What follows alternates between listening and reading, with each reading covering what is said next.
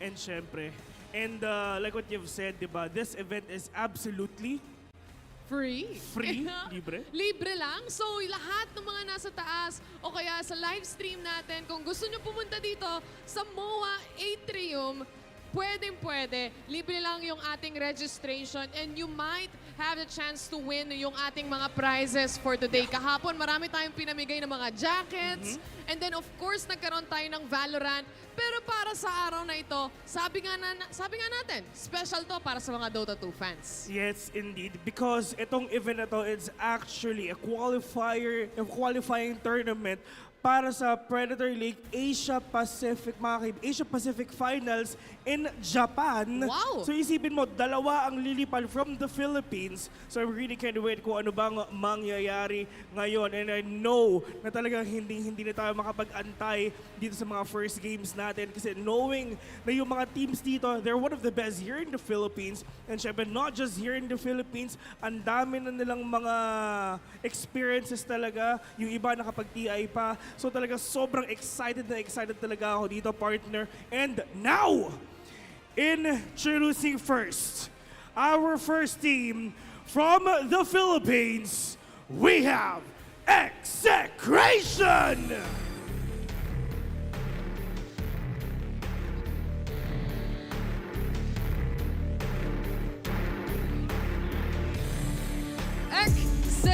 Execration, ladies and gentlemen. Ang unang challenger natin para sa araw na ito, para sa match natin.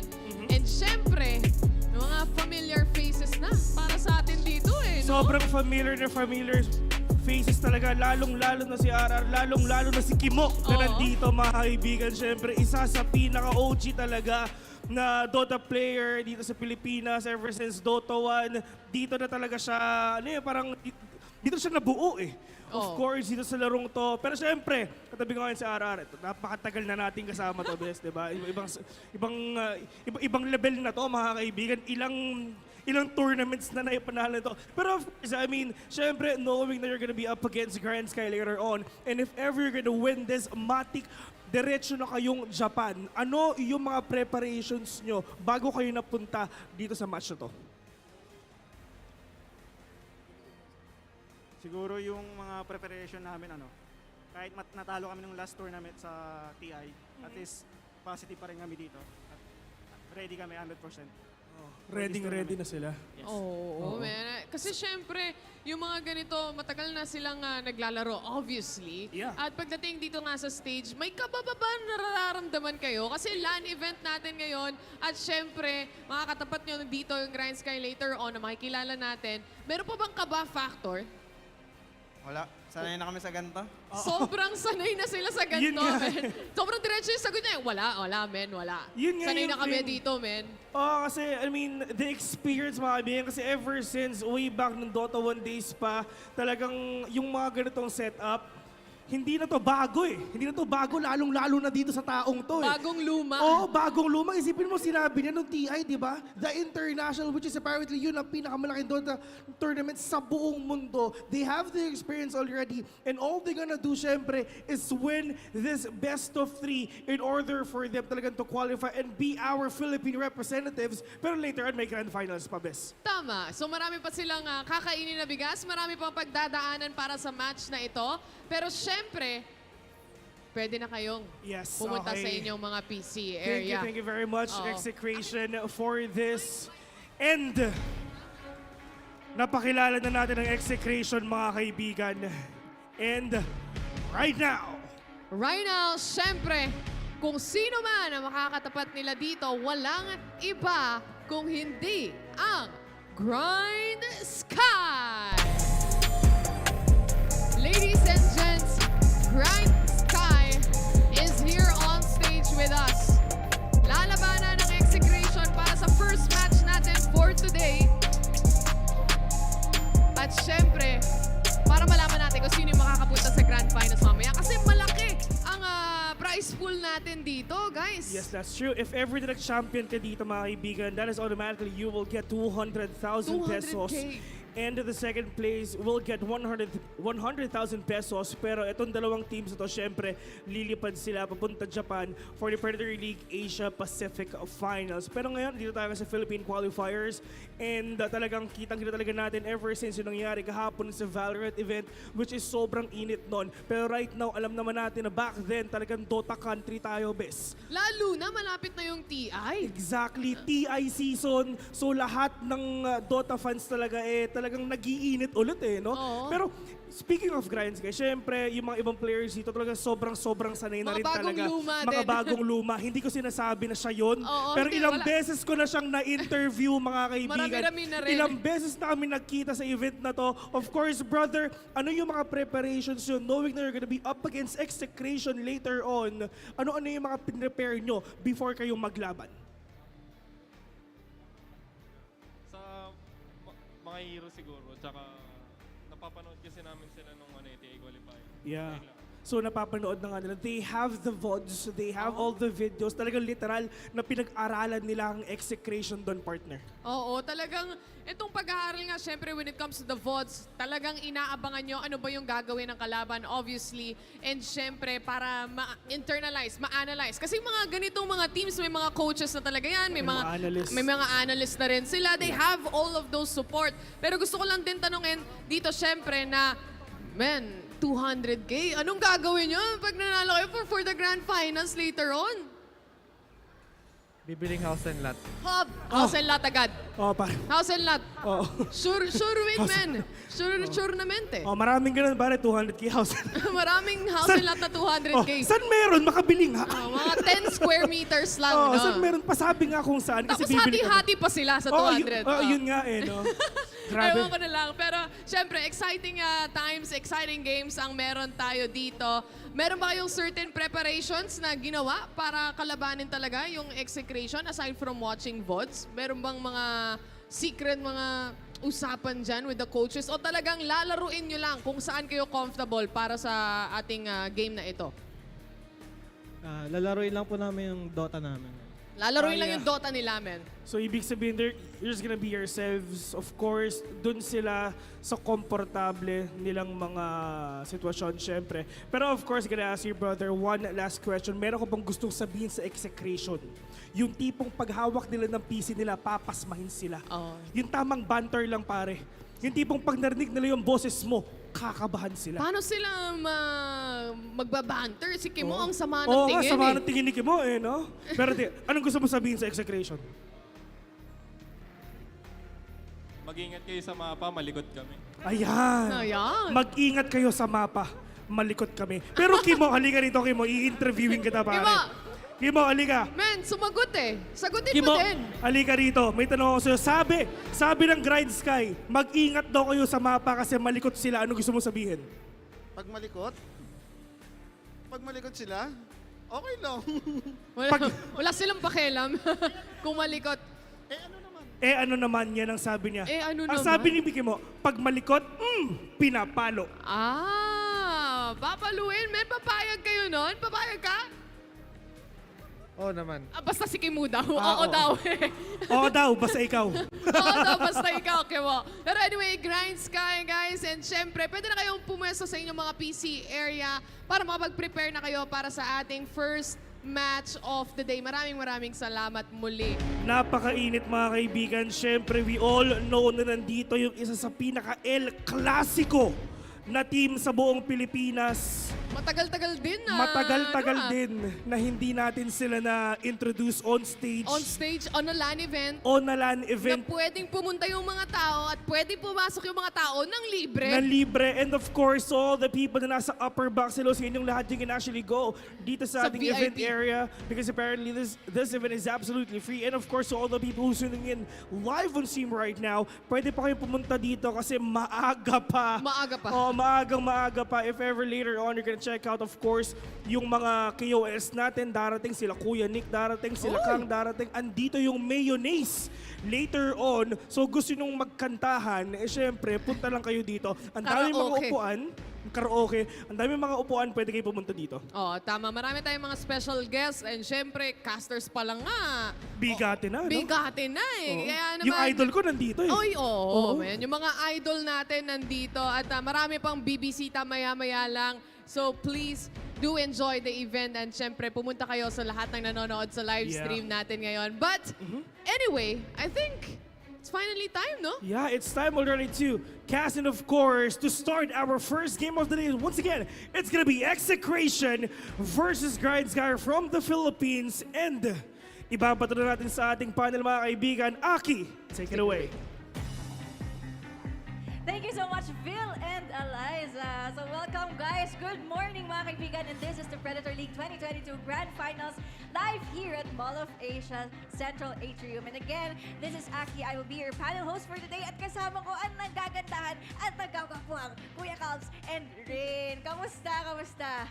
Yeah, what's up, Aggie? It's been a while. I mean, we're really happy to be having a LAN event Yes. for the past 2 years. Am I right? Parang 2 years. 2 years. Tagal na, di ba? Ikaw naman, Rain, how are you feeling today na after Napakasaya. 2 years? Oh, excited Diba? ka ba for Sobrang today's matches? Nakaka-excite. Lalo na yung mga teams, hindi biro din. Yes, hindi biro ang mga teams. And nakita nyo na nga yung first series natin for today. That will be Execration versus Grind Sky, no? So, pero bago ang lahat, matanong ko, nag-breakfast na ba kayo? Oh, syempre. Si Nathan eh. Ikaw, Rain! Kamusta? Nag-breakfast ka na ba? Kailangan. Kailangan, dahil kailangan natin ng maraming energy for today. We will be having 3 series. No? After naman ng Execration versus Grind Sky will be Polaris versus Atomic. So with that 4 teams na nasabi ko, Rain and Calbs, no? Sino yung teams na pinaka-inaabangan nyo for today? Well, syempre, sayang eh. Polaris, di ba? Polaris Esports Oy. was almost, almost 1 game away to qualify for a TI. Next month for Singapore. Well, apparently, it's really sad na they fell short, but Kinulang. kinulang talaga. So, at least, di ba, makapaglaro naman sila today. Polaris kay Kuya Calbs, sa'yo, Rain. Para sa akin, inaabangan ko yung execration. Execration. Kung paano sila babawi, especially dun nga sa nangyari last na TI qualifier. TI qualifiers. Ano nga palang nangyari? Kanino sila natalo back then? Natalo sila sa Neon ng 2-1. Pero narinig naman natin kanina si RR, no? Sabi nila na ready sila 100% for today. Kahit nga na natalo sila for the TI qualifier. Sobrang mahalaga kasi yun, guys, no? Recently, kahapon, no, na-determine natin kung sino yung pupunta sa TI. That will be Talon Esports. So, Execration, medyo kinulang lang. And Polaris Esports, but almost. So, for today, may babawi naman yung mga teams na to, especially Polaris Esports. Makikita natin sila maglaro today. Pero for now, for the first series of the day, Execration versus Grind Sky muna tayo. No? Execration direct invite sila for this playoff, for this Grand Finals. And Grind Sky naman, galing sila ng Group B. No, sila yung nanalo doon. Medyo recap muna tayo ng konti dun sa mga games nila on the qualifiers, Kuya Calbs and Rain. Ano bang masasabi nyo sa playstyle ng Grind Sky? What's so special about them? Well, for me, Grind Sky, they have Aries. Aries is one of the, sa team nila, kumbaga, one of the mainstay na veteran, is already playing for a previous team before, which is yung Signal. And naglalaro na rin sila sa mga bigger tournaments eh.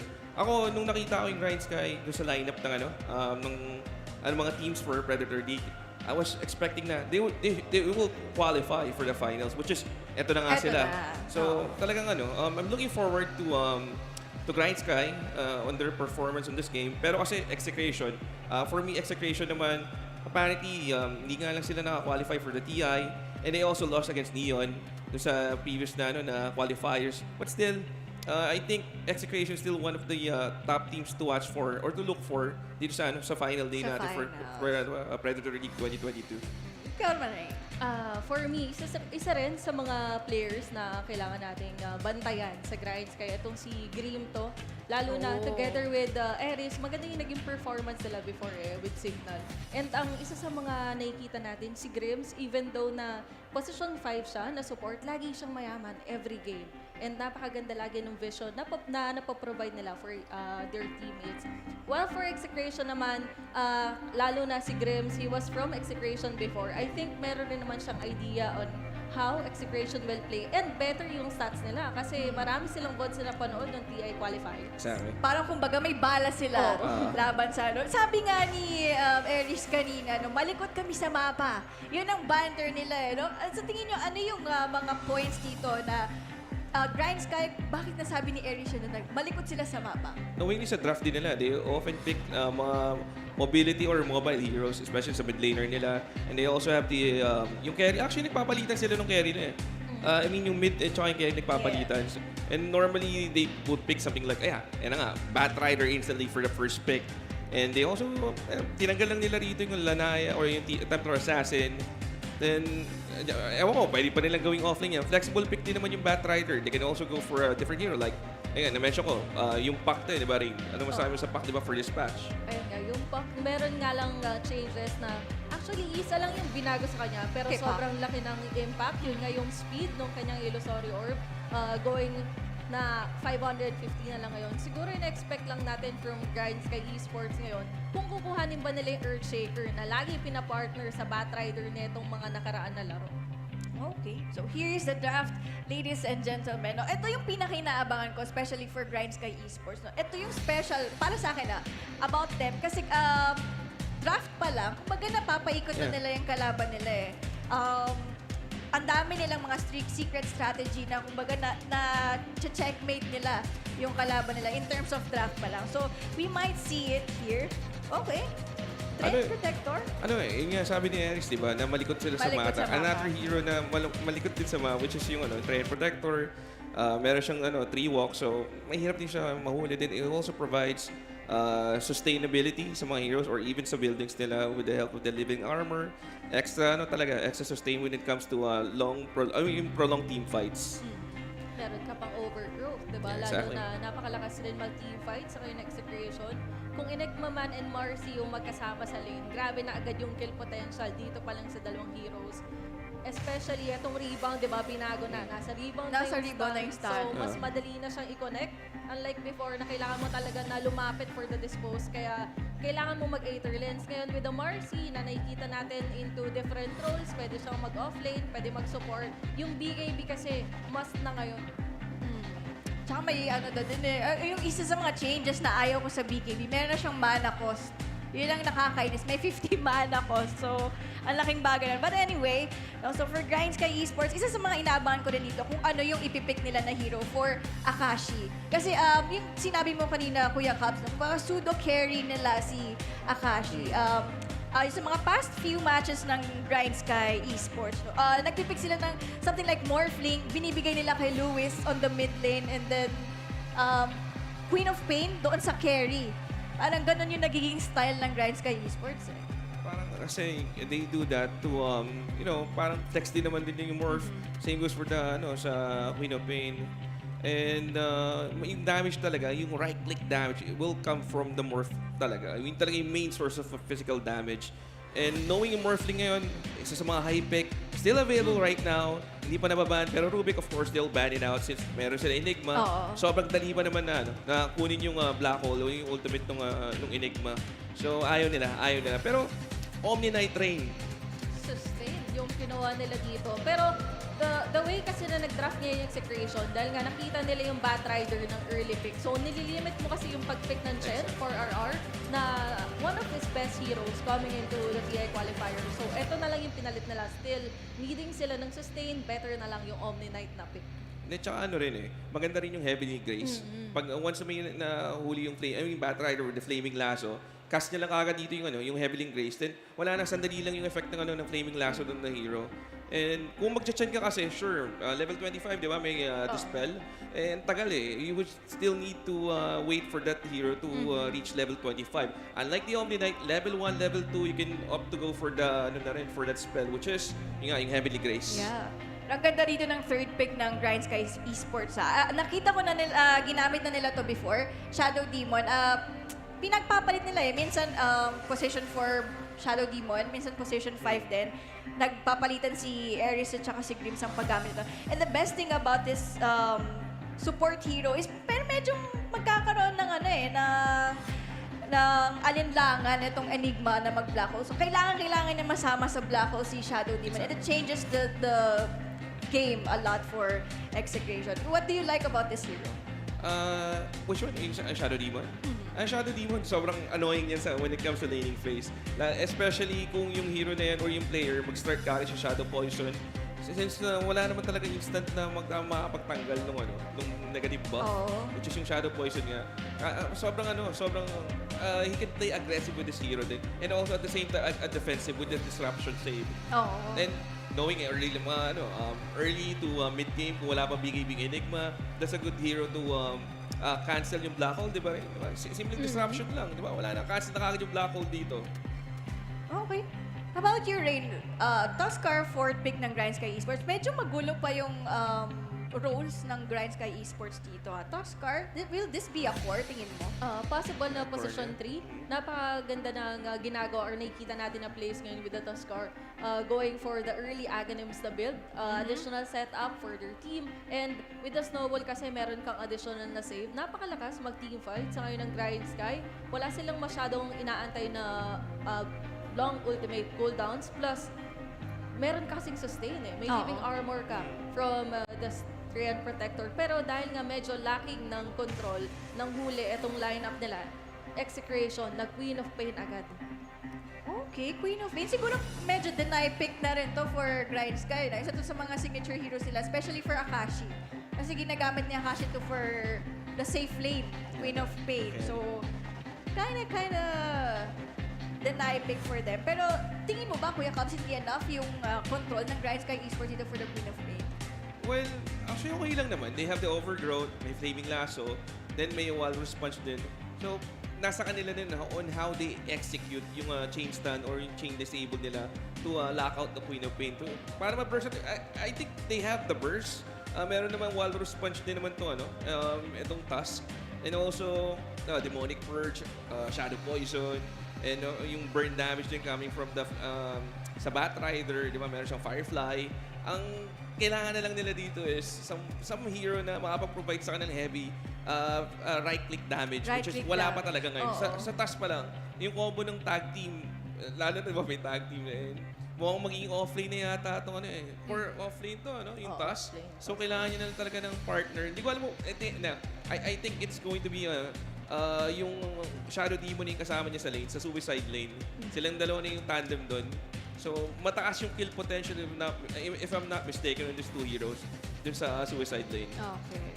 Kaso ang problema mo dyan, kapag finocus out mo ng sobra yung Queen of Pain, kagaya ng na-mention mo, wala kang hero to jump dun sa Omni Knight. Omni Knight, Na pwedeng mag-provide lang easily ng sustain. You also have the rebound na pwedeng manggaling sa Marcy. And kapag masyadong nagdikit-dikit yung heroes ng Grind Sky, even though na marami silang cancel for the Enigma, yun nga, baka naman mabigla sila ng Black Hole. Okay, tsaka ang maganda pa kay Omni Knight, makunot tong hero na to. So you need some kind of additional right-clicker pa. Kasi may pang-save na siya sa sarili niya if ever you focus out the Omni Knight. So anong hero ba tingin nyo ang kulang dito for Grind Sky Esports? Specific heroes in mind? Wala, tinanggal yung Morph. I was thinking like Morph is actually good since na pwede siya talagang good siya safely kasama niya yung Triumph Protector and a good self-sustaining hero din siya at the same time. Mga nakikita ko, mga tumatang sa backline, Alstab ban, okay, wala na rin pala itong Dawnbreaker, tinanggal na rin. Even the Slurk is also banned. Ursa, do you think it's okay for Grind Sky? Medyo mahirap. Why? Since yung, ano ba to? Rating mo ba yung Enigma is going to be played as an offlane, right? Offlane? Offlane. So, kung makakatapat ng Ursa, medyo annoying since meron siyang Eidolons and melee hero yung Ursa, it's really hard to get close to the hero itself and also to get farm or CS. Okay. So, pero they went for the Luna. Alright. Dalawang farmer. Grabe naman yung isang mabilis lang, no? Sinagot agad ng PL. Pero what do you think doon sa draft natin? Well, gaya na sabi, kulang talaga sila ng objective taker or yung right-click damage. Ito na yun, yung Luna yung sagot doon. Pero ang problema kasi dyan, Rain, parehas kami ng opinion dyan sa hero na yan. It's a good hero. I mean, there's nothing wrong with that. But yung pick na ganyan, ang mahal lang kasi ng items na to. Sobra. Sobrang mahal lang. I mean, okay lang. Pero it takes time for that hero to go online. Usually, pag nag-online na yung hero na yan, may plus one item na kagad yung course sa kabila. Lalo na yung mga heroes, which is kagaya ng PL. Di ba? Yung PL, ano lang ba kailangan ng PL ngayon? Di ba? Parang Diffuse lang. diffusal. Lalaban na agad. Pwede nang sumama. Samantalang na, let's say na naka-diffusal blade yung PL, yung Luna, pa SNY pa lang or something, tapos pa BKB. But, I don't know, I mean, okay siya. When it comes to late, maybe, especially, mabilis bumasag talaga yung Luna when it comes to objective. Yeah. So, ang prediction mo will be? Mas strip ko yung, yung draft ng execution. Execration. Straightforward. Straightforward. Medyo, nga lang yung black hole talaga. So, kailangan talaga maganda yung positioning niya all the time. Pero as is, I mean, sustain, team fight, nandun na lahat. burst, physical, magical, kompleto eh. Okay. Rain? I'll go with execution na draft rin kasi I think medyo lacking pa talaga sila ng good huli. Lalo na doon sa Omni Knight, wala pa akong nakikita na hero na pwede mag-jump sa kanya. Pagdating din sa Phantom Lancer, mamomroblema ka pa. You also have the mobility na meron yung Queen of Pain. Plus, pag nga nagkamali kayo pagdating sa teamfight, you have the Black Hole from the Enigma. Sinulit na talaga nila na walang panghuli. Two mobile heroes for execution, Queen of Pain and Phantom Lancer. I have to agree with you guys, pero to be fair lang, I would like to see the good side ng draft ng Grind Sky Esports ito. Yung apat naman super aggressive eh. I think they can make space naman for the Luna. So we have to trust on the 4 heroes ng Grind Sky Esports to make space for Akashi. And let's see, guys, eto na nga, 2 predictions for Execration. Let's see how this game goes. Game number 1 of this best of 3 series, Execration versus Grind Sky Esports. Ipasa na natin sa ating mga napakalupit na caster, Nathan and John X Fire. Take it away.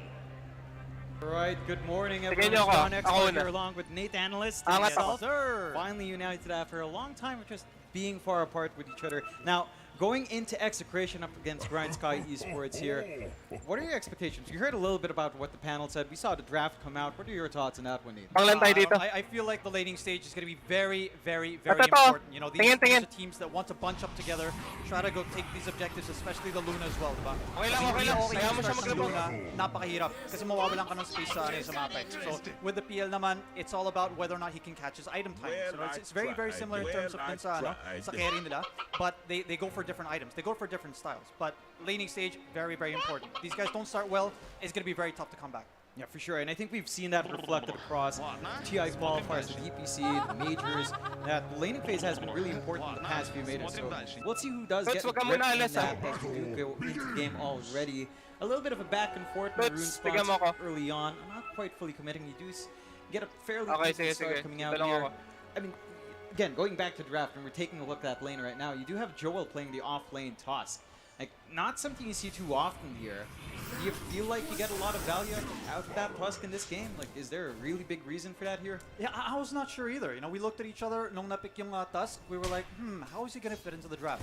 Obviously, on paper, parang okay siya, di ba? May Luna, okay, right click, and then yung damage, but the rest, it doesn't feel like, you know, is a hero that there's any synergy na meron siya with the Tusk. But it highly depends on whether or not, it really just comes down to kung makatalon ka, kung mapaburstan mo kaagad yung hero, diba? Because you have heroes that can catch. You have the Shadow Demon, you have the Tusk, you have the Bat Rider. But, so they're going to be playing around that Luna, but they have to bring the opponent towards the Luna. It's not the Luna that's going to be chasing against the enemy, and you have to be very careful. Kasi yung counter initiation naman sa kabila, alam naman nating lahat, maski hindi masyado nanonood sa Dota, pag nakita ka ng Black Hole, hype ka agad, diba? So you have to be very, very careful. And you look at the wombo combo as well. Kasama mo rin dito yung Marcy, does a lot of damage. Kasama yung PL, does a lot of damage, especially with the items na meron na siya. Queen of Pain, Sonic Wave, is going to be burst. The burst is going to be a lot here, if ever. But it might just depend on whether kung sino yung mas okay yung talon, diba? Kung sino mas okay yung initiation. Yeah, it all comes down to that, and we'll have to see if Joel can kind of deliver here. Already seeing a little bit of back and forth across the lanes, a bit more of a stable start coming out here down bot for Akashi on that Luna. I mean, you mentioned it, right? The Luna's going to want to farm up against the Enigma and Marcy. Do you reckon that's a tough lane to kind of hold out on? Yeah, a little bit. Siyempre medyo nakakabuisit din na parating na de-deny yung pick mo, diba? You have the Enigma. This is the really cool thing about the Enigma. You can first pick the Enigma and not really worry too much. You know, we watched the game recently where it wasn't really even about the Black Hole. It was about how you lane. It was about how you get your items. Yung mga utility items, some Wraith Pack, you know, you can go for a Blink Dagger, obviously, into a BKB if you want to play around that Black Hole. But it's just the presence. Kumbaga, may saying nga din ako, the threat of Black Hole sometimes is even scarier than the actual Black Hole itself. Yeah, it's just that presence. The possibilities na linalabas ng Enigma dito can be really big. Now, the one lane we haven't really talked about is down mid. You've got the Bad Rider versus Quap lane. Probably the more standard lane. I mean, you've got some mobility in the Quap. Do you reckon this is a lane that the Quap just outright wins out as they do find the kill down bot onto Akashi? Nice jump out coming out from Yeah, okay lang on yan. that Easy. Marcy, and that's not such a Magpupul yata si Omni, eh. Luna as well. I mean, it's not a great start for Grind Sky, but at the least the Luna can flash farm. Kaya ko lang siya mag-pull. He has to get the items first, though, obviously.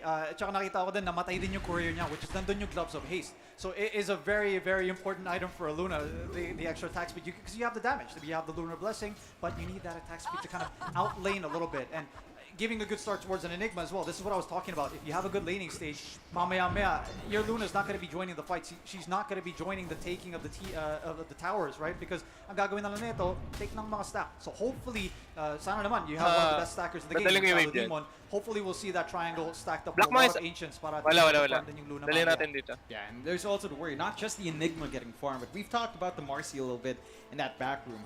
And the Marcy as a 4 just feels like another core. Insane. Like, you don't need Blink, you don't need Aetherlens, you just need your phase boots BKB, Basher down the line, Basher, and you you just have damage. So this is a concern for Grind Sky.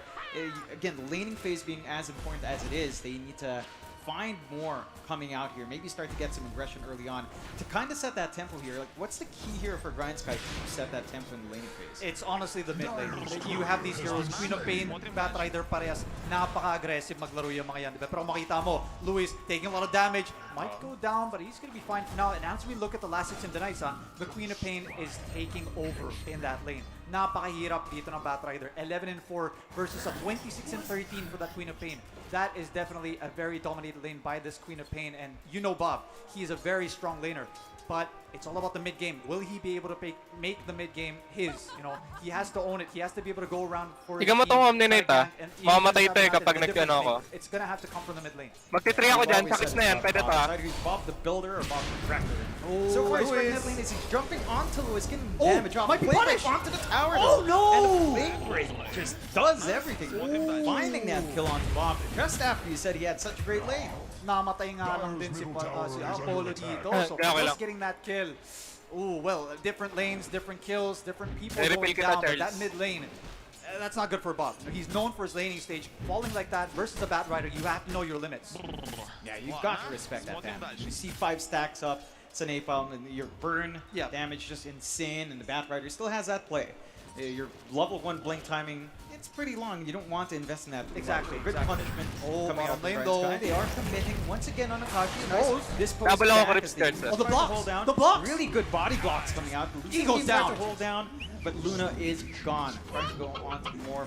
Not going to be able to find, but they find the big one once more. Slowing down Akashi, and that itemization, yung timings niya into the Mask of Madness and stuff like that, it's not going to be that quick here. Yeah, looking at the lanes, no, medyo nagiging okay yung side lanes ng Execration. Pero for the mid lane, Bob, well, we'll see if he goes down again. Does blink out though. He's fine.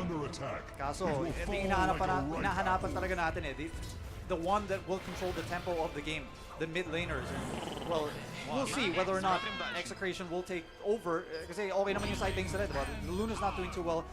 The PL on the other side is doing well. Bad Righty this other side not doing well. On the other side, Queen of Pain. So it's sort of like a trade-off right now. But we'll see. I feel like when it comes to stalemates like this, nasa support talaga yung difference maker. Neto na, the rebound has come in though. Trying to look. Shanks doesn't quite land a rebound. So Lewis does get to back off just a little bit. Water runes, power runes about to spawn up. They do get the rotation out from Grims, but the dispo stalls. Go down. Still melting on Shanks. And slowly but surely they find that Marcy kill.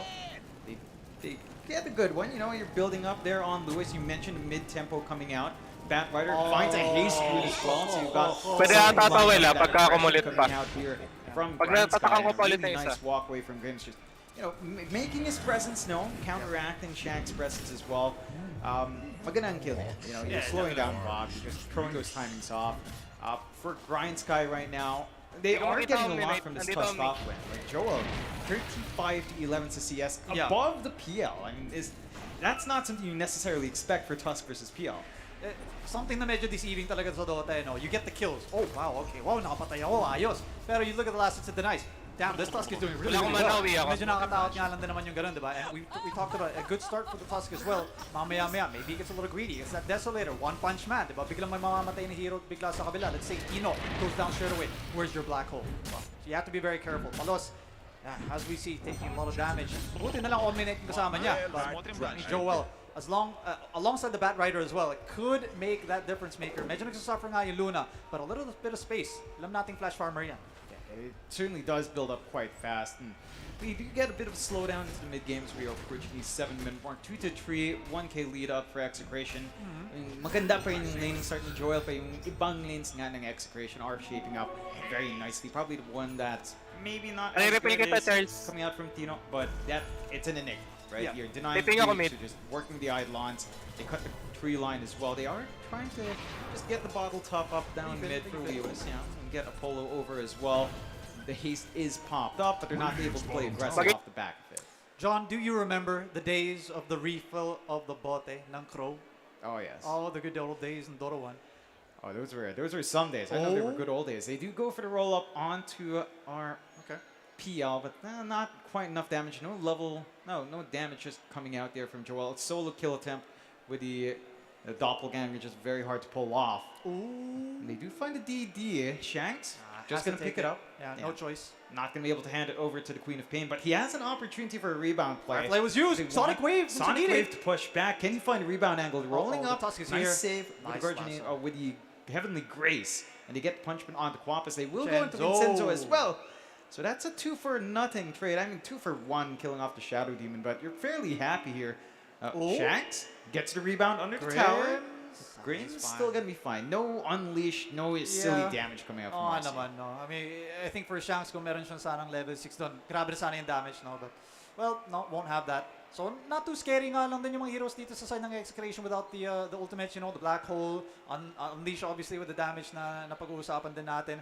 It was a bit of a weird one. I mean, Execration committing Sonic Wave as well doon, but I think medyo na-miss time nga lang din ata yung lasso, no? I mean, yung Heavy Grace dispelled sana sa lasso. So, didn't get that. Although, Shanks, the bounce. Eclipse comes out just for that support in Marcy.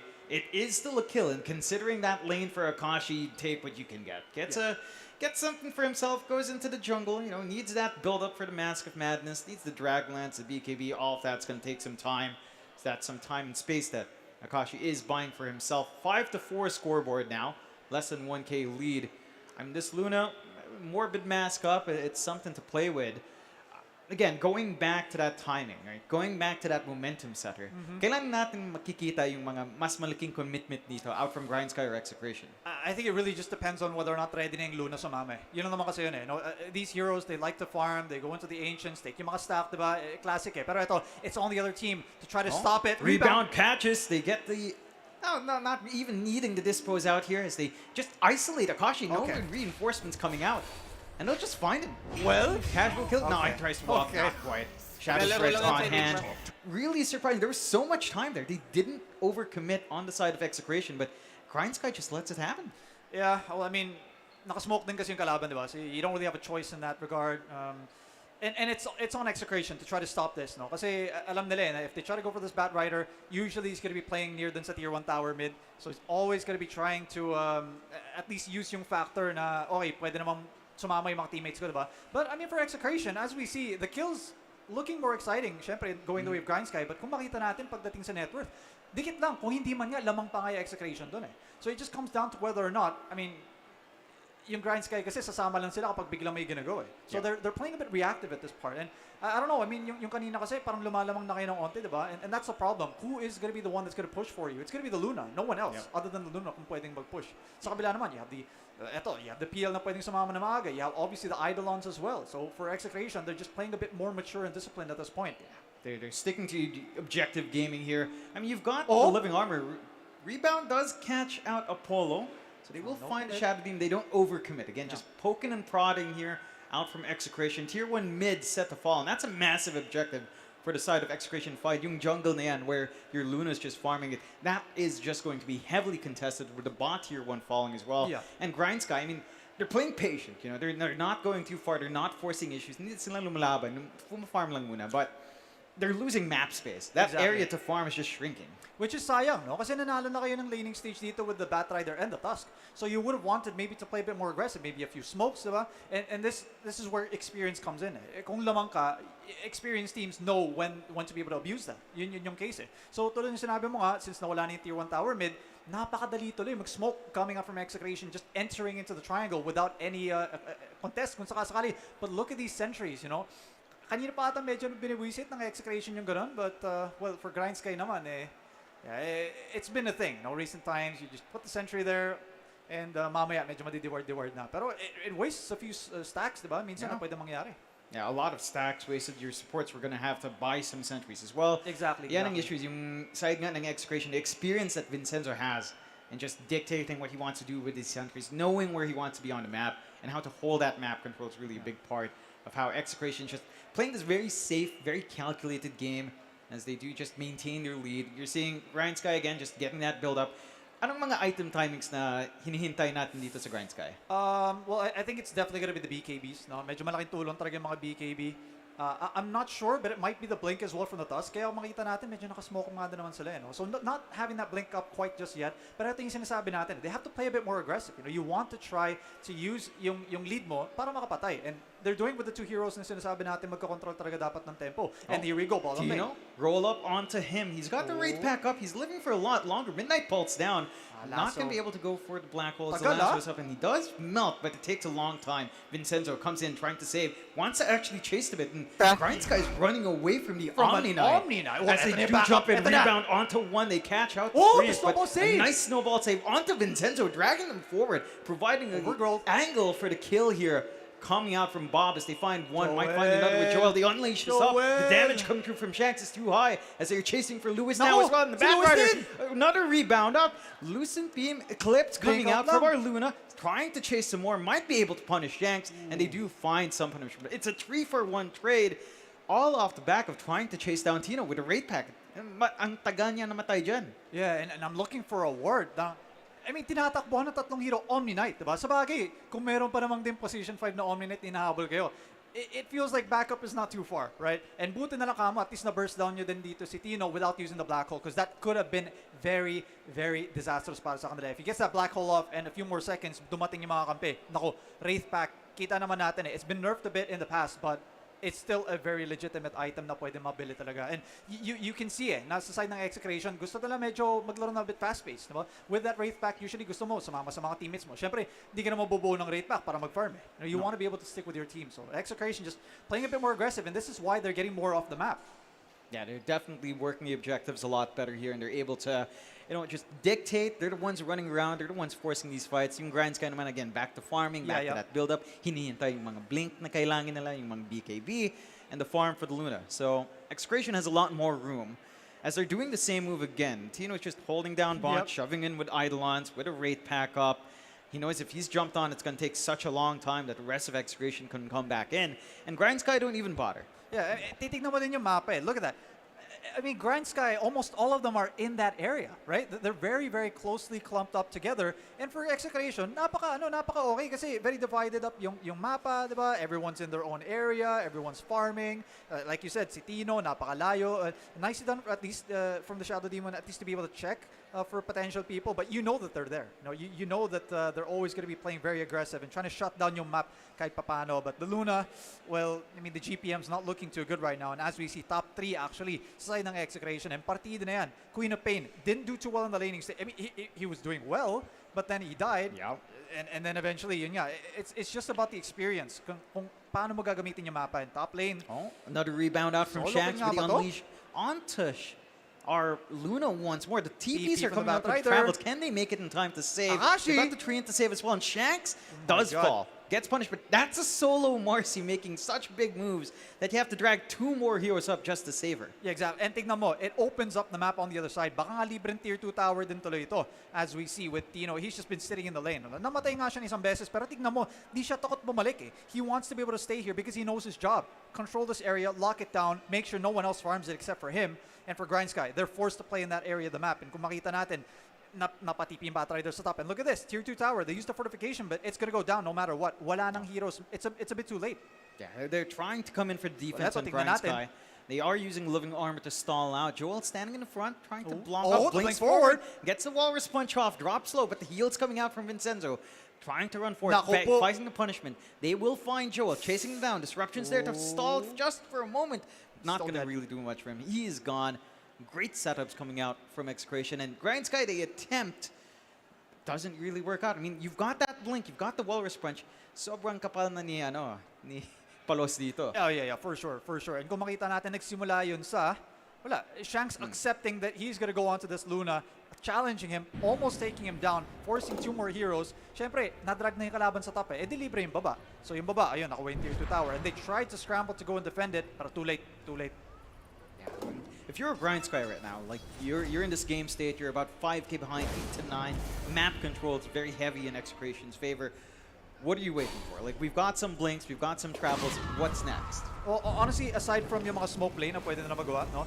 I think because 20 minutes, that's when you start really thinking about the first Roche. Diba? And I think both sides, I mean, they can take Roche sort of okay. No, hindi naman slow, hindi naman ganun kabilis. But I feel like yung Roche team fight, yun yung magiging very important. So for Grind Sky, if they want to sort of try and make something happen, maybe they go for a smoke, no? Kill someone off and then go into the Roche themselves. Para at least hindi naman makuha ng kabila. Because at this point, 5v5, you're 5k ahead. Hindi okay mag-team fight talaga eh. You know, ahead yung kalaban. You have to respect that. And we haven't even seen a black hole quite just yet. Not yet. So we'll see. But Execration, they have that idea themselves. Diba, tignan mo sila.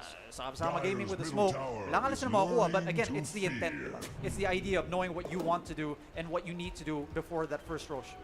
At least here for Grind Sky, with that field smoke out from Execration, they do have some really good defensive wards on their high ground on the triangle, so they can kind of check out if Roche does happen. Yep. They've got some good coverage there, and they can contest. They've got their own team fight. My tree and protector sila yung overgrowth nga. Yeah. You've got some control, though you have to kind of watch it again with a potential black hole threat. Yung threat nga ng Enigma. Kahit na hindi ginamit yung black hole dito, not even once. I mean, just having that threat means you have to really think twice about your spell usage. And it's just leading to this more cautious play out from Grind Sky, just trying to, draw this game, get that build up they want. The issue is they're still not accelerating on Luna, right? Like when you talk about Luna, it just feels like this is a hero that thrives in farming. Exactly. This is a hero that needs to have an item advantage, and it's not shaping up just yet for Akashi. Yeah, tsaka isipin mo nga din, di ba? Sometimes people are gonna be like, tipik ka ng PL, may Luna sa kabila, di ba? Kaya naman matanggal yung mga illusions, but it's not really about that. It's about whether or not kung sino mas mawala mag-online. Who will take the map? Who will be able to, get more out of the map? Kung makita natin, yes, nakapag-farm ng konting Luna, pero 11k ahead naman, or at least let's say 2,000 ahead dito yung PL. And I think with the items na meron na naman siya, probably a diffusal blade, going to the Manta probably as well. Mas maaga mag-online, hindi pa ready yung Luna at this point. And a Luna is a hero that you play around. With a PL, pwede ka kasi maglaro with a PL to be able to try to take any of these team fights. And eto na kung makita natin, they're very, very confident in trying to play together. Hindi takot itong si Palos na hindi makapag-farm kasi alam niya naman may makakuha sila sa mapa. Here we go. This is going to be the aggressive play. If they win a team fight here, insta-rush yan. Yeah, sure ball. They're lining up on that high ground, trying to look for more rebound out. Did they find anyone? That doesn't look like it. So just threatening here. Grind Sky does back off in the nick of time. Again, very defensive in that triangle area. They do get some rewards here from Execration's end. They are using this time well in Grind Sky. Split pushing up top, going away from the action, protecting that Luna. So the farm's still there. It's just not catching up fast enough. You're always just 2k behind, at least half an item ahead here on Execration with Palos. And Grind Sky might get collapsed here with a pincer moving out. Yeah, they find the Luna. There we go. Fine. Akashi just held back. Nice rebound once more from Shanks. Everyone else just piles on as Apollo was still stuck in the tree line. Trying to get away there. Doesn't really get much out of it. So 2-0 trade. Execration. Patience pays off. Just pincer up top. And now, that Roche you mentioned, it's open for the taking. Yeah, I mean, pwede naman makuha sana yung tier 1 tower dun, diba? But they know, 20 minutes, it's classic Dota. For those that have been watching Dota for, recent times, alam talaga na ito yung oras. Minsan nga mas maaga pa, especially if you have a TA on your team. Pero tingnan mo ba naman din? Ngunit, diba? You have the TL, yung lads, diba? For the raid pack. Life is good. They take this, and once they take Roche, it's gonna be really tough for Grind Sky to try to fight. Kasi, pag may Roche yung kabila, alam mo na it's too late. They try to go for the smoke. They know that it's happening, but it's too late. Everything's just a bit too delayed dito para sa side ng Grind Sky. And for Execration naman, slowly but steadily, kanina 3k and 5k. Now it's 9k. I mean, with his Aegis as well. Oh, well, we'll see. Walrus punch into the air is being held back. Heaven Grace the save, but then Bolt stalling out here. They can't even find that solo kill with a raid pack. Rebound out. Snowball dodge is there. So Joel does manage to back off. Oh, Jack's yeah. not satisfied yet. Bob trying to jump back in. They need to Does punish get this. slowing down. Being Sonic tossed back, Wave. but Sonic Wave pushes them all back. The Eclipse Oh my comes God, through. look at The that Guardian goal. Angels holding them back as well, as they are trying to find more kills here, chasing onto Eris. Eris does fall. Only 2 going down.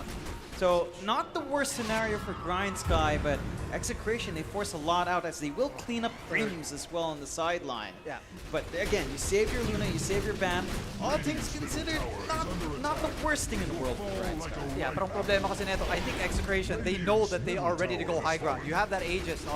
Force the fortification, it's gonna be fine. Pwede ka mag-reset after nun. Pero, I mean, a lot of these ultimates were used by Grind Sky. I think at this point, kahit nga mabuhay lahat ng mga heroes sa side ng Grind Sky, wala pa naman pwede magawa eh. Ano ba mga gamit mo doon? Sonic Wave, Guardian Angel, meron pa kayong Black Hole, meron pa kayong pangalawang buhay on the PL. It's tough. I think this is Rax honestly. Rax are just taken really quickly here by the side of Execration. There's nothing to push it back. Grind Sky, Arch yung PL, seryoso? Hard at 22 minutes, 50 seconds. That is insane farm coming out from Palos, and it's that experience again. He's just worked that map so well. They're still trying to slow him down. He's trying to spam all their spells out, but just nothing putting a dent into that Phantom Lancer. Down na. They will find at least one Mealerax. Maybe not stick around for range. Starting to run back, slowing down Ayan Palos. na, Get ayan na, the ayan na. punch out there. Get the chain control with Snowball Unat. as well. Can they find a kill? That hard, Whoop. keeping Palos alive for so long. Does Buhay pa manage rin. to doppelganger out. Still trying to be whittled away, but still no burst. Oh, it starts to drop pretty low. They do miss the Shadow Poison. Palos still healing up with that Omninoid in the background. And he's got the Aegis. He probably wants to reset. Playing on edge with the Doppelgang. Not going to be able to force another objective. But man, Palos, he's really living life on the edge right now. Yeah, alam niya kasi yung limits ng hero, diba? Pero that was a pretty insane damage from the Shadow Poison. You have to respect that, you know? If you don't have the Aegis, at least yun kasi maganda rito sa Dota. You can play pretty aggressive and then you learn things as you play the game. Oh, okay, ito na pala yung damage sa akin, so I have to respect that now. But, I mean, tignan mo naman din. Puno na kagad yung buhay dito neta ni Palos. And he still has 2 minutes plus sa kanyang Aegis. They can even go for a second Rax. And this is very early. Usually nga sa Dota, pakalawang Roshan pa, dun pa mag-high ground. Pero you can see just how dominating yung paglalaro ng Execration dito. Neta na, Tier 3 tower. Let's go. Going back into it. Akashi trying to hold them back, and Eris just spamming what spells. He has Lewis.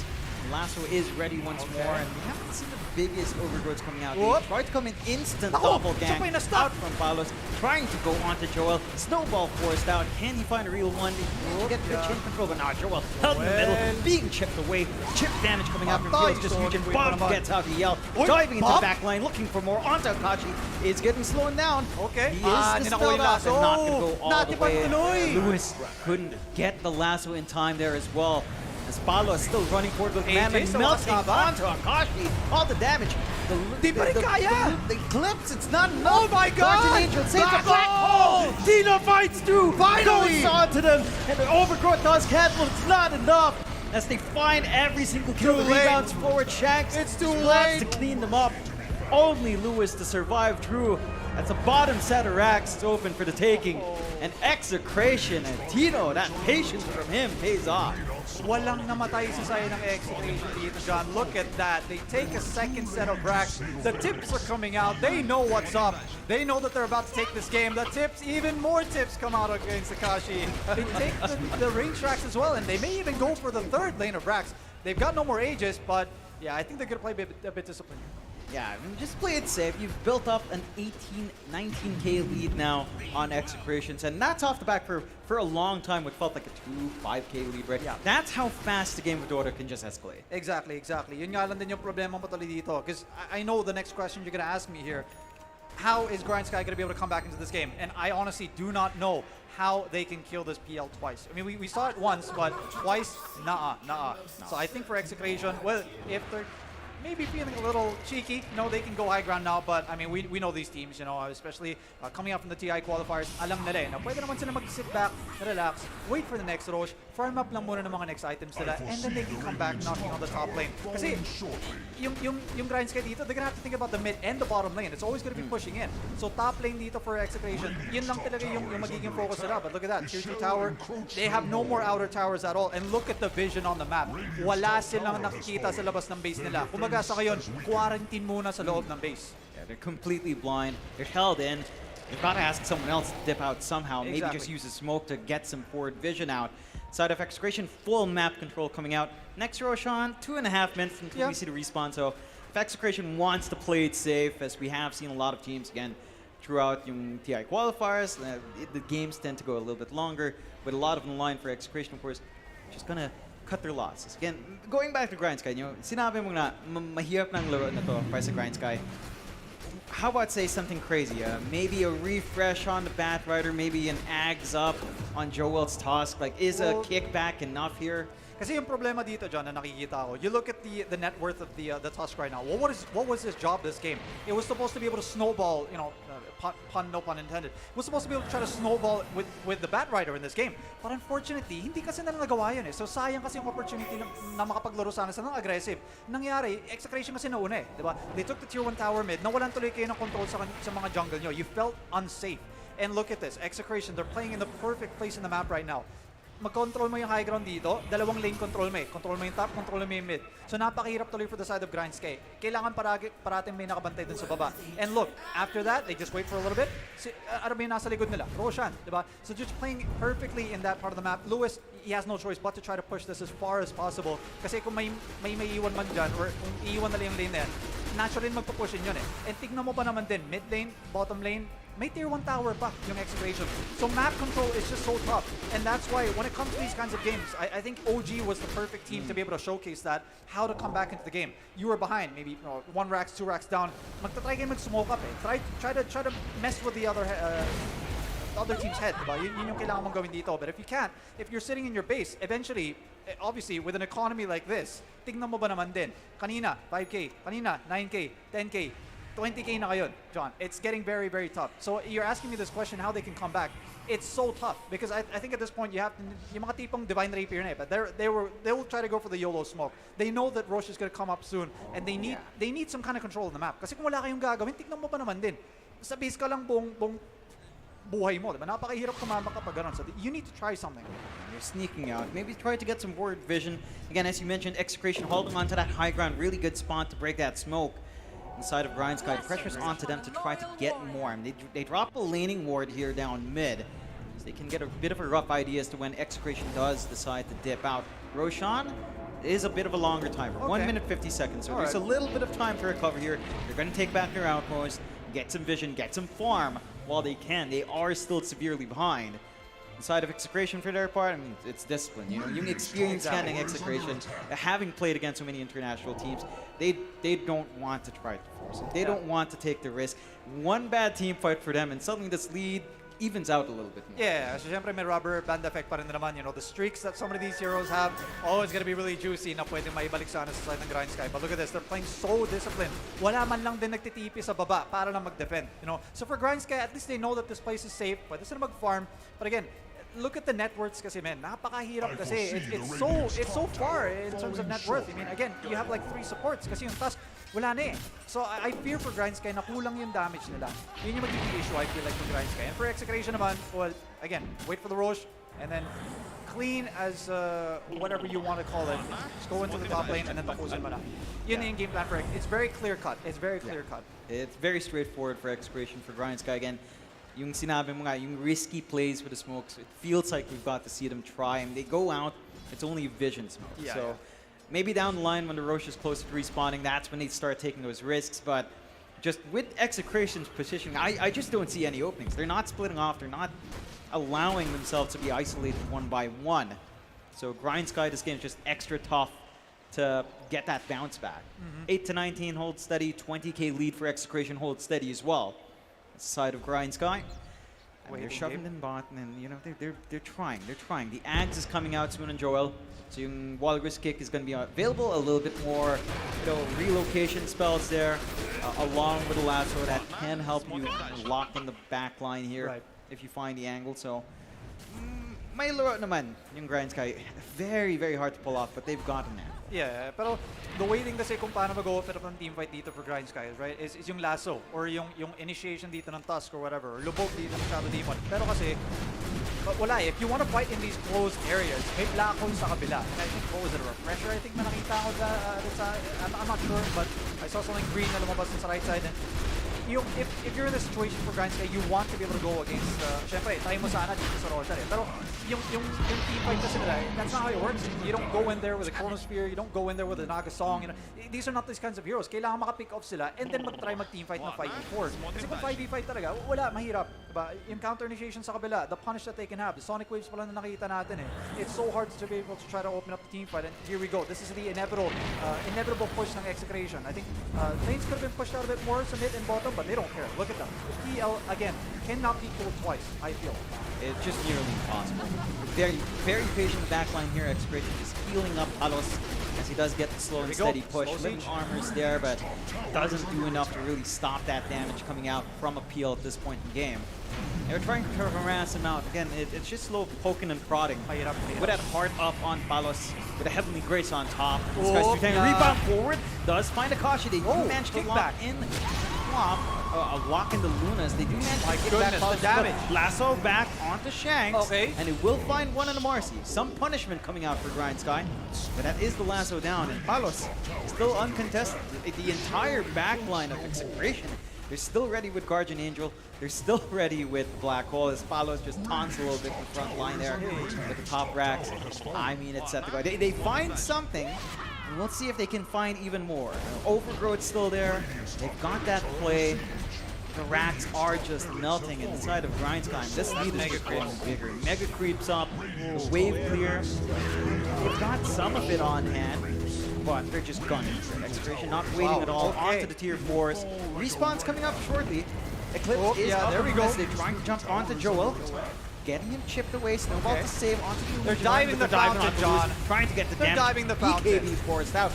Eclipse forced out as well. Okay, But Guardian Angel holding them for this fountain dive. dead Finding again. Gets a Akashi, buyback though. finding Eris, finding more.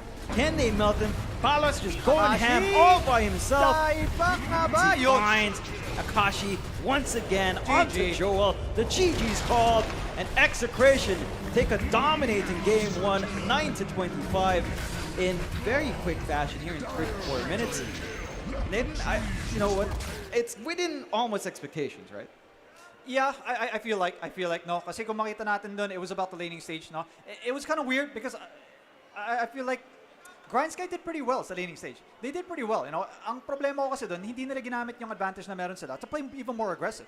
You have a Tusk, you have a Bad Rider, try use it. Mas smoke up sila. Ang nangyari, kabila naman yung nag-smoke, Execration yung ganun yung ginawa, diba? So, ang nangyari tuloy dun, syempre, you take that win, you capitalize on it, and then yun, nagtutuloy-tuloy. And wala na kasing mapa para makapag-farm for the Luna. And eventually, yun nga, kita natin, you're asking a lineup to play in a way para pumalag sana, pero kasi mahirap eh, diba? You're asking them to do something. You're asking a chicken to try to swim into the, that kind of stuff. It's tough. It's very tough. Yeah, it was a tough one. I think there were some interesting things going on from Drafter as well from Grind Sky. They did try to focus in on counteracting what Execration might want to do. Still, that was game 1. We're going to toss it back to our panel of Aki, Calbs, and Rain to kind of break that one down for us.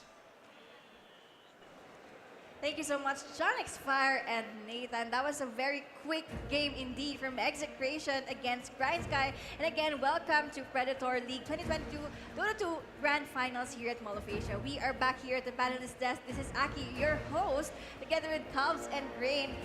Ang bilis lang ng game natin na yun. Ano pong masasabi nyo? Wala na silang way to stop the BL, especially nung naka-heart na. And they're really having a hard time din during the laning phase ng game. We're in almost all of the lanes of Execration won, right? If I'm not mistaken, di ba? Okay siya nung umpisa for Grind Sky. Napakaganda nung laning phase nila. Pero pagdating kasi doon sa draft, ayun yung nakalimutan eh.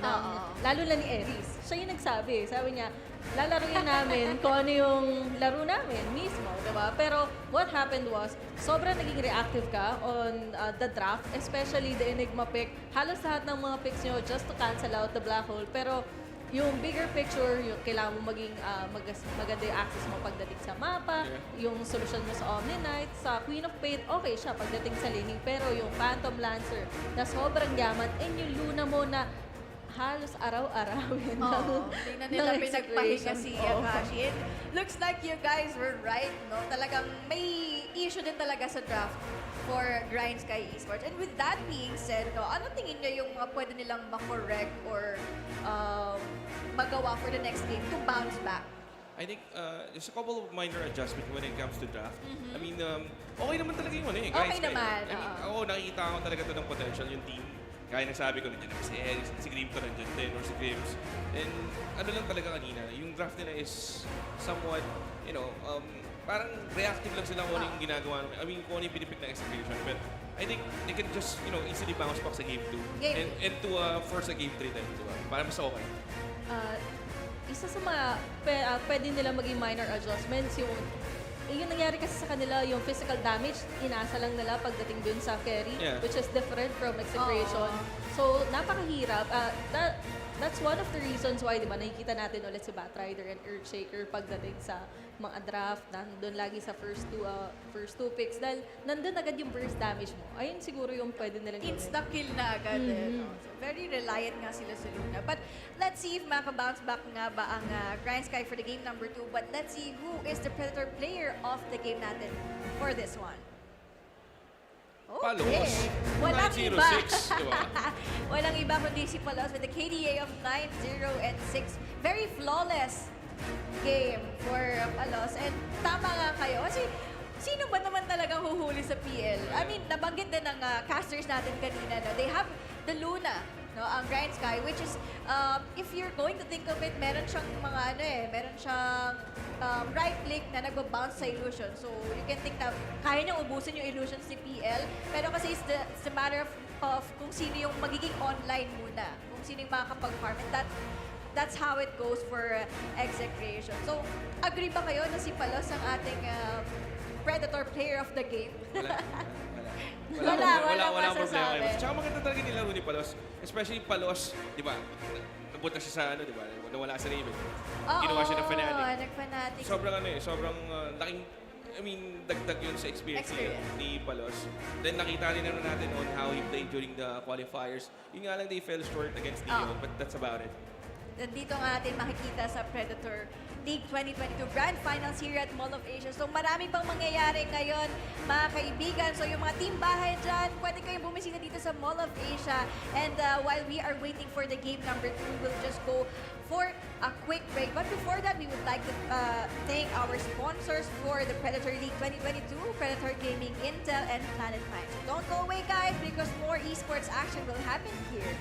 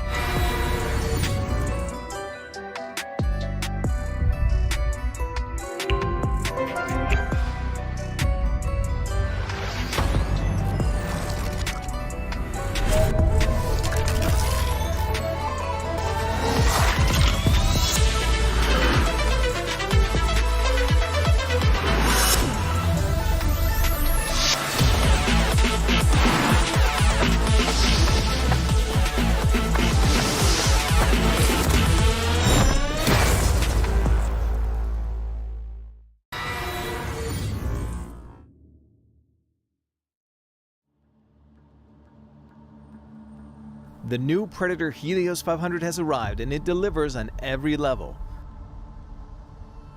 Within its neon-hued chassis, the beast stirs with an overclockable 11th gen Intel Core i9 processor, NVIDIA GeForce RTX 3080, up to 64GB of 3200 DDR4 RAM, and heaps of high-speed NVMe PCIe M.2 storage. But high-end hardware needs the same extreme cooling to support it. which is why we've added our 5th gen Aeroblade 3D fan technology, Vortex Flow optimization, and the CPU cooling Predator Power Gem. All these, in addition to strategically placed intakes, exhausts, and heat pipes, deliver some of the most advanced, powerful cooling in a modern gaming laptop. For the display, you can pick from FHD at 360Hz, QHD at 165, or a special 4K model that blows all others out of the water. This Ultra HD panel from AUO is a mini LED that delivers levels of contrast that blur the line between reality and game through 512 backlight zones, display HDR 1000 certification, and a rapid 120Hz refresh rate with 3 millisecond response time. The keyboard also includes a distinct feature, the latest Magforce and racing keys using our unique MagTech switches. These custom-engineered WASD keys work much like a gamepad's analog joystick, so you have minute control over movement and making it so you no longer need to alternate between a gamepad and keyboard and mouse in some games.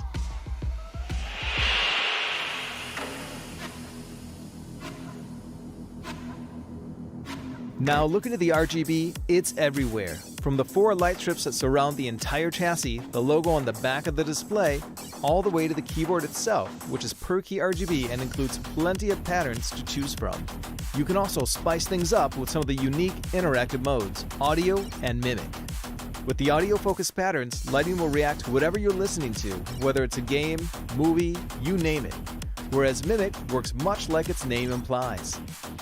In essence, it reproduces the colors from the lower half of the display via the light bars and keyboard RGB, making it so you can get fully immersed in your game sessions. The new Predator Helios 500 continues to reign supreme, so all that's left is to make it yours. Thank you for watching, and from all of us here at Predator, good game.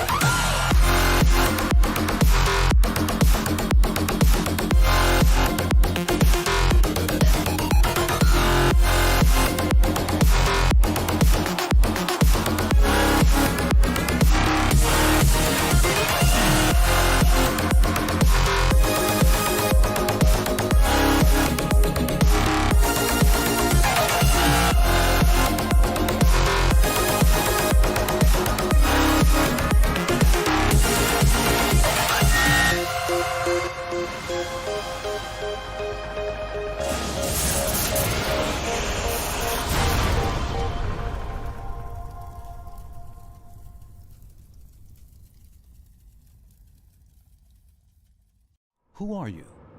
Who do you want to be? Do you want to win? To stand victorious over your opponents? But victory must be earned, practiced, perfected. At Planet 9, there are others, there to fight alongside you and take your skills to new heights. Through training with coaches, utilizing game stats, and taking part in our thriving active community, you'll attain the skills needed to succeed. Coaches, chosen based on their expertise, will be suggested to help you grow. Or choose our carry format to play alongside other veterans. Pros will guide you. Immediately interact with them in real time. Share gameplay and advance together as a unit. Record your recent matches for coaches to examine and offer their expertise on. All game-related stats are made available to determine how best to grow one's strengths, eliminate one's weaknesses, and improve one's overall standing. All presented in a comprehensive, easily understood format. At Planet 9, all the elements, coaching, game stats, community, and tournaments can be found on a single gaming platform, where gamers can come together and claim victory for their tribe. Do you have what it takes? We think so. See you soon at Planet 9.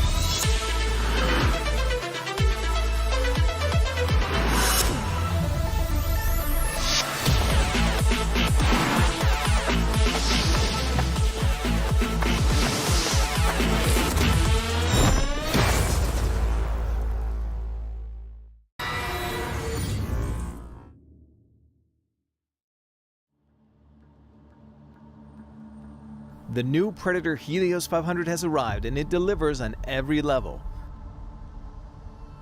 Within its neon-hued chassis, the beast stirs with an overclockable 11th gen Intel Core i9 processor, NVIDIA GeForce RTX 3080, up to 64 gigabytes of 3200 DDR4 RAM, and heaps of high-speed NVMe PCIe M.2 storage.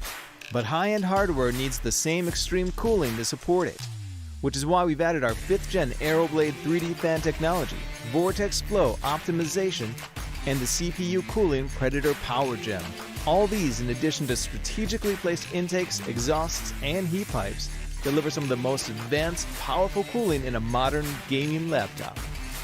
For the display, you can pick from FHD at 360Hz, QHD at 165, or a special 4K model that blows all others out of the water.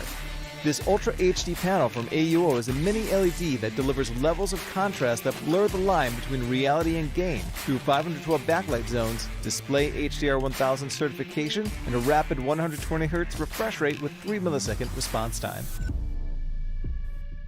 The keyboard also includes a distinct feature, the latest mag fluorescent racing keys using our unique MagTech switches.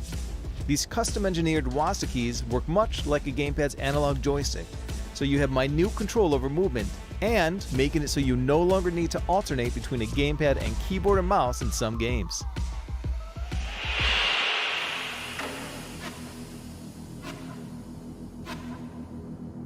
Now looking at the RGB, it's everywhere. From the 4 light strips that surround the entire chassis, the logo on the back of the display, all the way to the keyboard itself, which is per key RGB and includes plenty of patterns to choose from.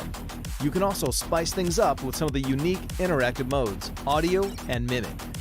With the audio-focused patterns, lighting will react to whatever you're listening to, whether it's a game, movie, you name it.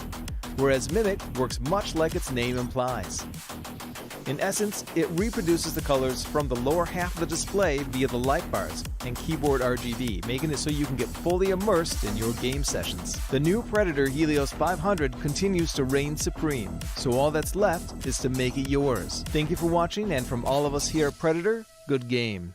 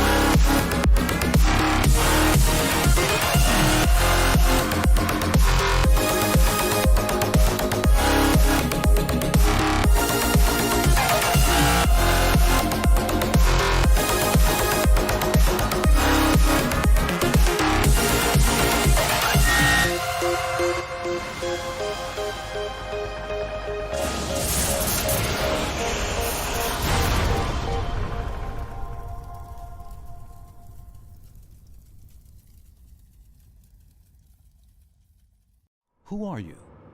Who do you want to be? Do you want to win? To stand victorious over your opponents? But victory must be earned, practiced, perfected. At Planet 9, there are others, there to fight alongside you and take your skills to new heights. Through training with coaches, utilizing game stats, and taking part in our thriving active community, you'll attain the skills needed to succeed. Coaches, chosen based on their expertise, will be suggested to help you grow. Or choose our carry format to play alongside other veterans. Pros will guide you. Immediately interact with them in real time. Share gameplay and advance together as a unit. Record your recent matches for coaches to examine and offer their expertise on. All game-related stats are made available to determine how best to grow one's strengths, eliminate one's weaknesses, and improve one's overall standing. All presented in a comprehensive, easily understood format. At Planet 9, all the elements, coaching, game stats, community, and tournaments can be found on a single gaming platform, where gamers can come together and claim victory for their tribe. Do you have what it takes? We think so. See you soon at Planet 9.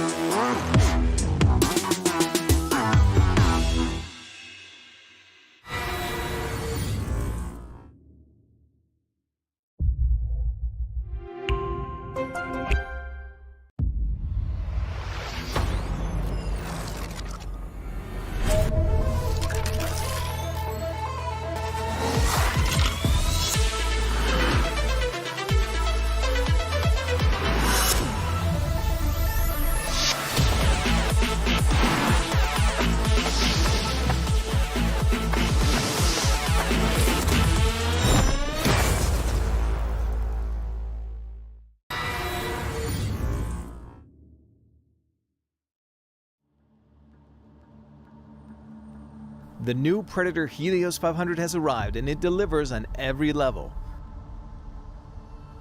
Within its neon-hued chassis, the beast stirs with an overclockable 11th gen Intel Core i9 processor, NVIDIA GeForce RTX 3080, up to 64 gigabytes of 3200 DDR4 RAM, and heaps of high-speed NVMe PCIe M.2 storage. But high-end hardware needs the same extreme cooling to support it, which is why we've added our 5th gen Aeroblade 3D fan technology, Vortex Flow optimization, and the CPU cooling Predator Power Gem. All these, in addition to strategically placed intakes, exhausts, and heat pipes, deliver some of the most advanced, powerful cooling in a...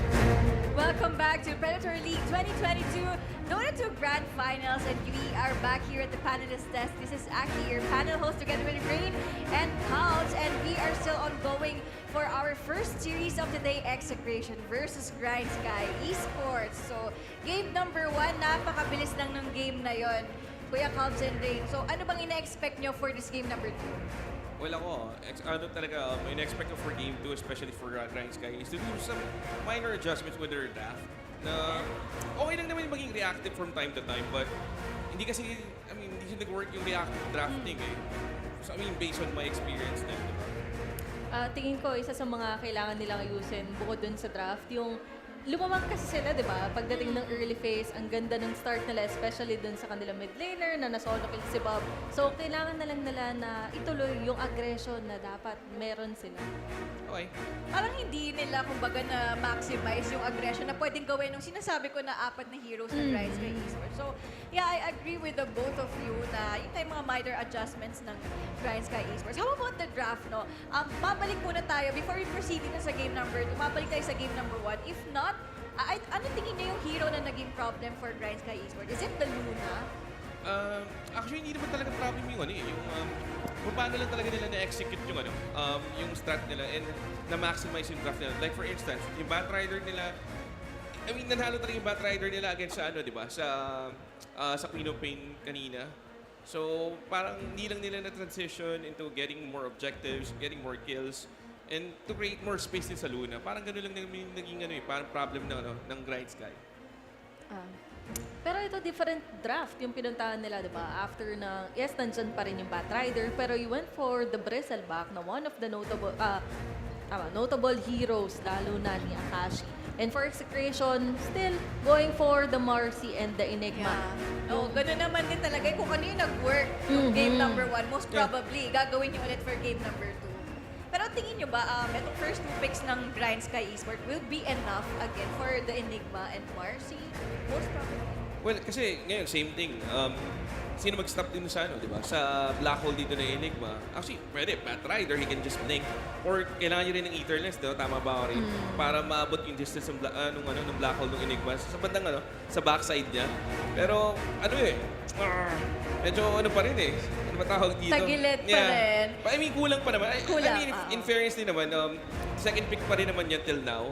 And marami pang heroes na pwedeng mag-cancel ng black hole. Like, Venge. Kaso Venge is na, dead hero ngayong patch. Dead hero. Yeah, pero sure. tingin mo ba, Rain, medyo maaga ba tong Bristleback pick for Grind Sky or okay lang?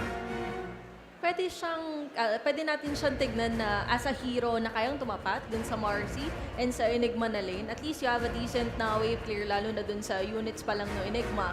Pwede ka iwanan pagdating dun sa lane and kumuha nga ng hero na talagang ginagamit yun. So, hindi siya ganun ka-reactive kagaya nung ginawa nila last time. Pero Execration walang pagbabago. Kumuha pa sila ng Omni Knight. Omni Knight. Omni Knight kanina is same din, no? Same pick din. But for now, it's Monkey King. And tsaka, if I'm not mistaken, yung side ng Execration, there's still, it's the same ban. Same pick, same ban.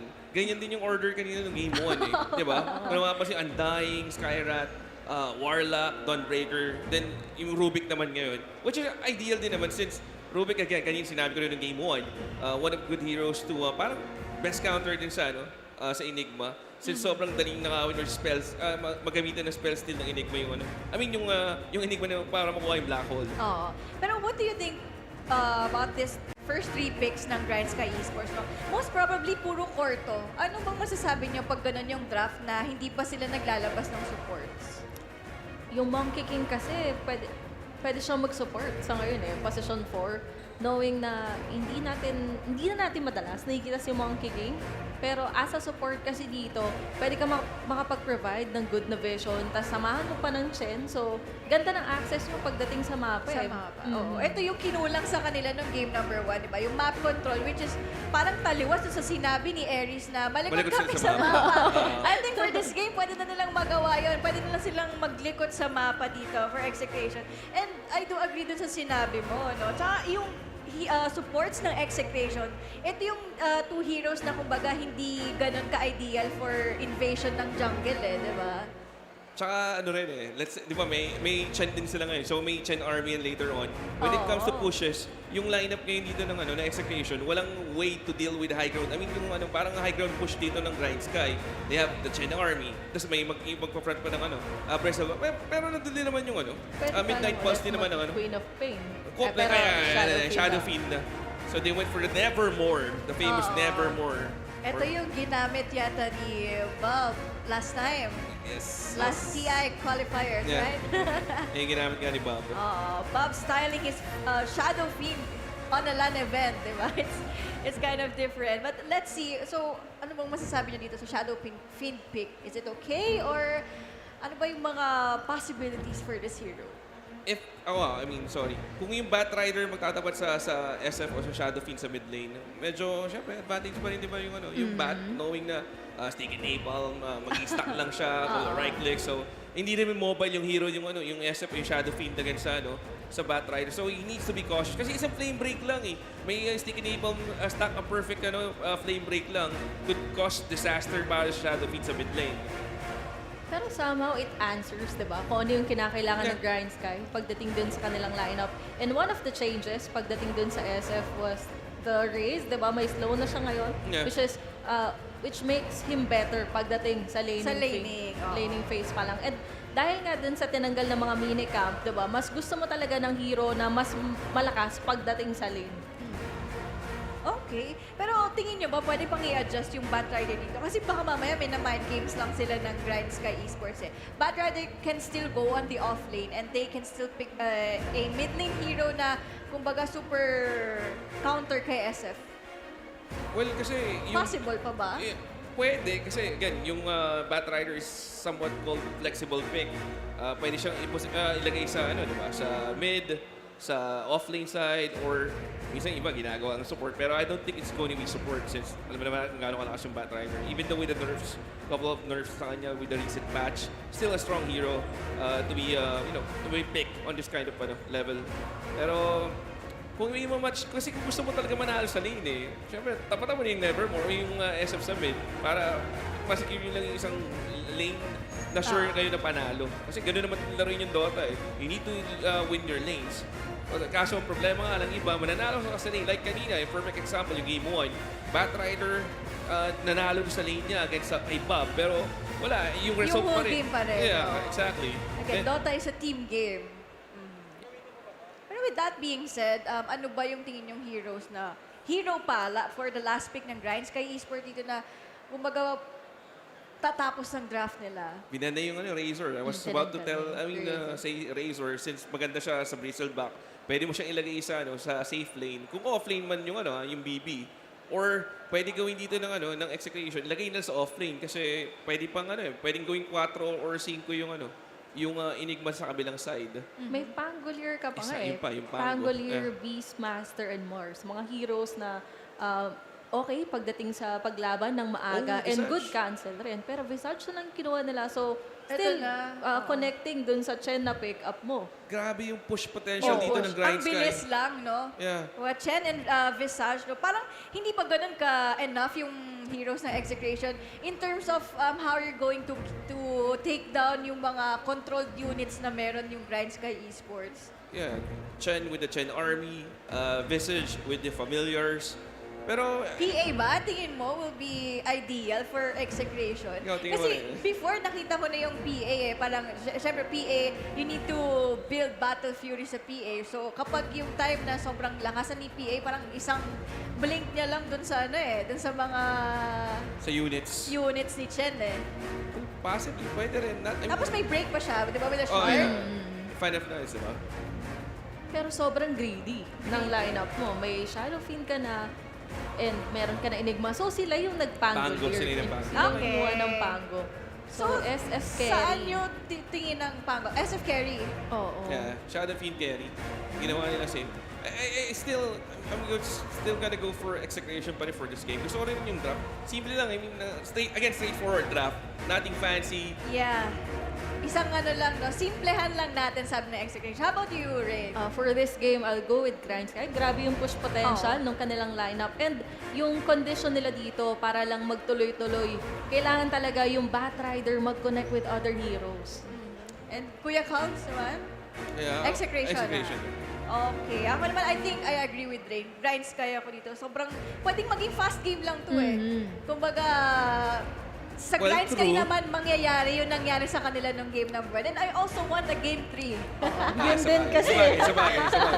Kasama sa factor. Kasama sa prediction natin yan. But we will see how this game goes. So, possible last game na to for the series if ever Execration can,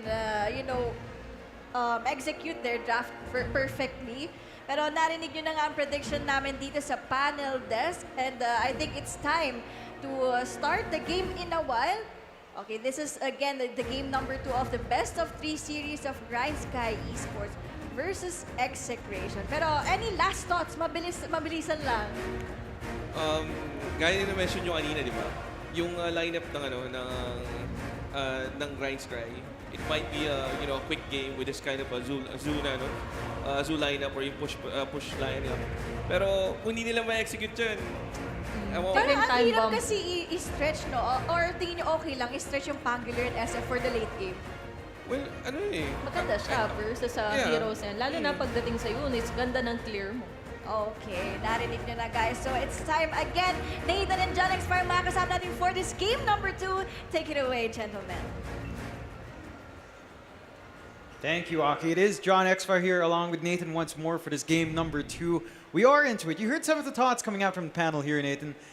How do you feel about it? Because I feel like they've been leaning a little bit to Grind Sky, except for Kalbzar, and he's giving Execration benefit of the doubt, maybe just banking on that experience again. But with this more push-oriented draft, do you think Grind Sky has what it takes to play a lot faster here?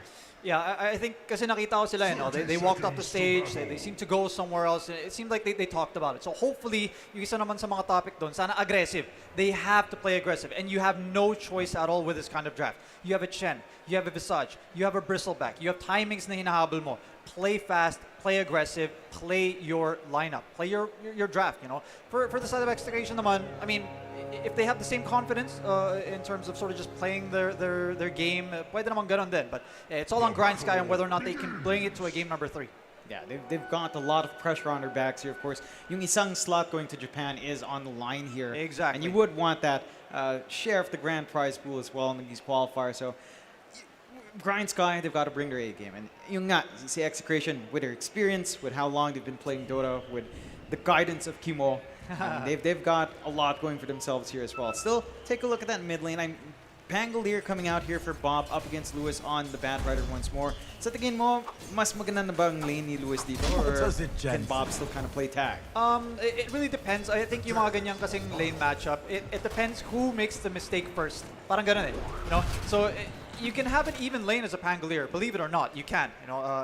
Tamang end. Kita mo naman sa build You have the magic wand, you can go for the bottle, You can always swashbuckle out kung sakaling medyo delikado. But something you have to be very careful about, yung recent na change dyan sa Shadow Rays of SF, may turn rate slow. Meron na rin ng slow. So if you get those 3 stacks, napakahirap gumalaw. Mamaya-maya, akala mo kaya mong tumakas kahit tumangking ka ng dalawa or what. Mamaya, baka mamamatay ka bigla, So yun yung medyo scary din. Usually we do see it in the mid, but there have been times that it has been run in the carry role. Yeah, that's definitely what we're seeing Execration try here. It's a fairly well-protected Shadow Fiend, right? Like in this lane, you've got the Omni Knight. Palos is not going to be too scared. Same thing up top. Once again, the Enigma, and we saw how patient he was with that hero last time around. It took him a while to get that first black hole. Yeah. You're seeing Apollo Ares kind of getting a little bit aggressive onto Palos, but not really looking for that lineup here. Yung top nga ni Tino. We talked about aggression. We talked about the lack of wave clear. With the Bristleback in this game, do you think it's the answer they need for the Enigma? Is that enough? It could be. I think one of the underrated things that you really have to think about pagdating sa matchup versus sa Enigma is you have to take out the Eidolons. No? Eidolons kasi yung magiging driving force ng laning stage ng Enigma. So you take them out early, pwedeng maging malakas yung impact nun. Diba? You see the Chen, they pick it up. Agawin mo kagad yung isang Eidolon dun. So 2 out of the 3. The bottom lane, look at this. They're just throwing everything at each other here. And medyo mahirap talaga tumapat sa isang Visage. Solo Assumption na solo Assumption. Mamaya-maya, hindi mo na napapansin, wala ka na palang buhay. But na-mention mo naman, buti na lang at least there is an Omni Knight that will help out the SF here. And well, again, hopefully, yung pinaka-keyword ko talaga na hinahanap for Grind Sky, aggression. They need to play aggressive. You have no choice again with this lineup. Kailangan sama-sama gaming ka agad, and you cannot lose the laning stage very, very badly at all. Yeah. So it's looking like a much stronger start for Grind Sky, at least from this laning phase. You can see that down bot. You can kind of feel it up top with just how much more space you're getting out here on Akashi and the Bristleback. I mean, he's not being shoved away with the Enigma, shoved away by the Marcy at all. Yes. It's just stable. It's just farm. It's a slower start, sure. But, you know, that aggressive timing you're looking for Grind Sky, around what point in the game are you looking at here? Maybe like first level 6s, maybe 6-minute mark, 8-minute mark? I think that's the items, John. I think you're really looking for stuff like Wraith Pack. You're looking for the mech, I think, ng Chen. You're looking for the Aghanim Scepter for the Bristleback. Sa Batrider kasi depende. I feel like sometimes it depends on choice, you know, personal preference. Minsan kasi may mga nagbuboots of berry. Minsan yung mga nagbablink. Minsan yung may mga boots of travel. So I feel like it's the items here for Grind Sky. So they just have to play it stable, but bottom lane, getting chased down extremely hard by a Soul Assumption! No, it's just enough. Stick charge is not enough to save on Palos, and the save from the healing from Vincento also falls flat. So there's a little bit of that aggression, you said. Yes, Grind sir. Sky, nakita nilang opportunity to find that kill onto Palos, and they'll take what they can get. Very big kill to start off with. Yeah, that's actually why I was sort of surprised, actually, na niran na lang nila yung SF sa safe lane. Because it's not really a good lane matchup versus a Visage, no? I mean, Visage kasi tamang bato ka lang parati ng Soul Assumption. So it's always going to be tough. They did, again, make it carry, and then nilagay na lang nila yung Pangolier sa mid. So as we see actually dito in terms of last hits and denies, the Pangolier is doing not too bad. No? Again, for the Pangolier din kasi sa mga 1v1 na matchup, it's not too bad. And the Pangolier nowadays, they play quite aggressive, you know, especially in mga mid. Obviously, Diffusal is going to be the item of choice. You want to go for the whatever else you want to go for, like a Blink, you know, play very aggressive with your Rolling Thunder. But I think with the lanes na medyo nagiging stable din naman, again, it just comes back to whether or not mamaya-maya sa mga medyo 6-minute na mark, medyo malapit na eh. Kasi yung 6-minute mark, that's very important time for these supports to come to the mid. Kasi kung makita natin dito, I think parehas sa atin sila nakabote, no? So with the bottle refilled sa rune, it could make the difference. It could win you the lane if you get something like a regeneration. Uy, pwede ako magstay. Haste rune, pwede akong gumamp, diba?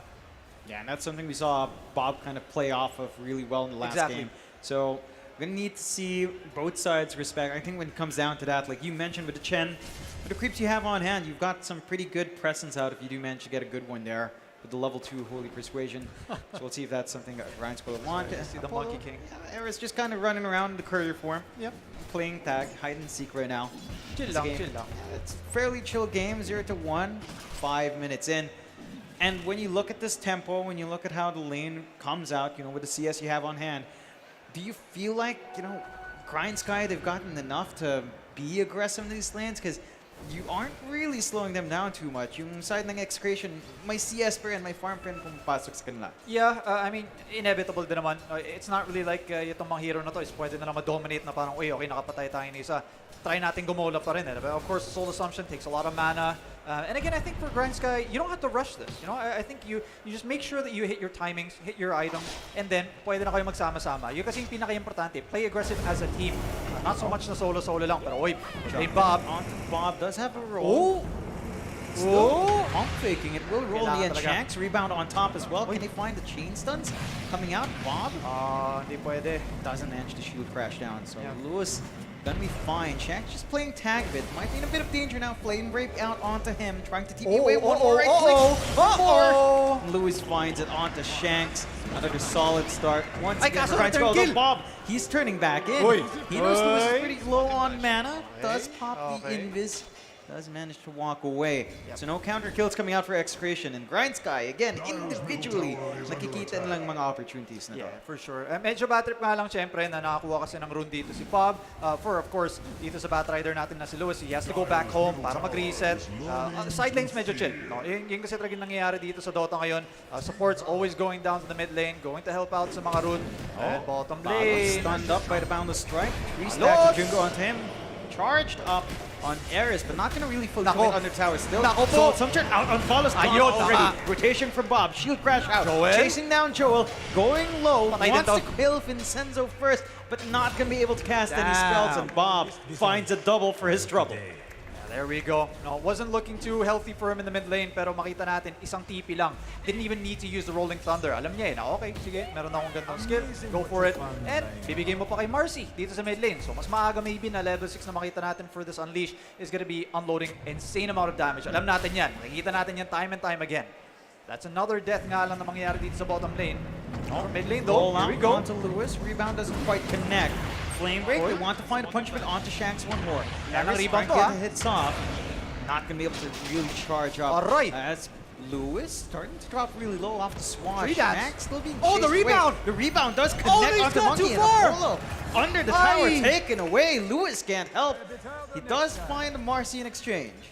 So a little bit of a back and forth, but you do get that solo EXP up for Bob. He's not done yet. Aced out on Vincenzo. Chasing down Lewis. Getting the heals off. Just wants to run him now. Lewis, does he have any way of running?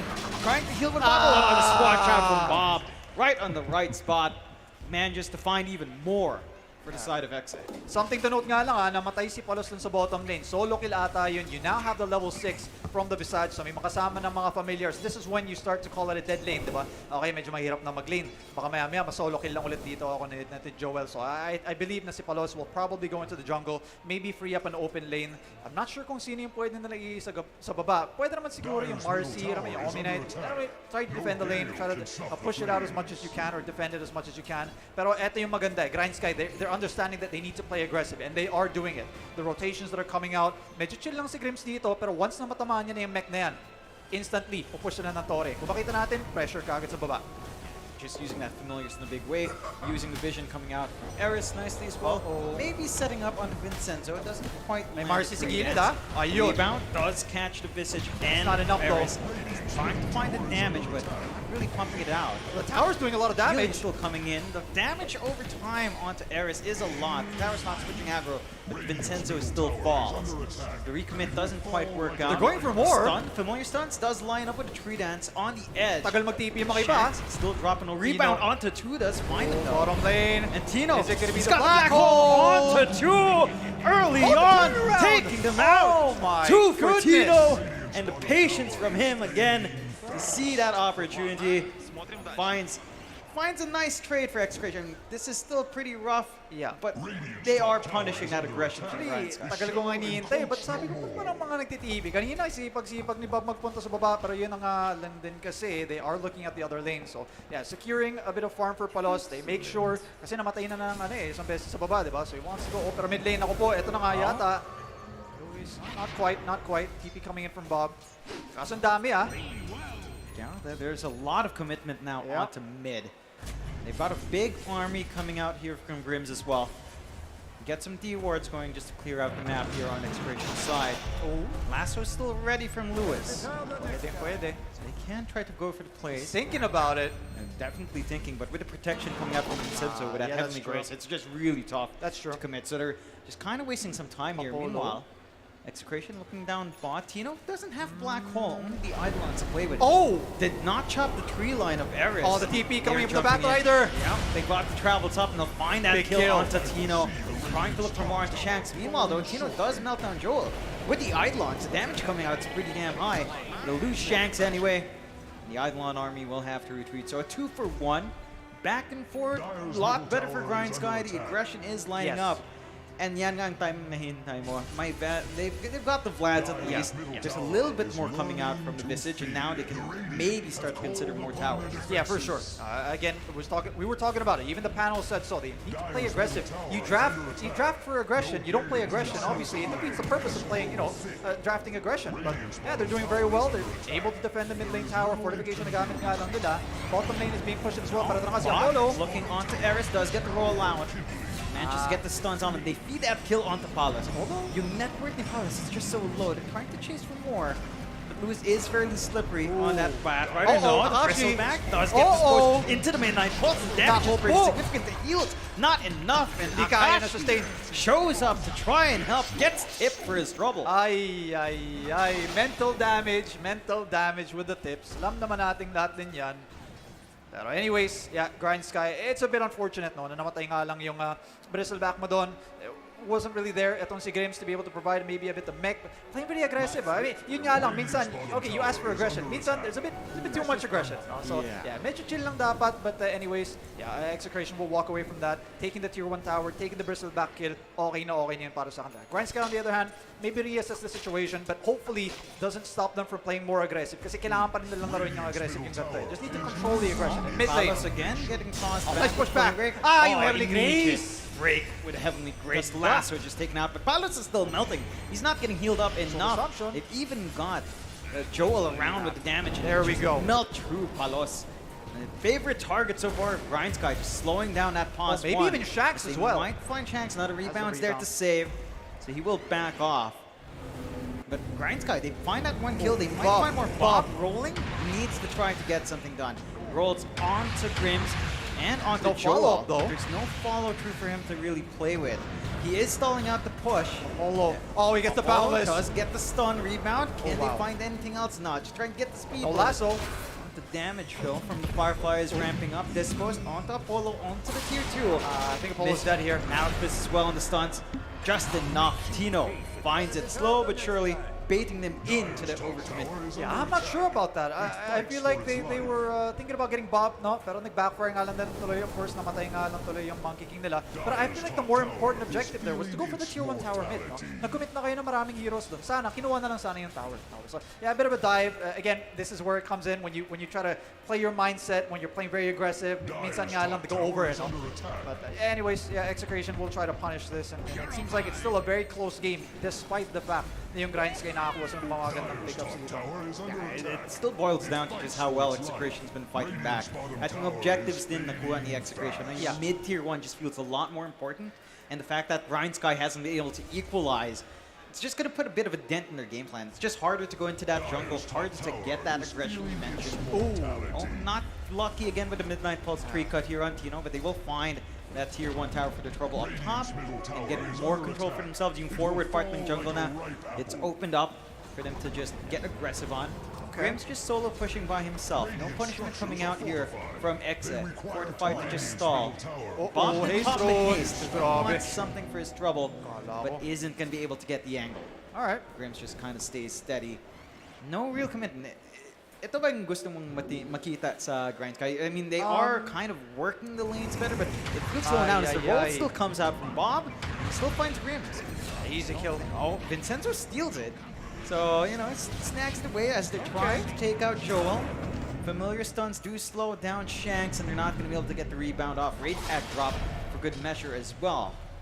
So Joel just going to be fine getting away there, but itong style, itong timings ng Grind Sky, is this it? Is this what they're supposed to do? Again, I said earlier that you don't really have to rush. I feel like they're playing it a bit too aggressive now. You have the idea, it's the right idea, pero kasi kailangan mo pa rin hintayin yung mga items mo, and you have to play together. Kung makita natin minsan, parang, oy, yung yung Monkey King and yung Batrider, parang may tinatry patayin, di ba? So I think you have to try to play together. You have to try to play as a team. Kasi kung mag-run kayo ng mga ganitong kinds of again, lineups, you have to play team-oriented. You know, you can't really go for this kind of, okay, sige, try natin pumitas, sige, push kayo dyan. You have to commit as a team. So it's all about teamwork, it's all about communication, making sure na matamaan nyo yung mga timings nyo. Ito yung timings na sinasabi natin, guys, ha?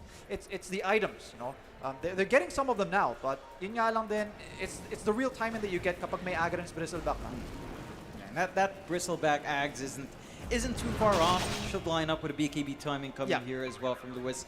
So, gonna have some of that spell immunity up. Gonna have A lot more damage flying out here as well. They've got good wards watching the movement out from Execration. Immediate D-ward out though from Bob, just washing off. Just taking away some of that control. And yung sinabi mong group up, you're seeing Execration on the map, they're just staying in one part of the map together. Yeah. They're the ones actually grouping up. Hindi si Grindsky. They're just taking control. They're shoving in top slowly but surely with the Eidolons. The damage coming out from Palos. And Grindsky, they fortify up, looking for the mid. Slowly chipping away at that as well. But they managed to equalize, and they will. Mid tier 1 gone is big. Smoke out from Grindsky to try to sneak to the back here. TP's coming out as well. Don't find anything. The side of Execration already backing off. Kulit to, dalawang rate pack to. May Venn diagram pa tuloy. Sige, layo, layo. Bagal pa naman, napakalang ng mabagal. But anyways, gustong-gusto ko pala yung ginagawa nito ni Tina. Hindi talaga niya tinitipid, sorry, yung Midnight Pulse. They're trying to remove the tree straight away. Just making sure na walang vision na nakuha yung Monkey King. Making sure na walang masetapan bigla na Wukong's command and whatnot. So just again, discipline. It's all about the discipline right now. And both sides are definitely showing off that discipline. Execration not taking massive risks, hopeful for their own timings. No, we talked about a bit of the timings from Grindsky. For Execration, what timings do you think we're looking for from them in terms of items, maybe? Yeah, I think it's sort of the same. No, medyo carry dependent din yung dalawang team dito. You have the SF, hinahanap din yung mga items niya. It's mainly just the right-click build. No? So we see Dragonlance, we have the Mask of Madness. Going for the Silver Edge, I think is going to be very important. Kasi mamaya-maya, yung magpa-front line dyan for the side of Grindsky is definitely going to be that Bristleback. So the Bristleback is going to be trying to find, medyo manggulo. Pero ito naman, medyo nakita ito si Akashi. Bob with the Invis room. Kita siya. Gotta be careful. Pero Roshan na, 20 minutes na halos din kasi. This could be risky coming out from Grindsky. Black Hole still ready on Tino, who does find the angle, and it doesn't feel like you have the best stunts in the world outside of Bounces right here. Roshan is still slowly falling. Oh, well, actually pretty fast. Not slowly, pretty fast. It's starting to melt now. Ay! Jump in. Di nakuha. Still takes the Aegis. Ay, di And now nakalabas they si Bob. find more Bob. Still forced to roll around. Can they find some kills here, Joel? Any Black Black Hole? Holes? A bit low. Black Hole is at the ready for team, but he doesn't see the opportunity. Wukong's command is up to protect. Yeah, That's more than enough. Oh, is it? Hold on. Palos? They're thinking Stayed about a it. little bit far forward. Starting to drop Palos. low. Guardian Angel Ay, save. Lasso's nalaso. up. The Heavenly Grace couldn't come out in time. Requiem? And Palos still managed to get the Requiem off. Natulog Can they sa find taas. something? Eris starting to drop fairly low here. The right click's not Oh quite my enough. God, di The pa damage namatay. not there. And now Palos being chased down by Akashi. Melting to the output. Finally. Will find that kill. Keeping the chase going here for Grindsky. Oh, they're not Wanting finished more. yet. Tino can't quite get away from that. Does use the Malefice. Rebound to speed him up. Squash out from Bob with Shield Breath. Just playing tag. Black Hole! my Onto God! three! Tino again manages to make it work. However, it doesn't really do much. Kulang, As kulang. he drops. Now the rest of Execration Triple kill. baiting back in. Will melt. Akashi with the Ultra. And what looked like a good Black Hole, well, just wasn't good enough. What did I tell you about the timings? Aghanims on the Bristleback. What did they do? Straight into the Roche Pit. Alam nila na mas malakas sila at that point eh. Kompleto na lahat ng mga items. Kita mo, team wipe yung Execration doon. Of course, the SF died earlier, so hindi na nga lang makakuha ng Rampage. Pero eto kasi, yung essence ng lineup mo. Play by your timings. Know when you are strong. Abuse the timings, and eto na nga. With the Aegis pa na meron for the Bristleback, they can keep going. They've been grouping around Akashi really well. Look at this. You can see that It was big beautiful. Black Hole, but Gosh, instantly cancelled. And no follow-up. Just nothing to really feed into it. He didn't have Palos around. Yeah, He is your damage. He's just not ready. He's not that farmed up this game. Grindsky's done a fantastic job of just keeping him down this time around. And if you're an Execration right now, you see that kind of team fight. You see that Black Hole come out from Tino and you still realize that you lose. Anong hinihintay ng Execration? Like, is it still back to that Silver Edge for Palos? Is there any way for them to kind of speed up that process? Maybe anything else from the supports that helps? Tingin ko, kailangan nila mag-set up na maayos sa team fight. Now, you had the right idea na pwedeng, okay, sige, Black Hole dito. Pero it's not right when you don't have your carry with you. Kasi sabi mo nga, damage yung kulang nila eh. You have the damage, I guess, from the Pangolier. Maybe wait for another item like an Aghanim, yung mga tipong gano'n. Pero kailangan mo pa rin talaga yung SF na mag-online eh. And at this point, I'm not sure if they can really kill yung Bristleback. Medyo kulang pa ata. So yeah, I think the Silver Edge will help a lot. Pero feeling ko kailangan sila yung mauna sa teamfight eh. Kailangan makapitas ka agad sila. And it will come down to the initiation ng Pangolier. Pero mid lane, kinukulit lang naman si Palos. Should be fine. But Grind Sky, look at this, you know? I mean, you have a team like Execration galing sa TI qualifiers, pero tignan mo din eh. You have a lot of talent from all these other teams. As long as they know their timings, they know how to play the game. These guys, it's this much. The difference is this much between these kinds of teams. And again, tignan mo naman, with experience na meron ka sa side ng Execration, Grind Sky, this is a LAN, you know? These guys can see each other in the flesh. They know if natitilt na yung kalaban, nakakaramdam ka na eh. Kasama na kasi emotion dito. Pag online kasi, syempre hindi mo nakikita yung kalaban. Pero when it's a LAN, alam mo eh, okay, medyo napapasigaw na yung kabila, medyo pinapagalitan na ata yung isang player. You have the emotion, and well, Grind Sky are riding that wave of emotion right now. Definitely feeling that momentum in person right now as they're going for that tier 2 onto mid. Push progression from Akashi is just ramping up. Aegis still stands for quite a fair bit of time here. In Execration, they need much more time. That Silver Edge for Palos still a ways off to be finished up. They're just trying to work what they can. Only one outer tower left here, or 2 outer towers left, but 1 lane for Execration to kind of play with. Yeah. Grind Sky, the aggression's ramped up, this push lineup with a Visage, with a Chen, and that early tempo Bristol really does afford you is just doing a lot. Pero itong oras na to is very, very crucial for the side of Grind Sky.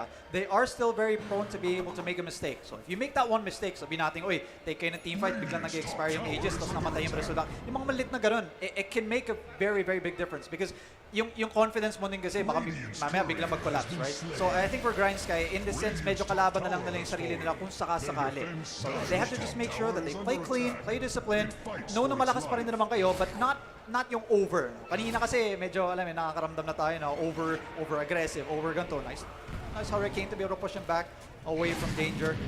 But I think malapit na kaya yata mag-expire yung Aegis. Should be, about 15 seconds. So for Grind Sky, I think you just wait for the next Roshan. Pwede na kayo mag-smoke up kasi lamang pa rin naman kayo, but you have to pick your fights. Mahirap kasi kung maya-maya, mapunish kayo ng Black Hole into the Requiem, diba? Mahirap. So you have to be very, very careful at this point. It's time for Grind Sky to show some of that discipline coming out that they have kind of maintained in this game. It just does expire. So no secondary life for Akashi. Execration more than happy to kind of play this game slower as they're probably just banking on that experience again, trying to get the build up to equalize and then maybe just look to outplay down the line once Palos has a little bit more. It just feels like that's going to take way too much. The timings of it just feels a lot slower. Palos died like what, 3 times in lane? Alam ng Grind Sky that the wind conditions hanging onto that SF. If they go high ground here, medyo personally, I think it might be a bit too early. If they play slowly, sige, pwede naman. But you have to be very careful. Isa lang buhay ng Bristleback ngayon. Di tulad kanina na dalawa. So they can be punished, but it seems like they will play discipline, so that's fine. Pero they will smoke up. So this could be a pick-off. Ito yung medyo downtime kasi between ages eh. Diba? Pero look at this, very aggressive. And kita nga lang, they jump on someone. Palos, perfect! Again, way too far away for the help of Grayson. Does start to drop low. Can he get the save? No. Big kill. Palos taken out once more. Great smoke out from Grind Sky.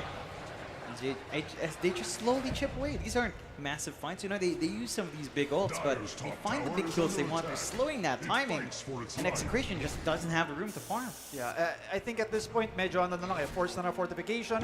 If you're lucky, maybe force out a buyback. Although malabo din naman, of course tayo, alam natin na wala siyang buyback. They're just gonna knock. I don't think they're gonna swing the door wide open, pero tingnan mo yung damage output ha. A few seconds pa lang yan, kalahati na kagad yung tier 3 tower, John. Fortification has to be forced out. It's just machine guns when you have a Visage up, and that's a Visage without something like the Marcy. Oy, papalagata sila! Bob wants to look for more. Pero wala pang follow-up ha. Around on Joel. Trying to keep him pinned down. Akashi's just perfectly fine here. Stun out onto True. They managed to lock in the supports, and they will just melt Bob. Held back as well. Senzo and Bob taken away as Shanks can't even live through. It's Tino and Palos against the world. They need to find a way to make this work. BKB forced out from Kashi onto the high ground with the familiars, with the drums, with all the buffs. It's just machine guns through. Buyback out from Vincenzo, but what can an Omni Knight really do? Ares using that vision well. Did you manage to get the stun on him? Can't really commit. And look at the discipline. Grind Sky not standing clumped up. Staying spread apart. Positioning preventing a black hole Positioning from coming out here. Very, very smart. Understanding na there is still a threat. Pero ito na naman ha. Apollo, kanina pang medyo yung vision na po-provide. Pero Requiem, uy! Muntikan na yun ha. Palos, just not that tanky. They still get the melee racks. Eto nga lang yung medyo mahirap for the side of Execration, no? Hindi tuloy nagtutugma yung timing ng mga ultimates nila. Kanina, okay, nabato yung Black Hole, patay naman yung SM. Ngayon naman, sige, papato yung Requiem. It feels a bit more defensive, more than sila yung nagsiset ng tempo sana ng away. For Grind Sky, they got the mid racks, pwede sila mag-relax. Let's wait for the next na Roshan. And I think medyo matagal ata ng onte yung next na Roshan dito. Yeah, it's 2 minutes until we see that Roche back up on the side of Grind Sky. They've got time. Again, the discipline that they've picked up, especially from that game 1, is kicking in. 1 racks up, Execration, 12K down. And Palos just hasn't had a good game. I don't think there's any good way to put it. It's just been a really slow start for him. It feels like Grind Sky's emphasized the right aspects in this game. Ensuring that the Shadow Fiend just doesn't farm, ensuring that that snowball effect for Execration doesn't quite kick in. And the lane swap, overall, I don't know if you could say it panned out for Execration. Yeah, exactly. Sa bagay, ano din kasi, it's picking the lesser of two evils. Kasi, okay, kung magmimid man ako, Batrider katapat ko, parang, wait, pwede din ata ako masolo kill. At least, kapag sa baba naman ako, may bodyguard ako, may Omni Knight ako. Problema, it didn't work out either. But he still died, kahit may bodyguard. And for Grind Sky nga lang din, it's just making sure that you snowball from the laning stage and play properly. There were a few mistakes here and there. Of course, don't get me wrong. There is no perfect Dota team in the world. Kahit sabi nating TI winner ka, every player, every person, tao pa rin yan sa dulo ng araw, no? So we are all very prone to mistakes. Pero anyways, for Grind Sky, again, waiting game. Kaso medyo kulang nga lang pa eh. Silver Edge, yeah, okay, up na. Kaso can you really... I mean, masusulit mo nga ba talaga yung right click ng Silver Edge? Can you output the damage? Kasi sa ngayon, hindi ko nakikita eh. Yeah, I mean, just a good lasso coming out from Lewis just ruins that. AC fully up and running, and the Ags up and running on our Visage. Like, the output the Visage has with that Fusion, they're just smoking off the back. Here we go. Roll out. Did you get the break onto Akashi? Immediate BKB. And the Rolling Thunder is not going to do much. The lasso comes out onto Bob, just pulling back. Still has the roll running though. Okay. Be able to bail out. Palos goes back in, gets Wala stunned up by Eris. Hold isn't quite there, but they jump into Black Hole again. Dino with the BKB. Finally, there we go. The damage is flying through. Can they clean up more? They'll find Eris.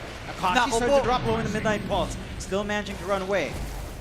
You will find that too. Running for Shanks forces out a BKB. When he was so low, it's Bob. Swash misses the mark. But they're still kind of clumped around the area, not going to force that full chase. So, 2 coming out from that set. A lot of that took a long time. But Tino, I mean, he's putting this team on his back with these plays. Yeah, for sure. I mean, you always default back dun sa mga magandang black hole na pwede magamit. But for Grind Sky, I mean, pinupuri na natin din dito sa discipline nila eh. Pero they take the wrong fight around the wrong time. In the wrong place. Tignan mo ba naman din? Kasi Roshan makakuha tuloy ng Execration. Pero Akashi, gotta be very careful here. Back into the Midnight Pulse. Starting to drop fairly low. The break's onto him. And he's trying to run. They don't have any good way of ripping into the backline. Guardian Angel forced out to save Shanks. Bob rolling around. Can he really do damage just by himself? It doesn't look. Hindi sila makasunod. Pero I think for Execration, masaya na sila doon. They just have to make sure they get out. Pero Bob, very aggressive there. Eh, dito pala. Joel may nahanap. Joel chasing down Vincenzo. That's really good damage. Bob, he takes that massive risk, goes back into the jungle and is punished. So at least some kills coming out for Grind Sky here, but the Aegis being up on the side of Execration, they've got that security on Palos. He's number 2 in net word out of nowhere. He was bottom network core for a while. Suddenly he's up there. He's not that far off. You get a team fight, you get Roche. That's a lot of net worth going your way. Ganun talaga, no? And for Grind Sky, I don't know, man. I mean, okay na eh. You're playing very disciplined. You're waiting for the Roche. Alam nyo na yung game plan. Pero a minute before yung Roche na lalabas, bigla mo makakalimutan, di ba? Gets ko naman sana na, okay, sige, laro tayo sa area na to. And I mean, to be fair, Execution were the ones that tried to take a fight. Pero nag-smoke up kasi yung Grind Sky eh. So I think it's just playing a bit too, again, too aggressive. Okay naman yung aggression, pero too aggressive is not too good. And there we go. It costs you that. They're still stronger. Don't get me wrong. Kung makita naman natin dito yung network, they are still ahead. But it just sucks that you don't have that insurance na merong Aegis. And of course, pangalawa na yun eh. Libreng shard na sana yun for the Bristleback or kung sino man yung may gusto sana. For Grind Sky, it's going to be a bit of a thorn in their side, pero it doesn't disrupt their plans. They are still going to be playing at least aggressive for now, but we'll see kung mapapunish nga naman sila dahil hindi nila nakuha yung Aegis. Yeah, I think it's down to Execration to try to get something done. They're the ones in backseat. Smoke out from Grind Sky though. They're done waiting around here. Yeah. Gonna try to get some forward vision out. Oh, this could be good. Find something big. Nakaramdam. Spider senses tingling dito for the side of Execration. They will be able to make it out. So actually, akala ko nag-smoke din sila. Hindi pala. Playing it safe. I think just allowing Grind Sky to... Look at the items of Apollo, man. Medyo semi-right clicker talaga. Yeah, yung si Monkey King. He does a lot of damage inside that Wukong's command. You gotta be careful. Considering how many kills he found in lane, I think he just felt himself. So, no, didn't need to go for any utility. Something like the Gleipnir. Usually Gleipnir. Tama. Just going for full damage, and has been working. Like with the minus armor you get from the Goo, with the Desolator on hand, like the heroes on Execration do just melt as long as the Guardian Angel isn't there. So investment has paid off so far. Still, the lead holds steady, game holds steady.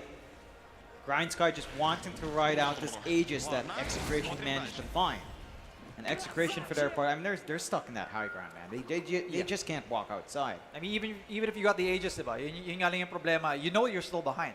Again, there's still, of course, the players don't know. No, tayo kasi medyo spoiled tayo in the sense na ayan, alam natin yung win probabilities, 87% apparently because of magic computers na sabi nga dito ni Valve. Pero we see the amount of net worth na mas lamang talaga for the side of Grind Sky. And well, Execration, honestly, I think for Grind Sky, you really have to have the spot on the lasso. It comes down to whether or not you get that right target. Alam mo yun? Kasi kung ma-minus mo kagad yung kalaban with the lasso, ang laki ng tulong nun. And you just have to be careful. Siyempre, na baka maya-maya may buyback. I think a lot of the teams have been getting very good at that, diba? Yung buyback kung sakali sa team fight. But yeah, I think for Grind Sky, it's just the lasso. If you get a good lasso, it should be a good fight. Pero kung hindi, tulad nung kanina, diba? You get a lasso, you didn't get the kill. Doesn't look so good. Okay? Medyo lamang yung kalaban. There's going to be a smoke up from the side of Execration. They might feel a sense of, lack of discipline maybe from the side of Grind Sky. Tignan natin. And ito na nga yata. To jump in, they do see Joel. Just a bit on the edge. He had no idea. Land on as well, and they're going to be able to just blow him out. TPs are coming. So a nice pick off to find. Yeah. No backup coming out from Grind Sky here. Net worth lead is dropping down. Only 10k now for Grind Sky as the game drags on. Okay. And at some point, do you see this Bristleback becoming matching something like the Shadow Fiend towards the ultra late game, or at least the late game portion of this game? Let's say equal net worth at 25k. Which feels better? Well, it sort of depends. No, it's very easy to say, oh, in a 1v1 matchup, these two right-clicking each other, oh, this guy's going to win. But I feel like you have to play properly in the sense of how you position yourself in a team fight. All right, then I'll rephrase. What's easier to play? What's easier to execute? Well, I can close my eyes and press QW on the Bristleback, so fair enough. I think I would say Bristleback in that sense. But again, it just comes back to whether or not kung paano ka magpo-position sa team fight. But will they be able to punish this Bristleback in a sense na kung ito maglaro? Kasi obviously, this is a melee hero. He's going to want to come close, and it's not really even the quill spray. Para sa akin nga, yung right click na ito, na-nerf na recent ito, di ba? It's been adjusted to maybe a bit less damage pagdating sa kanyang ultimate dito, no? Kasi ito kasi, sabi nga ng mga tao dati, hindi may timing, pag late game, hindi kaya mag-scale. Pero this guy's right click damage is insane. You get an abyssal on this guy, you right click twice, and all of a sudden, boom, patay yung kalaban. So for the SF nga lang na naman, I think the SF probably does have the higher ceiling. But it highly depends on how you use, I guess, yung mga ultimates mo dito, like with the Requiem. Pero ito na nga, roll out. They're trying to focus down with Shanks. The heal does come through to find all the max. And there we go with the lasso. Trouble does fall apart. Okay. Lasso out onto Vincenzo. No save coming through. As Execration have to back the hell off with their only cores remaining.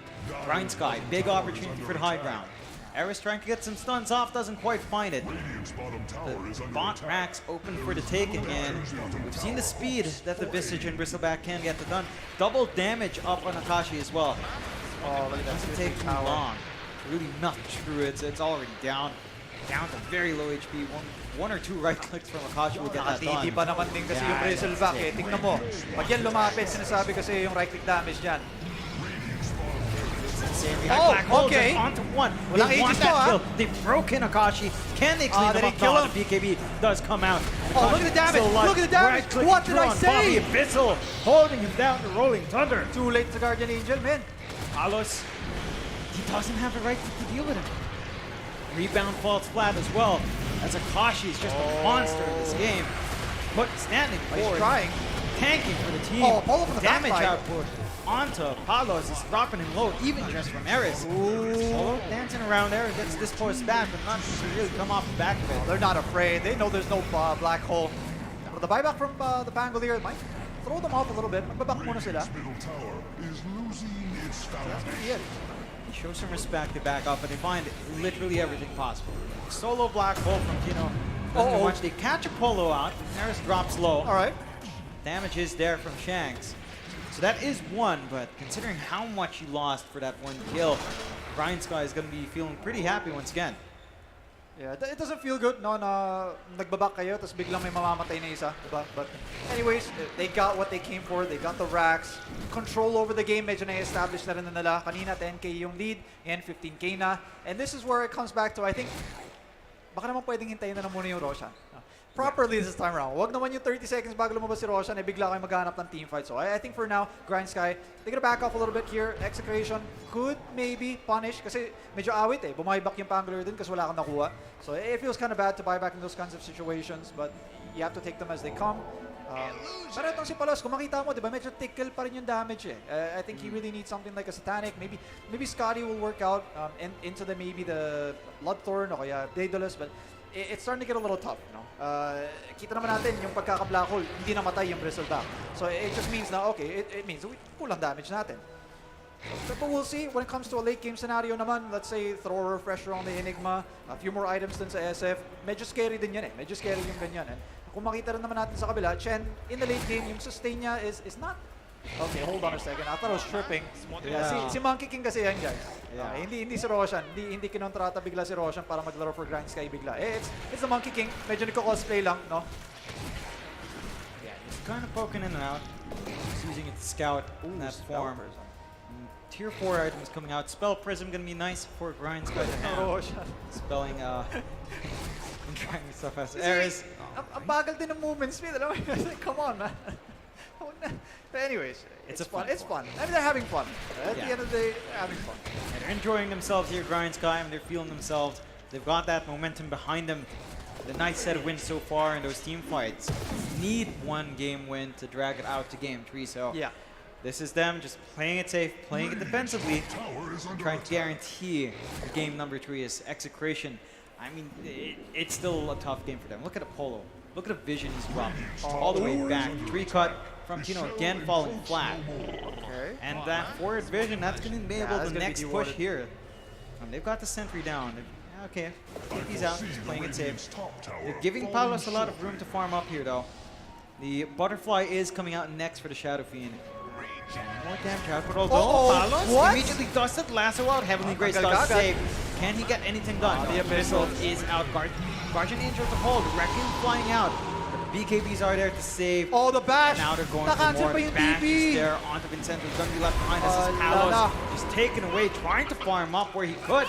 The Grindsky catch a glimpse of him and just take him out. No buybacks on these two heroes. Yeah.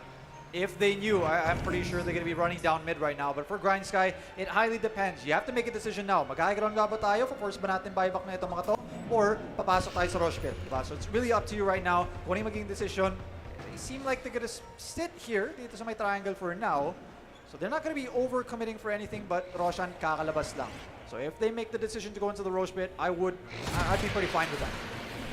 They can just go for that safe objective, but also the high ground. But they've got enough time. It just feels like there's so much damage here. Wow. We already have the MKB up.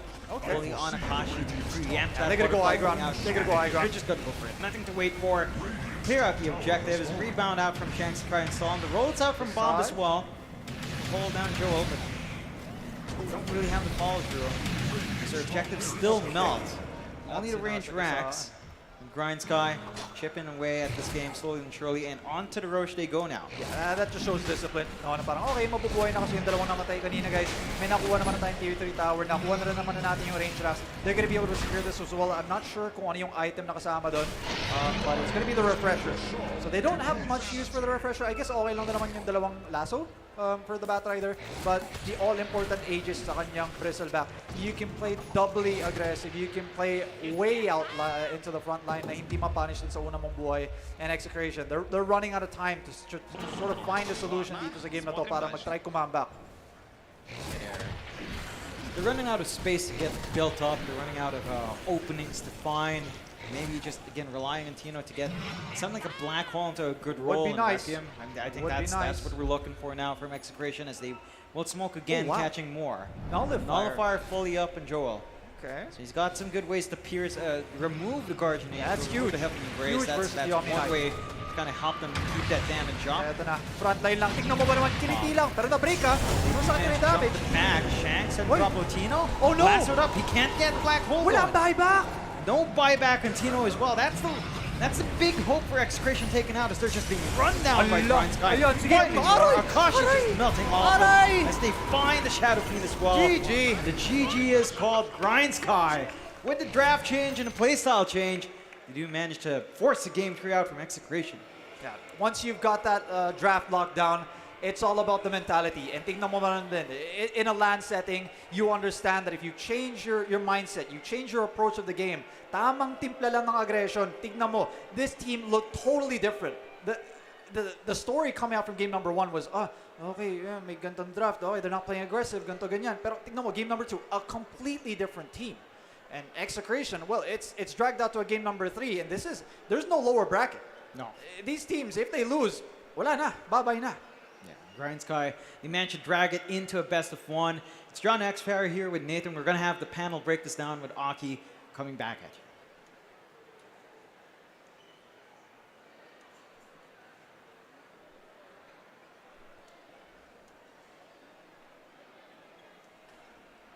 Hello, hello. Ayan, thank you so much, Nathan and John X Fire, for that awesome cast. Execration versus Grind Sky Esports for a best of 1 na lang, mga kaibigan. And we are back here at the panelist desk. This is Aki together with Cubs and Rain.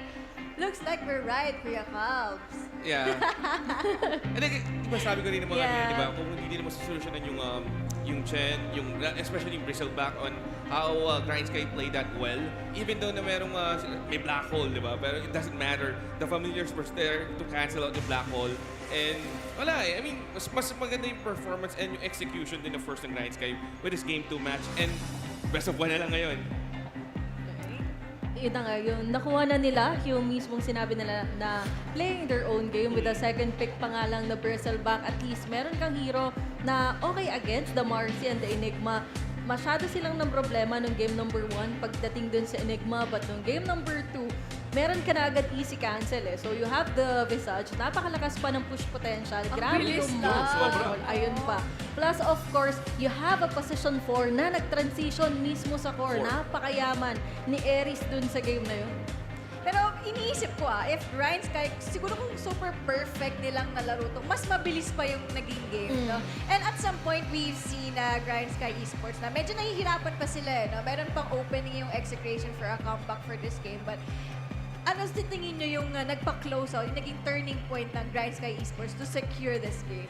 Well, for me, honestly, it's all about execution. Without that, tsaka yung wala nang impact na yung black hole. Unlike nung yung mid-game na parang wala sila talagang sagot. Even yung combo, di ba, black hole into Requiem, then parang Hindi enough. hindi Kasi na enough. Bristleback din kasi Exactly. talaga yung Maski na dun yung Bristleback kasama sa black hole, nandun naman yung niya, yung Bristleback effect plus yung quill spray niya.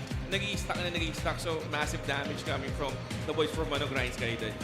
Ako sa akin nakita natin yung lapses ni Luis nung nalaso niya, yung Pangolier na gumugulong pa, napakatagal pa before mawala yung roll. May roll up pa yon.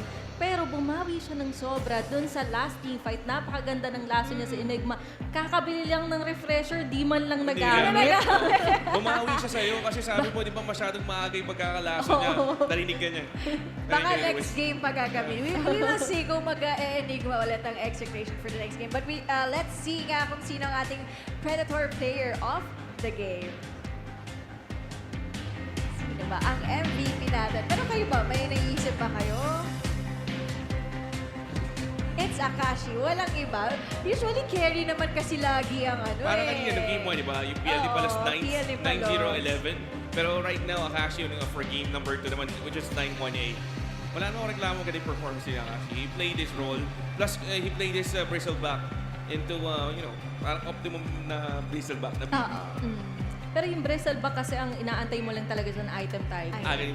Aghanims. Once na magkaroon ng Aghanims, especially yung mga heroes pa nila na kinuha doon, wala rin masyado naantay na item eh. Kumbaga, swerte na lang kung maging maganda yung lane and kung makuha mo talaga yung mga kinakailangan yung items sa non-stop team fights and even though maganda yung clear sana na meron yung execution, hindi kasi siya enough dahil nilagay mo yung Shadow Fiend sa carry. Sobrang checkmate niya dun sa game na yun Either Visage or Batrider yung katapat mo. Kahit saan siya pumunta, walang kumbaga, easy lane for that Shadow Fiend. But, Kuya Kals, any last thoughts? Well, yun nga sinasabi ko, di ba? If you pick Batrider, tapos kung gusto mo talaga, kung gusto mo talaga manalo na lang, you pick a Batrider, you can either choose a certain lane na, usually naman talaga, ang hirap naman talaga yung matchup yung bat sa ibang hero. Kaya parang suruhin yung lane mo pag gano'n. Pero, tingin niyo ba, ano yung naging problem dito sa draft ng execration? Do you think it's the Pangolier? Is it the SF? Well, tingin ko lang din yung... Wala naman siguro. Wala namang actually problem. Ang nangyari lang talaga yung misplay. Like, Tsaka masyadong mabilis ang pangyayari. Sayang din yung refresher eh. Parang I was like expecting na yung refresher or magagamit yung full effect. Merong isa. Yung CRR, hindi nakapag-Guardian Angel agad. Yeah. Dapat buhay, makakalaban sila. Namatay eh. Oo. With the GA. And nag-GA siya, it was late. Yun lang.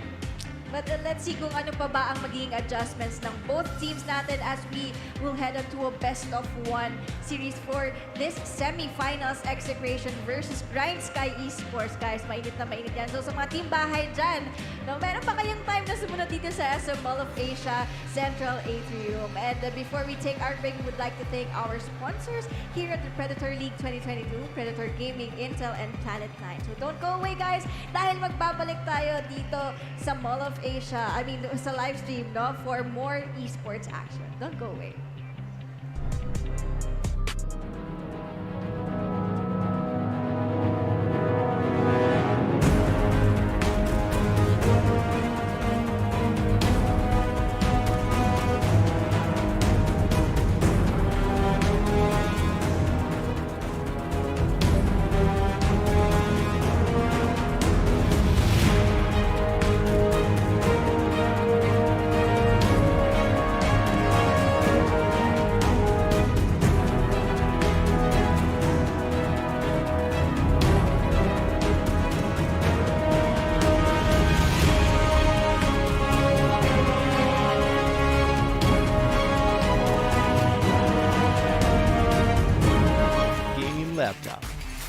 For the display, you can pick from FHD at 360Hz, QHD at 165, or a special 4K model that blows all others out of the water.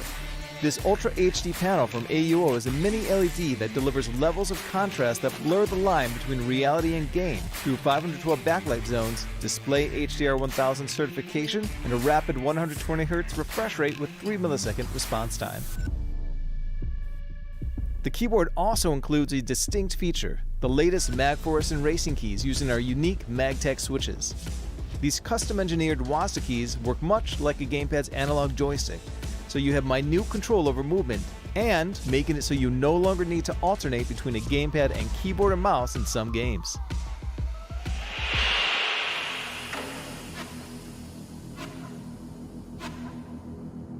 Now looking at the RGB, it's everywhere. From the 4 light strips that surround the entire chassis, the logo on the back of the display, all the way to the keyboard itself, which is per key RGB and includes plenty of patterns to choose from. You can also spice things up with some of the unique interactive modes, audio and mimic. With the audio-focused patterns, lighting will react to whatever you're listening to, whether it's a game, movie, you name it. Whereas Mimic works much like its name implies. In essence, it reproduces the colors from the lower half of the display via the light bars and keyboard RGB, making it so you can get fully immersed in your game sessions. The new Predator Helios 500 continues to reign supreme, so all that's left is to make it yours. Thank you for watching, and from all of us here at Predator, good game.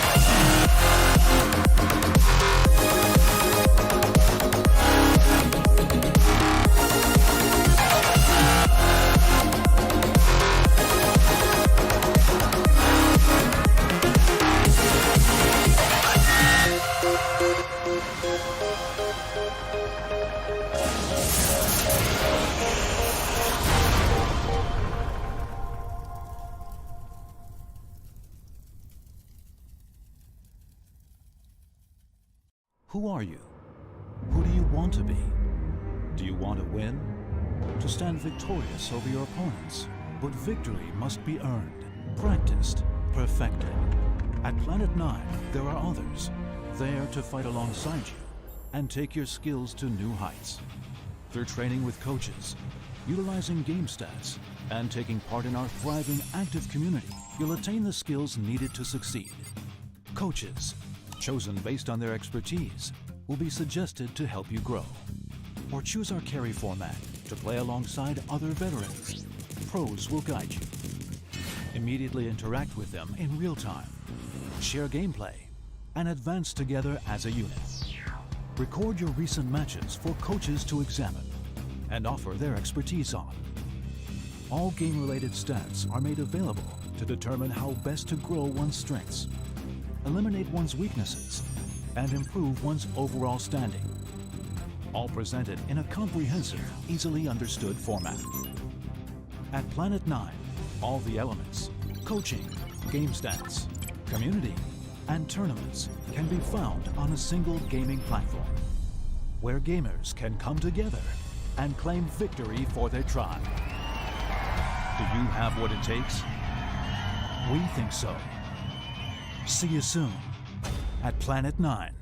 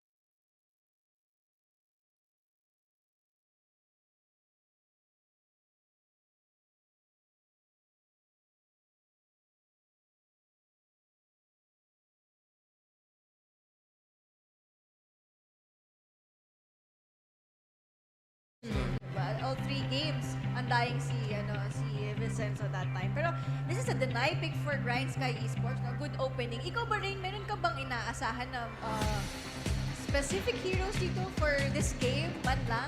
Primal Beast. Primal Beast. Nakalusot eh, pero ayan. Ayan na. Akala ko di pa nila kukuhanin. Oo. Pero Death Prophet plus the Primal Beast, isa sa mga heroes na talaga namang coming in nung after niya ma-open sa Captain's Mode. Napakadaming players na nagpipick. Pwede mo siya ilagay as a support, pwede as an offlane. And kapag kumukuha kasi ng ganitong hero, ang aga nyo lagi gumagalaw. And sobrang annoying, of course, ng Primal Beast. Dahil doon pa lang sa onslaught niya na pwede mong igilid. Pwede mong, yun, di ba? Parang i-swerve. I-swerve. Ano ba yung tamang term, Calvin? Hindi, yun ang swerve na. I-swerve. Swerve talaga. Ayun. Kumbaga, ang dali mong maka-caught off guard yung kalaban mo. From afar, pwede ka nang mag-setup. No? Tsaka feeling ko, itong si Primal Beast will be the next hero na magiging Dawnbreaker eh. Ito na yung susunod na makapatayin ng patch. I guess, since na high pick din talaga siya ngayon sa mga tournaments. Recently din dito sa nangyari na qualifiers,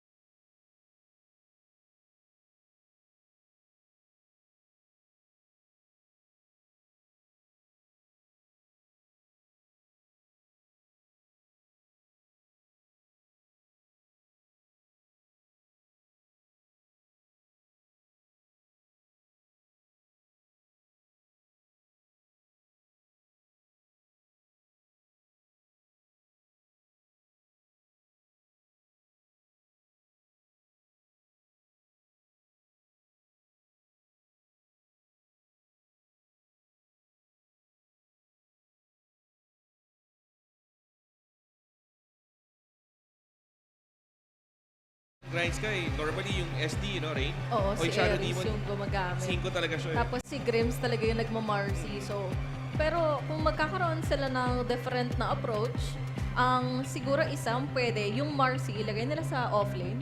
Tapos, Pwede. 4 ka pa rin ng Shadow Demon. Pero we'll see.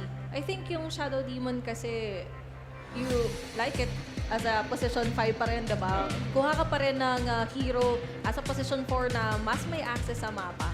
Yeah. Ako kasi hindi ako fan ng draft na 2 supports agad yung ipipick mo eh. Kasi lalabas na agad yung parang strategy nyo sa lane.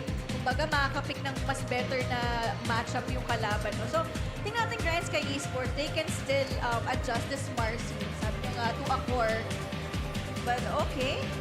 Bloodseeker. So, I think Execration, meron na naman silang balak dito na mag-Pangolier. Pwede. Diba? Mga counter. Available pa rin naman din yung Pango sa pool of heroes. Hindi talaga nakakalusot. Ayan. Pudge. Faces Void. Especially yung talaga. pack. Rain yung pack na lagi natin pinag-uusapan. Pero kasi kung magpapango sila, ano na magiging position nitong dalawa na to? So, first 3 cores, first 3 picks nila. Kasi yung yung Primal Beast can also be played as a support. Same goes for that Prophet o yung Troveros, di ba? Na ginagawang 5 sa ngayon sa patch. Pero naglina na rin eh. They went for the Kaya Lina. pala tinanggal nila yung Pop, pati yung Invoker. Mga good matchup versus the Lina. Si Lina kasi sobrang bihira niya matalo pagdating sa lane. The best you can get sa lane na yan is 50-50. Pero with the Invoker na inuubusan ka lang ng mana, ng Pop na pwede alisan ka lang mismo sa lane. So, Chen, yun tinanggal nila. With that being said, Rain, anong tingin mong best hero dito for the mid lane ng Grind Sky? Since ito na nilabas na din nila. Pero kasi parang ang gulo pa rin for Execration dito. That Prophet and Lina can still go on the mid lane, right? Pero pag Lina kasi, diba, ang gusto mo itinatapak Viper. Pero, so far sa series na to, hindi pa tayo nakakita ng Viper pick. Kasi naka-ban, naka-last ban. Oo, binaban nila kanina sa last phase. Ang dami kasi, parang si Viper kasi ang dami niyang hero talaga na naka-counter kahit sabihin mong sobrang simple lang ng skills niya eh. Yung Viper kasi, it's a total lane dominator na maski ilagay mo sa off lane, sa mid lane, or even sa safe lane. Support. Yeah, maski 5 na Viper kaya eh. Pero Skyrat lang. Ito, good hero to counter din yung Lina, o yung Primal Beast din with the Ancient Seal. Grabe, yung magical burst na rin. Since na yung Ancient Seal amplifies magic damage combo, di ba? Combo, yung Mystic Flare. So, ano mo? You went for the tiny pick here. So isang combo dahil Burst ang ano nila dito. No? Pero, do you think it's okay for Grind Sky Esports ito na yung two supports nila is medyo squishy? If iisipin mo, Primal Beast, Lina, Dead Prophet, yan yung mga talagang pang-block ng skill, lalo na silence pa lang ni Dead Prophet. ang mangyayari kasi rito sa ang gameplay ng Grind Sky rito, ang gagawin nila, sila yung magte-take initiative when going for a fight. Lalo na may tiny sila. Ito na obviously rin yung mid laner na that will match up Lina, right? Ang problem mo lang talaga with a Skyrat Mage, once kasi na mag-BKB yung heroes na Tapos execration, na. wala ka na masyadong mapaprovide. Plus, kumuha pa na Earth Spirit. And yung, kung 3 cores man yung kung kahit sino Lina, kahit yung Primal Beast, ilagay mo siya as a support. Nag-BKB pa rin siya ng first item kasi without the BKB for the Primal Beast, hindi niya magagawa yung trabaho niya dahil marami rin siyang ways para makancel talaga, lalo na yung pulverize. Pero ang okay naman sa lineup nila, yun nga, meron silang taga-initiate. Pero for that to happen, you need to have a good lane for the Tiny. Sobrang importante ng Blink Dagger timing niya dito sa game. Tsaka gaya nga din na na-mention ko, since na dalawang species support yan, kailangan talaga sila yung mag-take initiative when going for fights. Kasi kung maghihintay sila na tatalon dito yung execution, knowing na SD, Skyrat, Shadow Demon, Skyrat, daling ma-burst yung lead. Tapos papasok pa rin Tsaka may ES pa So, execration, parang nasagot na yung problema nila na who's going to go on the backlines doon sa dalawang heroes na to. Kasi tago-tago lang ang ano nito Rolling Boulder. Style Di ba? Rolling Boulder. Then Boulder Smash into... May ano ba? May Primal Beast pa. So, yeah. May silence pa. Geomagnetic Grip. Kompleto din yung yung execution kung hahabol sila towards the backline. Pag na-silence dito ng Geomagnetic Grip ng Earth Spirit yung mga supports, wala na silang gagawin. Okay. So, do you think Tiny carry ba to or mid lane? Saan Better sa pupunta mid. tong Tiny? Better siya sa mid Kasi kung ilalagay mo siya as a carry, walang kasama yung Marzi to initiate. And hindi rin okay na mag-Echo Saber ka for this game. Better yung Blink Dagger. Blink Dagger. Dahil kailangan mo nga na masulit yung Skyrat Mage na anytime pwede mag-expire kapag may BKBs na for execration. Pero one hero na hindi nila binan ngayon, Morphling ka. Yeah, open the Morphling. Actually, kakasabi mo lang yan. Binan nila yung Morph. Narinig. Sorry, akin. Nagano naman sila nag-start. So, not bad. Not bad pa rin. Oo. And hindi mo na rin talaga ilalagay yung Tiny sa sa safe lane with the recent changes, lalo sa kanyang growth, na mabagal na talaga yung attack speed niya. So, ideal talaga ngayon is either you're gonna be using the Tiny on the mid or it's going to be a support 4 or 5. Pero you're not going to place Tiny as a 5 since kailangan niya talaga ng Blink Dagger. Ganda na tong last pick na Slark for Grind Sky Esports. Kasi if you're going to think na Primal Beast off lane to, together with Earth Spirit, two melee heroes yan na, no? Good matchup to para kay Slark, I think. Ang problema lang ng Slark dito sa game na to is yung silence ng Death Prophet. Ang tagal pa ng duration ng silence niya. Tsaka hindi mo matatiming ng Dark Pact Sure, pwedeng ang daming pwedeng kasi andun yung timing ng LSA, yung Light Strike Array. Pwede mo lang activate yung or i-predict yung timing ng Light LSA or even yung Rolling Boulder or Geomagnetic Grip. Kaya niya i-activate yung Dark Pact para hindi nga ma-debuff. lang si Death Prophet yung silence na 18 din. May Earth Spirit, Earth Spirit. Level 1, 3 seconds 3 agad. seconds to. Okay, execution dito. They're taking their time for their last pick. And let's see, meron pa naman silang less than a minute here. So Sila heroes dapat in yung mind? magsa-Slark Yun nakikita ko sa kanila. Wala na yung Bloodseeker, binanda nila. It's a good counter din sa Bloodseeker. Halos lahat ng tinanggal nila Or good even against yung Doom. dapat sa Slark. Yung Doom din na actually magandang hero to counter out the Slark with the changes din, lalo sa Aghanim Scepter, di ba? Yung AoE, but they went for a Necrophos pick rain. Necrophos. Okay. Last pick, Necrophos from Execration. What do you think, Rain? Heavy adjustments going for execration, pero I think yung draft nila enough naman to counter yung Slark. You have the burst, napakadami mong burst. Meron kang Lina, you also have the Necrophos. Plus, pwede rin naman silang gumalaw ng maaga. And yun nga, yung mga silence pa from their team, leaving yung two supports, lalo na backlines pa yun. Ang ganda rin ng pantalan nila So, execration ako for this game. Ako, I think, maganda yung disables ng execution for the Slark. But kung maganda yung laning phase dito ng Tiny and he gets the early Blink Dagger, he can easily, snowball. Just to create more space para sa Slark to farm more than. So I think I'm just gonna go for grinds kayo on this for a game 3 for our last game. Yeah. I do agree with you. Kasi, I mean, timing is everything here for Grind Sky Esports. Kailangan early to mid-game, kailangan sila yung nag-dominate for their start to work on. So, I think yun yung mga, one of the things that we can somehow expect or look forward for Grind Sky Esports para mapagana nila yung start nila. But syempre, nakakatakot din dito yung Lina eh. Kasi kahit sabihin mo na mid lane siya, pwede siyang maging carry din eh at some point. Pero let's see, again, this is a best of 1 series na lang. Kung sino ang matatalo dito sa game na to, ay magbo-goodbye na sa ating tournament. But wag na nating patagalin pa, Execration versus Grind Sky Esports, Nathan and John Xfar take the stage away.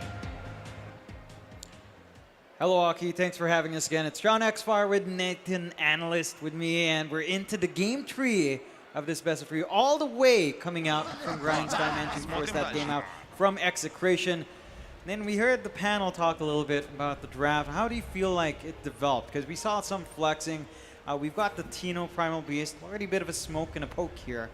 But who are you leaning towards here in game number 3? I feel this is a pretty tough match to sort of predict. You know, I feel for the panel, medyo mahirap din kasi talagang, I don't know, I feel like they both have their problems, but they both have their strengths. What I see dito sa Grind Sky, wala silang push at all. You know, I think the Tiny is really the guy that's going to try to right-click yung mga towers. Pero if he's going to go for a blink type of hero, you know, then obviously you're going to get your right-click sort of items later on. So how are you going to be able to try to take map control away from Execration? You know, if they have a great laning stage, then fine. Okay, it's going to work, definitely. Pero very risky. Dito naman sa side ng Execration, well, I feel like this is a bit more of a balanced draft, and I feel like Execration might be able to take this because it's balanced in the sense now, okay, you've got the Death Prophet, you can push, you've got the team fight from all of these heroes, you've got, you know, the Necrophos carry. If ever na medyo magkukulang kayo sa right click, the Lina can always try to right click as well. You've got, again, physical damage coming out from this Death Prophet as well, and I think it is a support, no? The Death Prophet, if I'm not mistaken. But yeah, I feel like Execration with a better draft this time around. It's very risky from both sides, but much more risky, I would say, for Grind Sky. Especially with the Slark. Yung tanging issue ko talaga with the Slark is he does not hit objectives. Roche, towers, buildings. Hero kasi pinapalo na ito eh. He wants to get those resistance shift charge. So, yeah, I feel like Execration should maybe pip this. Yeah, they've got to kind of trade early here in Grind Sky, try to build up on that Slark. Already some early activity out from Aristo. Trading back and forth with Vincenzo. Kind of just forcing out the level 1 Spirit Siphon, buying some space. Moment up top, we have Grims and Akashi up against Tino and Shanks. And you do have some save here with the Shadow Demon, but is this dual melee lane a good idea from Execration? And we had a little bit of a funny talk with, I guess, Trample and a kickback. That sounds funny. Yeah, I mean, I guess you could say there's a bit of synergy, but I think it's really about disables. No? And the thing about this lane is wala ka masyadong nadidispel eh. You can remove the slow maybe ng Boulder Smash dun sa Earth Spirit, and with a well-timed one, pwede mo matanggal yung silence. But it's a scary lane. No? If the Slark doesn't have a good time, or at least a beginning good laning stage, it could get really dicey very quickly because this is a kill lane. No? Alam naman natin itong si Primal, itong si Earth Spirit. It could get real tough, honestly. This lane could get real tough. Yes, meron ka namang lubog from the Shadow Demon, but the damage, once this level 2, level 3 comes out from this Primal Beast, my goodness me, it's gonna get very tough. Bottom lane though. Great. They are trying on to Palace, just poking and prodding. That Necro is pushing him back a bit. Not going for the Ghost Shroud here at all. It's gonna be a pretty painful time to pop that up against Eris's Skywrath Mage. Of course, Joel is finding some decent farm. The zoning coming out from Eris is highly effective, although he is out of mana now. So probably will look for a reset down the line. And top lane again, still a little bit of a back and forth. The mid lane, I don't think you and I touch on too much, but the Lina Tiny, you mentioned the Tiny, if it has a good lane, the blink time needs to come online. Yeah. Do you think this is a good Tiny lane to go up against Lina? Is it something that you expect to snowball off? It's okay, honestly. It's another one of those lanes. Kasi yun yung napapansin ko sa mga teams. What they do is they pick these mid laners that don't really lose the lane. You know, it's a safe pick. You get Tiny, you get Lina, you get the Queen of Pains, you know, this kind of stuff. Bihira talaga sila matalo sa lane. It's really all about who makes the mistake first. In this lane matchup po, yes, meron namang right lane dito yung Lina, but the problem din naman na meron ka versus the Tiny is yung Tiny, well, he's almost always going to be able to take the route. He's almost always going to be able to deny properly because grabe yung 3-grab na damage, diba? And it's just an overall solid hero. It's sabihin ng mga tao, meron kasing innate bias yung mga iba na parang, uy, ranged hero versus a melee, panalo ka agad yung range. It's not always the case. Usually, yeah. Sabihin natin, yung Tiny kasi is a bit similar to TK, similar to Kunkka, yung mga ganon. So, wala akong mananalo doon. But top lane though, direction coming out, well, at least an early glimpse of it. Yeah. Tama naman. Wala pa yung mga medyo malulupit na onslaught, the pulverize. Wala pa, but we'll see that later on. Trust me when I say we will see that later on. Yeah, it's a little bit annoying to try to go up against Shadow Demon. Disruption save is there. That is enough to cut off the aggression out from Execration. And we are off to a bit of a slower start. 0-0, less than 1k lead coming after Execration. They might be making moves on the Palos, but Necros still going to be healthy for now. So not going to be able to commit all the way. Do see a rotation out onto the mid here from Shanks. Yep. Trying to time it on the 4-minute water rune, but we do have a movement out there as well from Lewis to kind of just try to grab a bounty rune for himself to top up on, and he will. Still, they're clumping around here from the side of Exa onto the mid, but not. He back home. He's going to find water rune as well. So not a lot being achieved here from Shanks with a movement out. I mean, he's soaking some EXP from Lina. Your Tiny's kind of building up. You are leaving your finally solo. Trying to get the slows control onto Eris here. Not quite on point. The rebound's quite speedy as well. So Eris is going to be able to run away. Brian Sky, I mean, they must be happy. They see Execration trying to force aggression. Nothing's really lining up. Yeah. And I would say, kanina kasi, it was very clear-cut kung anong gustong gawin ng Grind Sky. No? This time around, it's a bit unsure. No? It's a very pick-off-oriented team, don't get me wrong. No? You can always lubog dito yung Shadow Demon, and I feel like the Blink Dagger is going to be very important for this Tiny kay Lewis, trying to find those pick-offs. Yung setup din kasi, yung pwedeng gawin nila for the Tiny as well as the Skyrath, smoke up sila, try to go for those kills. No? Mystic Flare on top of the Avalanche and toss, baka mabuhay. So there's a lot of damage going their way. Anyone on the map is very susceptible. Maski Primal Beast, I would say, because that's magic damage. So for Execration, actually makita natin, I think it's a Hooded Defiance for the Necrophos, but definitely let's go. First blood in the mid lane. Bob is in a bit of trouble. They're still copying it, but they're not going to be able to fully commit. A 4-man rotation onto the mid to find some punishment on that grid skirt. And Brian Sky will find himself the first kill. Now, this is a good pickup to have. It's a massive investment on the mid. Does open up the side lanes more. Palos, number 1 in CS right now. Ooh, catching up, and you do have the opportunity to be aggressive onto Akashi with the trample and the onslaught. Akashi does manage to leap away. He's going to be on low HP, and he's not quite at that level 6 mark. So not just going to be able to heal up outside of vision. Meanwhile, Brian Sky is still looking to shove away Vincenzo. Just chasing him down, tossing all their spells, very low mana cost there. That does give space out for Lewis to actually grab the double damage rune. So again, little wins coming out from Brian Sky in the lane. Could be a big win. Still looking for more. Rollout is there from Shanks. Don't manage to block him in. Alright, I mean, look at this movement coming up from these supports. I always mention it, 6 minutes is always yung oras kung kailan lumilipat na yung mga support from those lanes. Kaya nagiging pseudo carry na rin na yung off lane kasi iiwan na rin ng mga support, diba? So what happens is yung side lanes chill lang magpa-farm. Kaya it's very important to get those really good matchups in the side lanes. Which is again the reason why yung mga mid, they just safe pick na lang. Lina, like the Tiny. But yeah, it doesn't feel too good laning against a Necrophos in almost any game. But what can you do? Ito yung matchup na binigay sa'yo. Nalaruin mo, wala talaga eh. Yeah, that's pretty much it. Like, it's one of those heroes where you just can't really stop it from doing what it wants to do. Once it does hit certain levels, it just CS's and it's positive feedback loop coming out there. Putting Necros with the passives and the additional healing and regen has on hand. They're lining up top and trying to make angle work onto Tino. They can pounce, I guess you could try, but you don't have anything like Mystic Flare to tie into it. So it should be pretty safe. The game is slowing down, but they are shoving in bot really hard. Yeah, not quite lack of push from Brian Sky. Coming in here. Rebound does catch. This would be a big kill as well, but Palos pops off the push route and is getting the healing off. The slow is coming up. Well not enough. Has the attack range somehow on Lewis, and they find that kill unpause one as they Not might even find finished punch yet. more. Rebound Ayan, and unleash up levels as well, bigla. just to ensure Lewis gets a double. And Grind Sky, I mean, it wasn't anything too flashy. They just managed to punish Execution for going deep as drops a bit low, drops a Laguna, but it's not enough to burst down the Skyrack range. Oh, that's a tip going back. That wasn't Kung to ka ng Laguna sa akin, hindi naman ako mamamatay. Ayos ka. Tip ko sa akin. Yeah. Pero, like you mentioned, it seems small yung pagpunta na tayo ni sa baba. Pero double kill yun, that's money going into your savings para sa dagger sa bottom. Scythe does not find a kill on Joel. So that's a long cooldown. They should still find it. Patay pa rin. They find it with the death bolts, but you don't get the charge up from the Reaper's Scythe. You're not building up in that Necrophos early on. You talked about the Slark kind of needing stacks. Necrophos kind of wants the same with say just a Reaper's kills and down the line with just the CS control in the lane. So it's a nice way to deny out, and Grind Sky are just finding a very solid foundation. They are slightly behind in net worth though.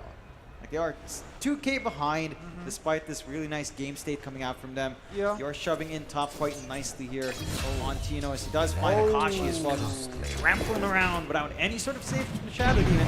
Punish. Stop. TP. TP. Tino, is he can survive this? Yes, he does. No damage flying through. Tip going. Tino just buys the space for execration. Alright, respectful tip. Mga sige. Napakalupit mo, Tino. Tip ka sa akin. Kakatip din kasi kay Bob eh. So syempre, wala pa siya magagawa eh. Wala patay. Hindi siya nakapatay. Sige, sa kakampi ko na lang muna. Tama, buwelo lang. Though, I don't know, I saw an item on the way to Lewis. I'm not sure if he's already got that blink dagger. That would be very, very early at 9 minutes kung sakaling yun nga. But, yeah, lipatan na ng mga lane. Lapit na kasi lumabas ng mga siege creep.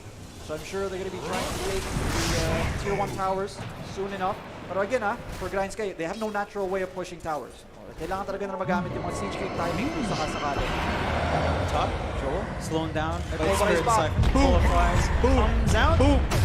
One more. Unleash is actually keeping him alive with a sidekick, and Joel turns. Finds the punishment for Tino. Manages to drag him all too far away. And Grind Sky, again, they're baiting in Execration to make these plays. They're forcing them. They're pressuring them to try to find something on map. It just costs them. Dyer's middle tower is Confident na ng boom ko dun. Siya dun pala yung mamamatay. Oh well. It is what it is. Nice rotation coming up from the Marcy. Let's not forget this is a core Marcy, so anything that he can get from the map would feel quite good.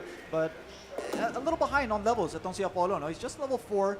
Not sure if he's already bought the tome yet and whatnot. I'm sure it's on the way to him now, but no blink dagger quite yet, just yet. I think it was maybe the base boots maybe on the way to him. I'm not sure. Maybe even a neutral item. Still set for a pretty decent timing in that blink here.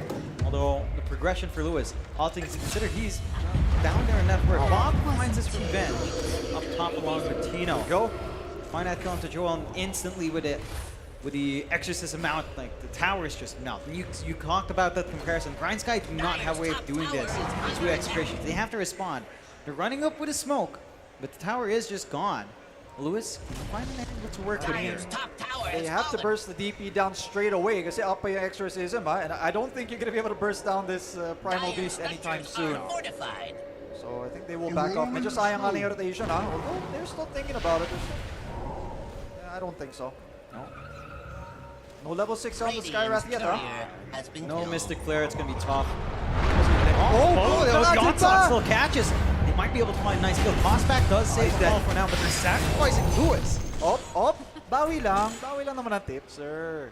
Yeah, I mean, he tosses back. He saves his Sky, but it costs him his own life. That's a bigger kill for Grind Sky to find. And they're not even Apollo's done yet. not safe. He doesn't have a TP out. No. Dragon Sleep doesn't find, but does he pat? No, he doesn't pat the right way. Apollo, Eris just stands still. Unless? Shanks, does he have an idea? Sometime, one day, I swear, one day one of these chat lines are going to backfire. They'll be like, hey, he's chat lining, he's still there, let's go for it. Not this time, though.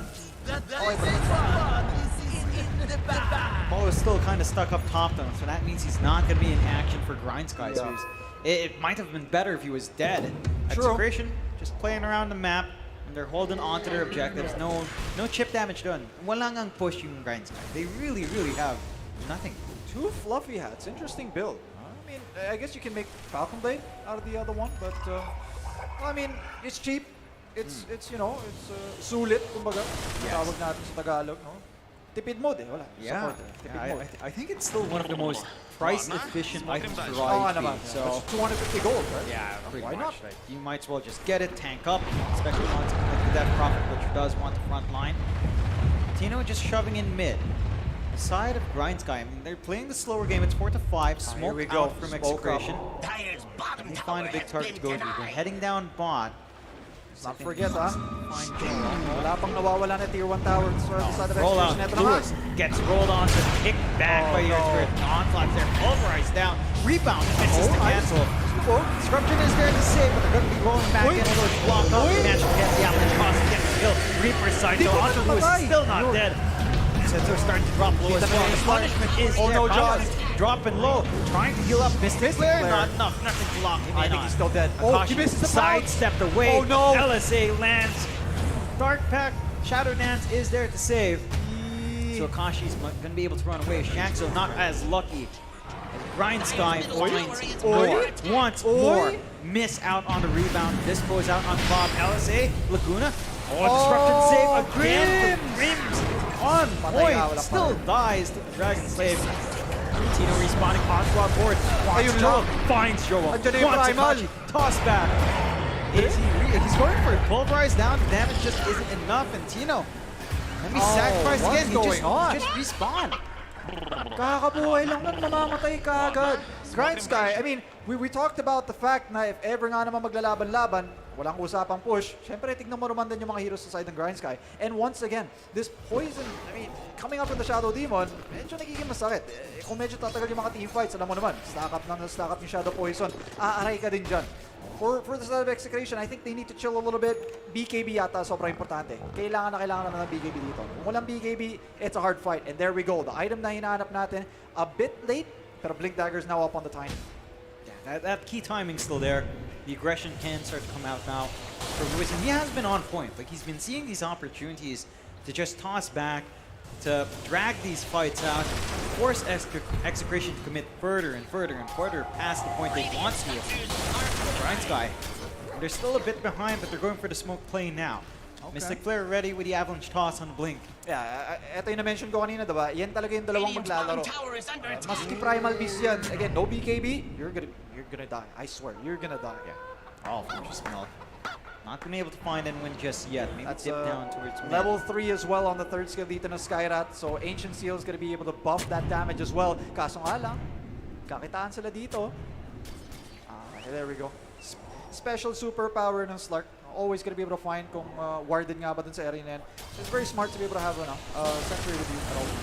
Yeah, just take away that vision. You know, be oppressive. Turn that map into your favor here. Kashi's still hanging out fairly forward. The rest of Execration are sort of nearby. Want to make anything happen? Doesn't look like it. 3-man smoke again from Grind Sky. Oh, find someone. Silence immediately out. They don't manage to get Blink out on this just yet.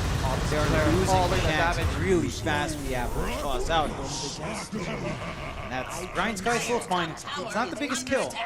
At 7-11, they are in the kill lead. They're not quite in the net worth lead. If you're Execration, nakikita mong laro mo ngayon. What do you want to do? What are you waiting for now to see that time Blink? Honestly, kung ako yung Execration dito, I don't feel too bothered. Yeah, okay, may mga namamatay ng mga hero sa akin. Pero tignan mo naman din, it's 16 minutes of the game. Wala pa rin nawawalan ng tier 1 tower. So map control is still fine with them. Kung makita nga rin natin, yun yung rason kung bakit medyo nasusulit pa rin naman nila yung net worth lead dito. 2K, it doesn't look like much, but you can snowball off of that. So yun nga lang yung kailangan gawin ng Execration dito. They have to know that BKB is really, really much needed on these heroes. Like the Primal Beast, Bob, I'm not too sure kung ano yung trip niya dito. Kung medyo right-clicker nga ba, or magic. We'll see, of course, kapag mapapandin ng camera mamaya yung sa mga items niya. But for now, I think for Execration, they can chill. Pwede naman sila smoke sa kasakali. But iwas na muna sa mga pitas like eto. Sana. So Bob, hindi na pala. LSA is blocked off by that disruption again. Grims saving his teammates all the time. Hamlet's out. Trample up. Get the get Bob. Kashi's still alive as well and still dancing around as they lose Tino on top of that. Grind Sky again just finding the angle to be aggressive, and now you lose most of that lead on Execration. That margin you had is taken off. They need to wait for more BKBs. Bob had one, but that's not quite enough to really carry through. Yeah. Again, good kills, pero what do you have to show for it? Wala pa rin ginakuha Tier 1 tower, no damage, virtually, dun sa Tier 1 tower mid. You are getting the items though, so eventually din naman, for Grind Sky, game plan siguro nila dito, try to get the kills, try to get the items, tapos eventually, kung hindi na talaga kayo ma-out team fight, tsaka na kayo try mag-take ng mga objectives. So eventually, of course, you will get that damage, but for now, they just have no natural way of taking it. The Wolfer Execration, yun na nga, di ba may BKB na yung Lina doon, he still went down. For Grind Sky, I mean, again, they're getting the kills. Medyo worry ko lang talaga yung hindi na nababawasan yung map control ng Execration. Yeah, I think for Execration, one thing as well, it's this backline save coming out from Grims. Like the Shadow Demon's been allowed to just constantly get these disruptions off. Exactly. And you have no answer right now from the side of Execration. Maybe your best bet is that roll from Shanks or the onslaught out from Tino, both fairly telegraphed. It does feel like you have to take that Shadow Demon out of the equation to just even have a shot of finding some pickoffs here. Grind Sky, they're playing so patient. Looks like they've really learned from that game 1, and they've learned even further from that game 2. Not in a rush. Sure, the map state kind of looks atrocious with all Tier 1s, or at least most Tier 1s still standing here. They do find spots, but they are still getting built up. And I think they understand their scaling's a lot better this time around. Like, for Execration, it feels like it's all in on Bob's Lina, and he's had a bit of a slow start. No, they find Akashi. Shadow Dance is there. Shadow Dance. Dark Pack does manage to dodge out. Alright. And Akashi just not in any threat. Like, the control from Execration here for the Slark, that also feels pretty awful, outside of Reaper's Sight maybe. Yeah, and for Grind Sky, pag nagsama-sama gaming na rin ako sa Execration dito, I don't know whether or not kaya nga ba makapagpitas na maayos yung Grind Sky dyan. Because again, once you get those BKBs and whatnot, medyo mahirapan na eh. Kasi yung game plan dito ng Grind Sky, pitas na pitas, -1 na -1, get these ganks, get these kills, smoke up tayo. Sige, try natin pumatay. Pero ito na kaya ata. Okay. Tumama. Won't manage to connect. Still looking for more. Execration still hanging around this area is 5-man Dota na, 5-man Dota na. Silence Palace taking the front line. They want that Tier 1 tower. Got used early on the Palos. Just tag him back. Oh, ayun na nga sa Miko pala. Oh, the damage! Palos, no protection out. Will jump for Marakashi going to the front line. Does get silence up. Is dropping. He gets taken away as well. Just a back and forth trade. Still looking better for Grind Sky with 3 down. He will get Vincenzo as well. Bob, the only survivor of that trade. Grind Sky, maybe now they can look for some objectives. Maybe for sure. No? Yun nga lang, okay namatay yung start. Pero tingnan mo naman din, that's 4 kills going the way of Grind Sky. It's huge if you get these pickups. Again, sino ba yung namatay? Necrophos. You didn't get to use anything virtually pretty much galing dun sa Necro. And eto na, pwede nang mag-push. Siyempre wala nang kalaban na pwede mag-def. So easily taken to mga Tier 1 tower. And for Execration, they tried to 5-man up. Kaso nga lang, kailangan mo pa rin talaga respetuhin yung Tiny eh. Isang avalanche, isang toss into the Mystic Flare. Kita naman natin, almost from full HP, talaga naging 0. Just absolutely not. Yeah, the protection needs to come out here for Execration. They need more of those BKBs. Tama. Still a long ways off for that though, it does feel like, especially on Palos. He's just had not really a terrible lane, but he's not really done much after the fact. Yeah. That's a really big issue. You know, sobrang passive ng Necrophos. Wala pa siyang charges sa Reaper's Sight. Yeah. He hasn't really achieved much. And I mean, Necrophos has a good mid-game spike. We're at 21 minutes. It feels like at this point you'd expect some impact from a hero. Yeah, it feels like parang siya pa ngayon natatakot, diba? And it is a hero na gusto mo sana mag-group around with. So Necrophos, obviously in this case, carry siya. I think yung position 1 talaga dito eventually is going to be the Lina for the side of Execration. Kasi nga, again, depende pa rin na naman sa itemization niya. But Grind Sky, they just, they know their game plan. They're going to smoke up once again. Same time nga lang, Execration papunta dun sa baba. So both these teams, knowing that they need to do something in this game, kasi medyo papunta na sa side ng Grind Sky yung lamang eh.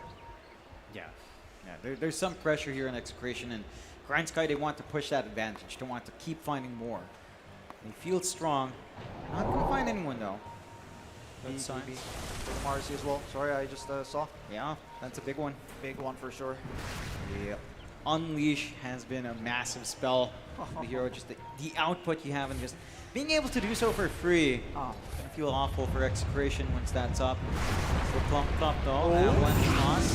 Really cash out. clearing out the freeway. Rebound though does catch Shanks. Instant BKB, instant avalanche toss, and instant death for Shanks. As they find Vincenzo as well. Na-dispel yung Ghost Round. Still being held back. Does manage to get the Reaper side off this time, but doesn't find a kill. Still does live. Disruption save was there. And he managed to rebound out on the Marcy so far, but they're not finding kills yet. Managed to hold back with Shanks. He's still alive! He's still alive. Joel somehow lives through. Does get taken out by Shanks in the end. So now, Execration with a 3-0 trade. 3-1 trade. They bought back on Shanks, but They're walking towards it's the Road Whirl, and Roshan is ready to be taken. He got the right foot damage on Bob. Exo is flowing out from Vincenzo, but it is gone. So just the right clicks. It's coming through at least, and shouldn't take too long. Response for Grand Sky a little bit too far off. Ito na naman yung magiging problema ng Grind Sky. We have to go back always to the fact that malakas ka sila pumatay, malakas ka sila pumitas. Pero sa pag-take ng mga objective, ay Got caught. die back sa sakali ha. Caught counts. Caught back home. Kita pa si Charge Rosh ha. forward. Onslaught forward from Tino with BKB. Just wants to find that kill in the sky. Okay. They will find it. Bob takes it for himself. Bob! Gets the pounce off. Bob. Patay si Bob. BKB dies. Yung And Roshan. Roshan's open. They've got the stacks. Hindi pa Chasing sila forward. tapos. Kashi. Onslaught's there to save from Tino. Does bail out. Well, I think honestly, man, pwede sila pumasok din sa Rosh Pit, but they will get that kill onto Vincenzo as well. Into the Rosh Pit they go. Gift from Execration. Ang laki na ng bawas na natanggal nila. Medyo mahirap na mag-take mga objective. Uy, okay lang. Kunti lang naman kailangan natin ibawas from Roshan. And that's a 3 Aegis going the way of Akashi. Grind Sky. They are taking control of the game once again. I'm so surprised. Aggressive roll from Shanks to try to catch Lewis out. He tried to make space. Yeah, and he gets caught by the avalanche toss, and then Execration opts to play off the back of Exactly. that and gets punished. So Grind Sky, they're managing to get into their heads really well. They're just weaving in and out, almost like in Game 2, where they just kind of get Execration to do certain things that works in favor of Grind Sky. Execration, they've got to hold back. They've got to get that build up. They've got to work together as a team and just kind of turn these fights in their favor somehow. The ideal, again, is kind of taking care of the Shadow Demon, forcing Grind Sky to use some of their spells first and miss, and kind of build off the back of that. Yeah, I think for the side of Execration, kailangan talaga na lang sagutin tong si Grims. He's been such a menace in these team fights. Magko-commit ka nga sa isa, papulverize mo, manulubog lang din naman ng disruption dito ng Shadow Demon. So you have to find an answer. Meron ka naman mga pwedeng tumalon sa backline, no? You have, of course, Earth Spirit, I guess. Does still need that BKB kung sakasakali. Tino as well can go, pero siya kasi yung main initiator ng top lane. Everything thrown out, but that's 3 ults just to kill the Marcy. Oh, backline nga lang. Naku po. Nice pounce from the Stick Flare as well. Not dead, but Vincenzo does drop. Are looking for more. Disruption save is out for more. BKB has time to nakapag-reset. talk to BKB. Chasing down, building up those stacks. Does have the Shadow Dance as well. It's Akashi versus the world. He's starting to drop low. Doesn't need to extend the age. He's still alive. The Avalanche is out from Lewis as well. Cutting off Chase. And Execration, they're the ones who need to back off now. It's the side of Grind Sky. Reset. Iiwan nga lang. May nahuli. Akashi does get a good pounce off. Rebound out does not quite connect on Joel. Onslaught forward for Tino. Toss back. Dropping low on Lewis. Tino still dropping low. The unleash. Not body blocks. Tries to buy time, and not quite enough. Still on the sidelines. They find chance to Bob does manage to take out Lewis. This Slark is just jumping around like a fish out of water right now, not being stopped by anyone. Doesn't have any save though. Still has Dark Pact. Still manages to angle himself out. Aegis still stands. Grind Sky, a lot of back and forth. Execration are finding some things here, at least.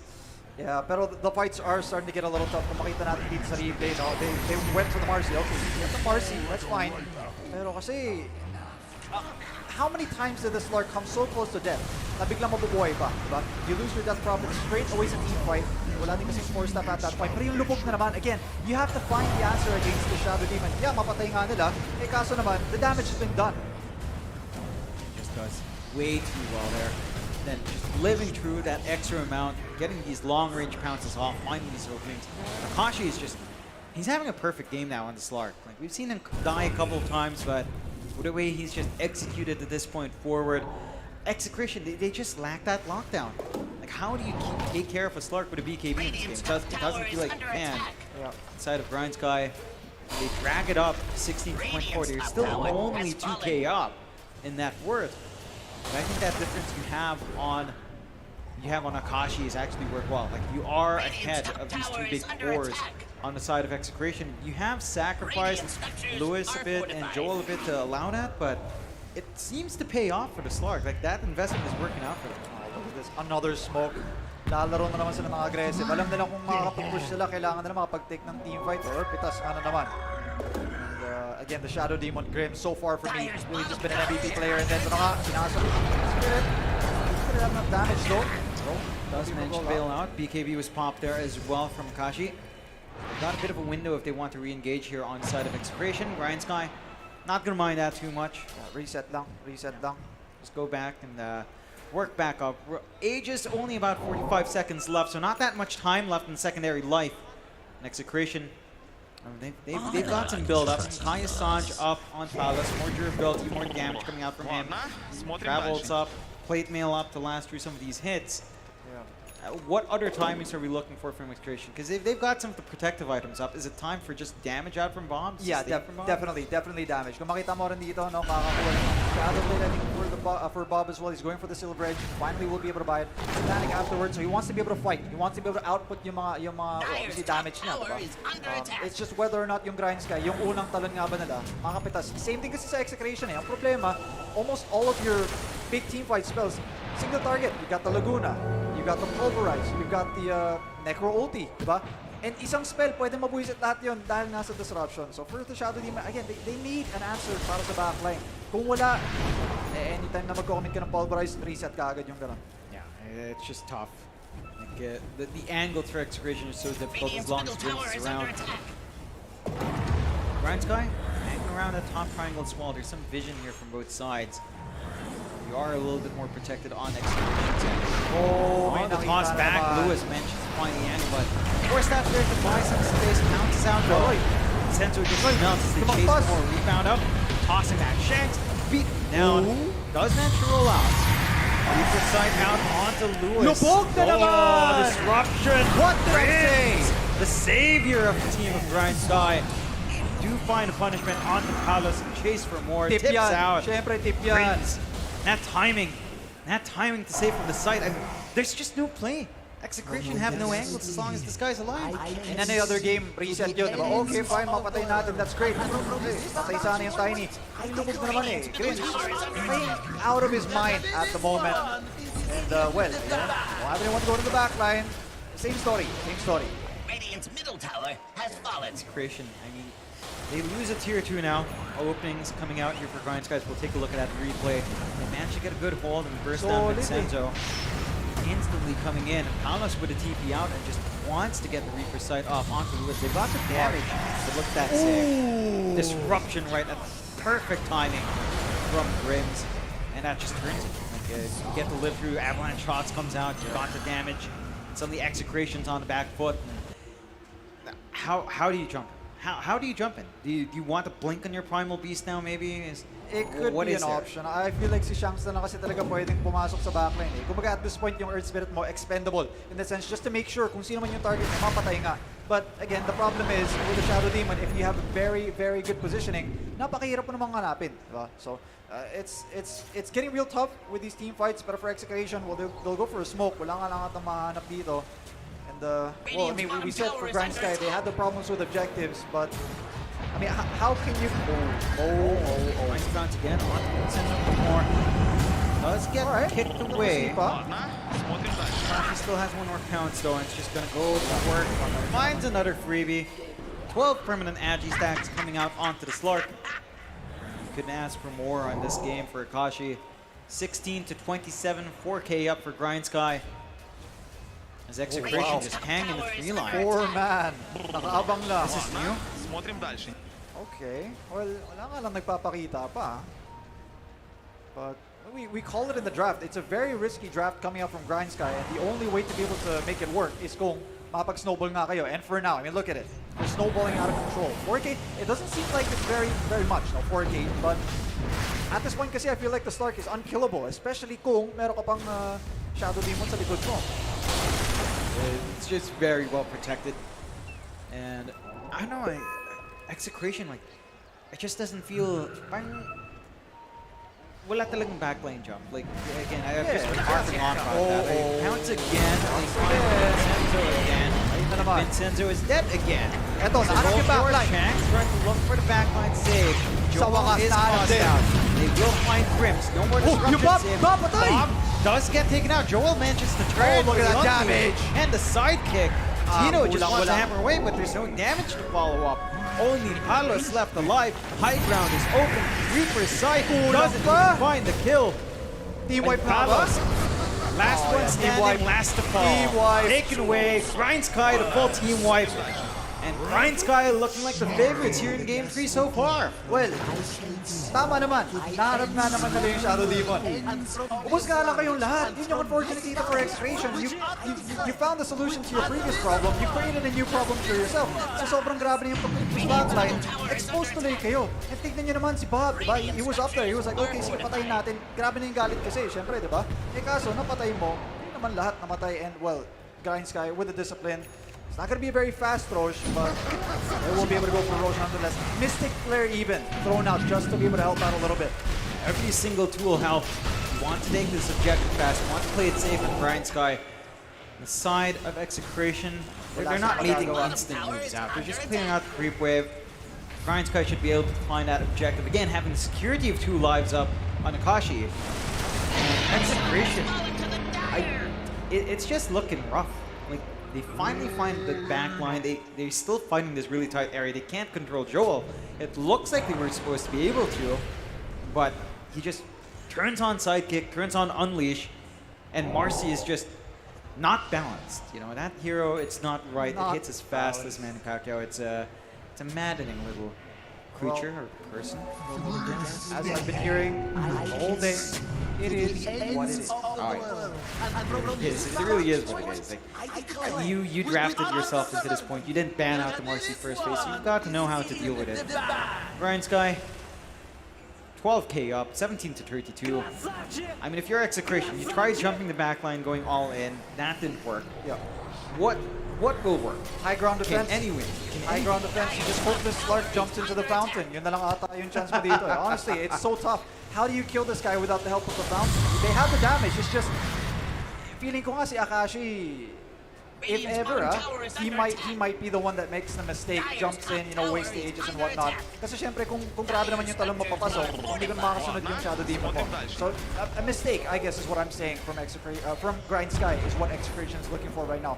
They get the tier 2 tower top, a bit of map control is retained, pero alam mo namang may ages yung kabila, aakyat at aakyat yan. Grind Sky are ready to try to finish this game. They're getting set. They can smell that ticket to Japan. They are starting to silence out. And roll out Kashi, but doesn't really lock him in. They really nice toss, avalanche out. Vincenzo instantly gone. LSA onto 2, but Akashi's gonna live through. Manages to get the Shadow Dance off before the Laguna Strike hits. And now just focusing on the bomb. Wants to damage, wants to build up those stacks, is forced to jump away as Joel manages to find Tino running into the front. Back Palos once more. Look at the damage is overwhelming. Oh my god! No durability out from Palos. Shanks can't even save. Vincenzo falls again. Tino bombs back. No one from Grind Sky is dropping low at all. And Execration, I mean, they're set to lose one more set of racks. They're still protected on the tier 2, but you could just rush tier 4s here if you're Grind Sky. With this kind of advantage, it's 18k up. They're looking for more kills. They're jumping forward with Kashi. They want that buyback with Tino. Tino, though, protected well enough. Gonna go for one more set of racks here on Grind Sky. 4 to 5 is reset. Respawns are half a minute away. That's more than enough time with the output that even Lewis has. Early on, these guys had forward toss back. Big kill kung sakali, ha? Onto the lead of Bob. Oh my god! Sumabog lang. He's just gone. Tino. Buyback, okay. Buyback's forced out. It will back off after the range racks. So Execration not going to lose as much as they'd expect, but so many buybacks, so many diebacks. Grind Sky patience, and great execution coming out. They're beating now the veterans. Yeah, iniisang hero dito sa side ng Grind Sky, walang namatay. Aegis is preserved as well. You get the bottom lane of Rax, you get one piece of Rax into the mid lane. They're gonna try to come out here, but no, there's no way. No way that they kill this guy. Roll. No, just baiting out. No way. Get the Shiva's on LSA, but instant BKB out from Akashi. Nope. We'll just run away using the depth round as well from the shards. So it doesn't mind at all. Minute and a half on the We have Aegis. good vision Bob, here, actually. Bob still wants to go. In this out. Yeah, you can't. Hirap, abisal na rin na.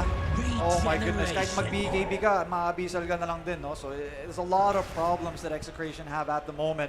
And dumating na tayo sa point there. We were talking about how Grind Sky, they can't take these objectives fast, pero medyo pa late game na eh. Siyempre, damage is not an issue anymore.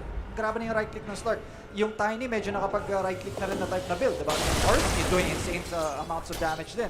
Obviously, hindi mo na may papap yung Unleash pag-take ng mga tower, but I mean, they've solved the problems that they had with their draft. And we're now, what, almost 40 minutes into the game. Well, usually sasabihin ko sa mga ganito, pag late game, medyo 50-50, bilangan na ng buyback. But at this point, I don't know, Execration, they have a lot of problems that they have to solve.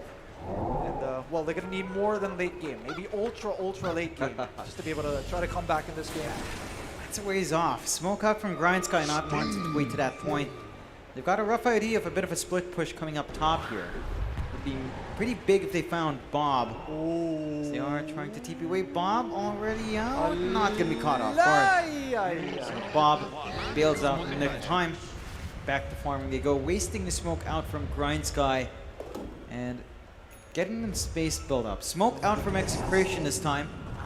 So we'll see if their smoke lines into anything here as well. Well, I guess Aegis nag-expire na rin naman na. So ito yung mga tipong type of smokes na, well, it's desperate for sure. But if you do get someone here off guard, I think that's a big pick-off, diba? But we'll see if they find something. Kanina pa medyo paboritong spot nila dito, ha. Hasn't really worked out for them too well, but we're just waiting for a mistake pretty much for Grind Sky. This is Grind Sky's game to lose. Yeah. Kumbaga nasa kanila eh. Hindi na hawak na Execration yung destiny nila at this point. Oh, no. Smoke is broken out by Joel. Execration still not looking to jump in. Instant Hex out. Onto Bob. He's just held down. Hex is already up. Lewis finds that again. They are jumping in. Pulverized out. But the save in the end. The disruption's still there. As Akashi just working onto the back, finding more. Only Carlos left.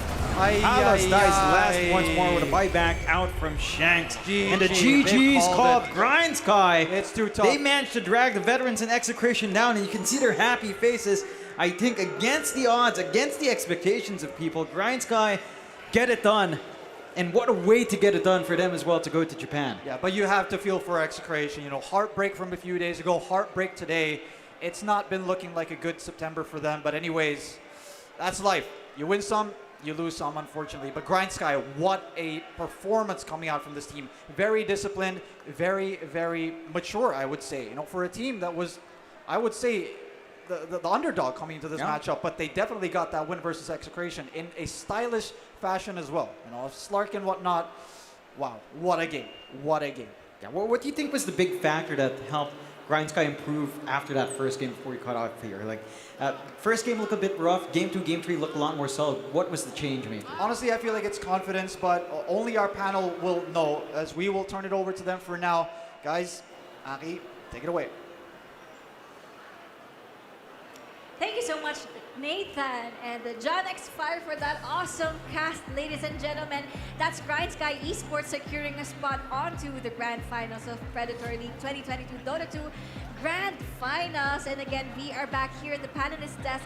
This is Aki, your panel host, together with Rain and Cavs. Grabe. Did you expect that to happen?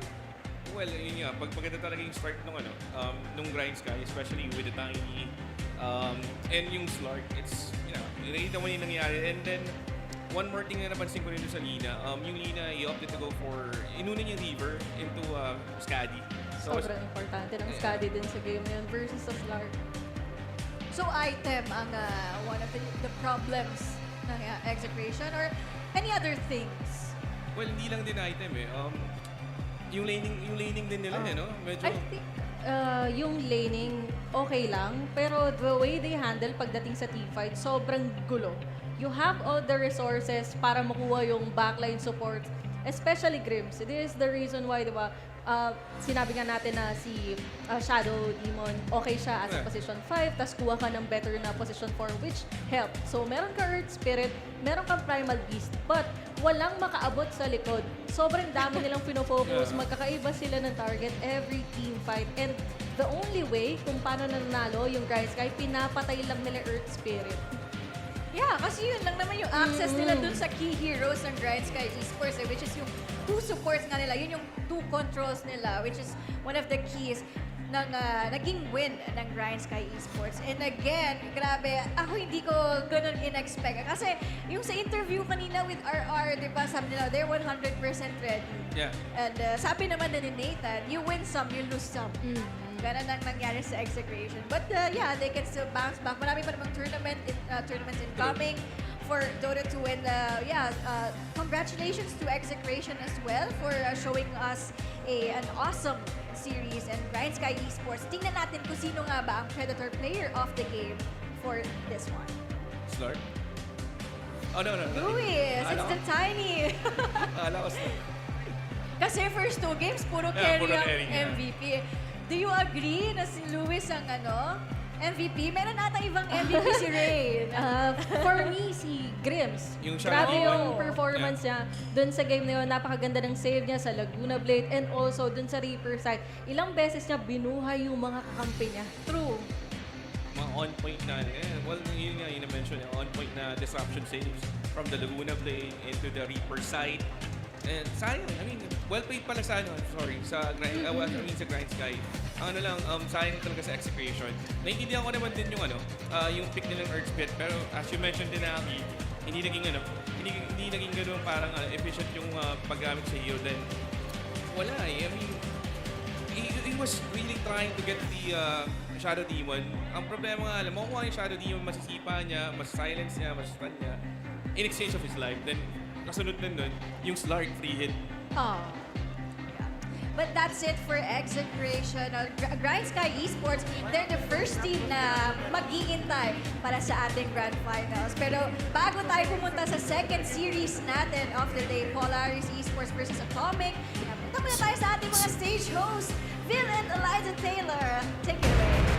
Thank you very much, Aki. And right now, ladies and gentlemen, palakpakan naman natin, we have Grind Sky! Grabe ang pinakita nila dito sa ating mismong stage. Umabot tayo ng Game 3. Yeah. Pero in the end, Grind Sky pa rin talaga ang magwawagi. At syempre gusto natin tawagin yung isa sa mga player nila para makausap naman.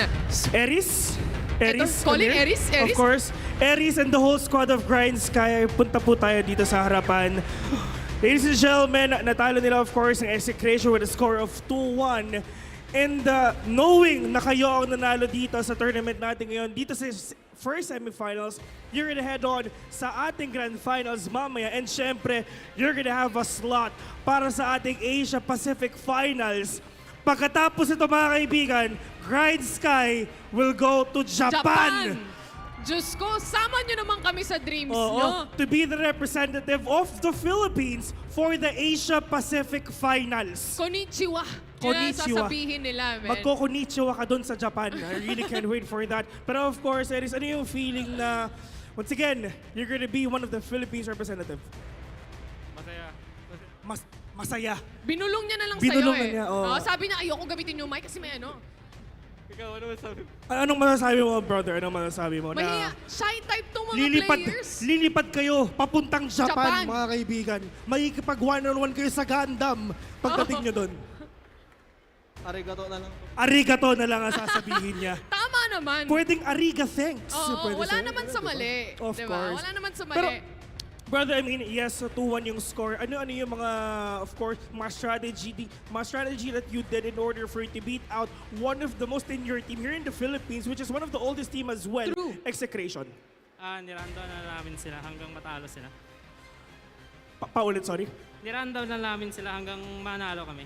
Ayun, of course. Pinagod lang. Oo, nirundown na lang talaga yan. Parang literal na nilaro lang nila yung Dota nila, syempre. May certain adjustments ba kayong ginawa sa game na to compared dun sa, syempre, bago tayo magsimula, sabi nyo, lalaruin lang namin yung usual Dota na meron kami, na alam namin. And meron bang binago or biglang nag-switch sa inyo para sa larong to? O talagang ginawa nyo lang yung Dota na alam nyo? Basta kung anong hero yung sabihin or may isip, pinipick agad. Ganun lang eh. Ganun lang pala, binasic lang. Pero ito Best, meron ako last question dito kay Louis. Of course, yung tatlo dito sa Grind Sky, ilang beses silang nakalipad. Pero si Charles at si Brother, this is their first time to be the representative of the Philippines sa Japan for the Asia Pacific Grand Finals. Siyempre, ano yung feeling na makakalipad ka na ngayon? Ano yung feeling na malapit mo na makuha yung dream mo na mag-champion siyempre sa isang regional tournament? Sobrang saya po. One word, one sentence lang eh. Alam niyo, guys, sobrang saya po. Ang mga gamers kasi, ano yan, parang type yan eh. shy type yan. Yun yung literal na, tawag doon, parang literal na isang tanong, isang sagot talaga. Grabe, no? Pero ito nga ang ating mga winners for right now sa unang series na meron tayo dito, which is Grind Sky. Hindi pa nagtatapos ang lahat dyan. Maraming salamat pala sa pagsama sa amin sa stage. Pwede na kayong magpahinga muna ng Alright, magpahinga muna slide. kayo. And meron pa silang meet and greet. Yes. Diba? Meron silang meet and greet session dito sa gilid, of course. Pero mamaya, of course, i-announce din namin talaga yan kung sino pa talaga yung magkakaroon. Pero merong Grind Sky, meron ding execration dito sa area na to. So if ever gusto nyo magpa-sign, gusto nyo magpa-autograph, gusto nyo magpa-picture, all you gotta do, this is the time already. All you gotta do, syempre, pumunta tayo sa gilid. Doon sa harapan ng Predator booth in order for you, of course, to meet your idols. Tama. Eto, no? Siyempre may meet and greet na nga tayo for them. So gusto ko lang din ipaalala sa lahat ng nandito, kahit yung mga nasa taas actually, ito ang ating Predator League Philippine Finals. Today is gonna be a Dota 2 action-packed day. And the best part of it is libre lang pumasok sa event area natin. So, free registration. Aside from that, may surprise pang prizes, man. May surprises. Surprises. Oo. Surprises. Oh, pwede. Surprises. Oh, surprise tayo dito, syempre. We're gonna give away a lot of items ngayong araw na to. We're gonna give away... May clue? May clue? Sakto, Predator Predator? yung nandito. Ano ba ang meron si Predator? Jacket. Madami, may jacket sila, may mga mouse sila. And syempre, if you wanna check out, of course, yung Predator booth dito sa area na to, yung mga nasa upper box, pwede po tayong bumaba dito sa May ating... upuan. May mga upuan po dito if you wanna check out all the products from Predator itself. And syempre, so all the people who's watching live on stream right now, pwede pa tayong pumunta dito sa SM Mall of Asia Central Atrium for you to experience the action live. Exactly. So habang nagpe-prepare na nga yung ating mga players and teams for the meet and greet, right now, we are just gonna go in a very short break. Sa pagbabalik natin, there's gonna be more Dota 2 action para sa araw na ito. And syempre, may mga banda pa tayo like Mayonnaise and of course, yung mga ating brand ambassadors. So stay tuned and don't go away.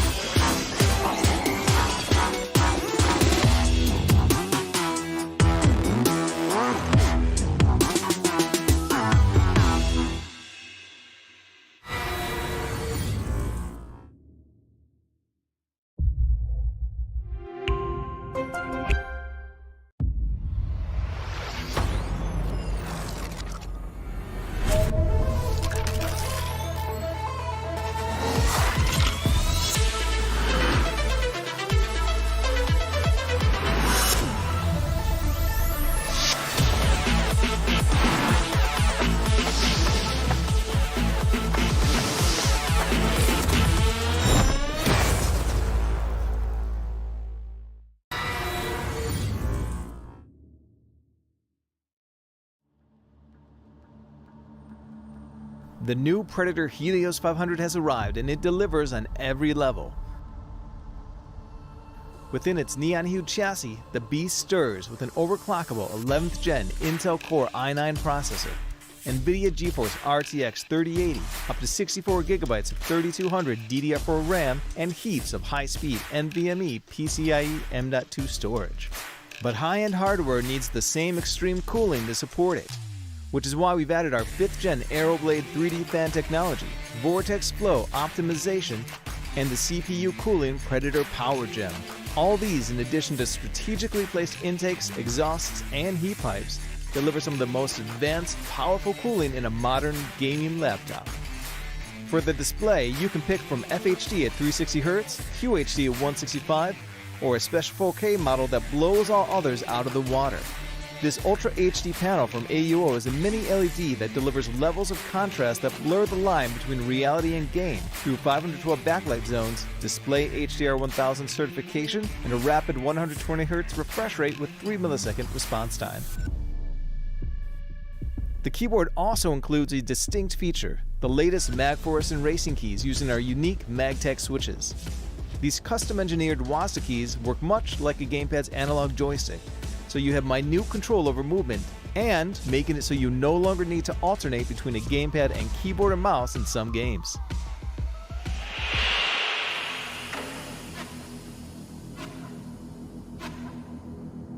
Now looking at the RGB, it's everywhere. From the 4 light strips that surround the entire chassis, the logo on the back of the display, all the way to the keyboard itself, which is per key RGB and includes plenty of patterns to choose from.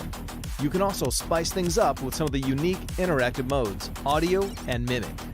With the audio-focused patterns, lighting will react to whatever you're listening to, whether it's a game, movie, you name it. Whereas mimic works much like its name implies. In essence, it reproduces the colors from the lower half of the display via the light bars and keyboard RGB, making it so you can get fully immersed in your game sessions. The new Predator Helios 500 continues to reign supreme, so all that's left is to make it yours. Thank you for watching, and from all of us here at Predator, good game.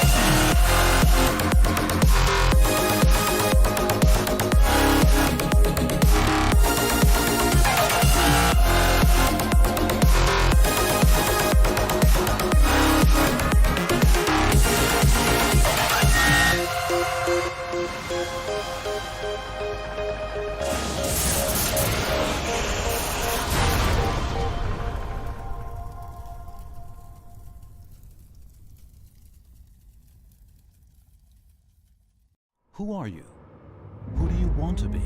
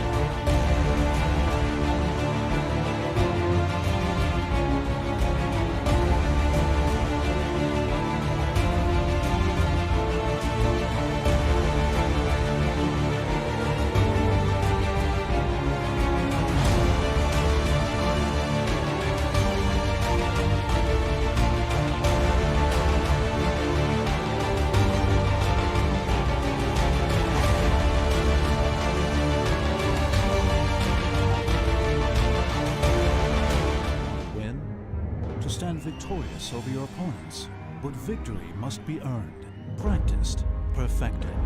At Planet 9, there are others, there to fight alongside you and take your skills to new heights. Through training with coaches, utilizing game stats, and taking part in our thriving active community, you'll attain the skills needed to succeed. Coaches, chosen based on their expertise, will be suggested to help you grow. Or choose our carry format to play alongside other veterans. Pros will guide you. Immediately interact with them in real time. Share gameplay and advance together as a unit. Record your recent matches for coaches to examine and offer their expertise on. All game-related stats are made available to determine how best to grow one's strengths, eliminate one's weaknesses, and improve one's overall standing. All presented in a comprehensive, easily understood format. At Planet 9, all the elements, coaching, game stats, community, and tournaments can be found on a single gaming platform, where gamers can come together and claim victory for their tribe. Do you have what it takes? We think so. See you soon at Planet 9.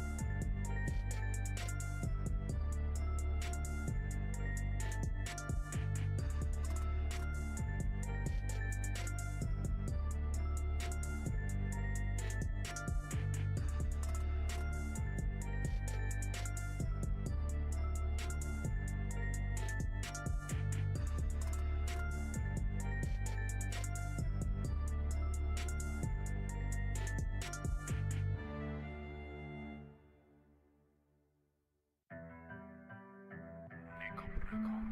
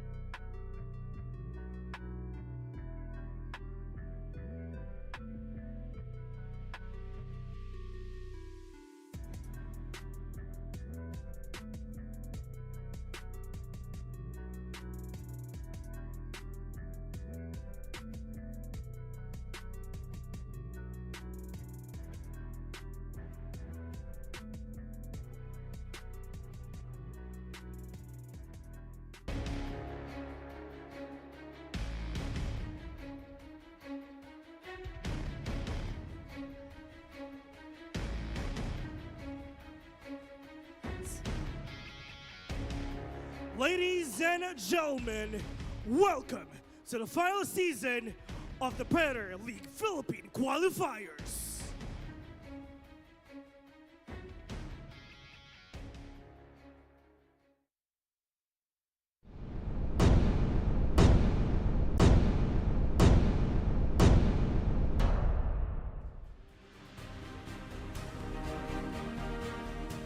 What does it take to become a champion? What does it take to go beyond the mundane? What does it take to achieve true greatness? A first step, a strong will, an opportunity. This year marks a return to form. A return to familiar haunts.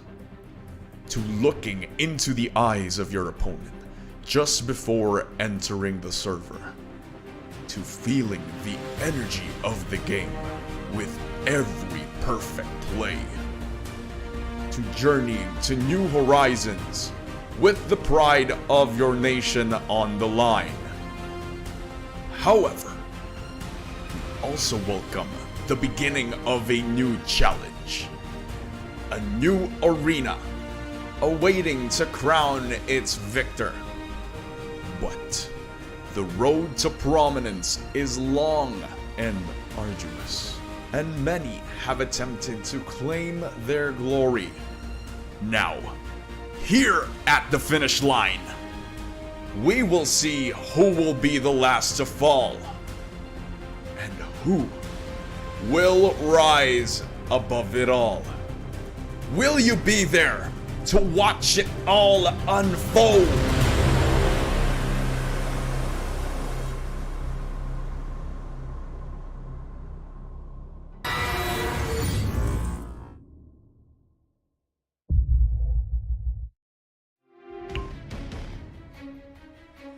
Ladies and gentlemen, once again, welcome back here and of course, Predator League Philippine Qualifiers. We are host for the day. My name's Vil. Alongside with me is Eliza Taylor right here. Nakita na natin kanina yung game number 1 and syempre, ang unang lilipad papuntang Japan is Grind Sky. Konnichiwa, arigato na nga yung sinasabi nila kanina eh. Nagpa-practice na yung ating mga Grind Sky players. Pero hindi pa tapos ang lahat kasi syempre meron na silang slot going to Japan. But on the other hand, malaki pa rin yung prize pool na pinaglalabanan nila dito. Yes, of course, the winner, the finals, the champion will receive 200,000 pesos. And of course, the runner-up will receive 100,000 pesos. And syempre, yung next game natin, it's gonna be Polaris Esports versus Atomic Esports. The winner of that will face off Grind Sky sa finals. Exactly. So, syempre, nandito na tayo sa main stage. Gaya ng sabi ko sa inyo kanina, may mga sorpresa kami para sa ating mga audience. Para rin sa mga nanonood sa ating live stream. Kaya without further ado, ipapakilala na natin yung mga brand ambassador, ambassadress ng Predator. Syempre. Syempre, and itong mga tao na to, kilala na natin to napakatagal na. Pero syempre, isa sa pwede nating sabihin talagang icon ng Predator. Icon ng Dota. Ladies and gentlemen, let's give it up for Miss Kang Dupet! Sinong malupet? Si Kang Dupet. Exactly, man. Kang Dupet, ladies and gents. Dito ka muna sa gitna. Ayan. Ay, tama. Dito ka muna. Ayan. Kang Dupet, ladies and gents. And syempre, para sa mga tao na hindi pa nakakakilala kay Kang, syempre mga tao na pumupunta sa mall natin, no? Unang-una, si Kang Dupet, malupit. Ayun yung una, number 1. Pero number 2, pakilala ka muna sa lahat. Okay, so hi everyone. I'm Kang Dupet, a cosplayer and content creator here in the Philippines, and I am one of the Predator ambassador here in the Philippines. Yun nga, di ba? And kita na talaga natin si Kang noon, nag-cosplay ng Marcy, di ba? Pero syempre, bago muna ang lahat, ladies and gentlemen, of course, there's a lot of people na gustong maging ikaw, syempre. Gusto nila maging cosplayer, gusto nila ding maging content creator. Paano ba nagsimula ang isang Kang Dupet?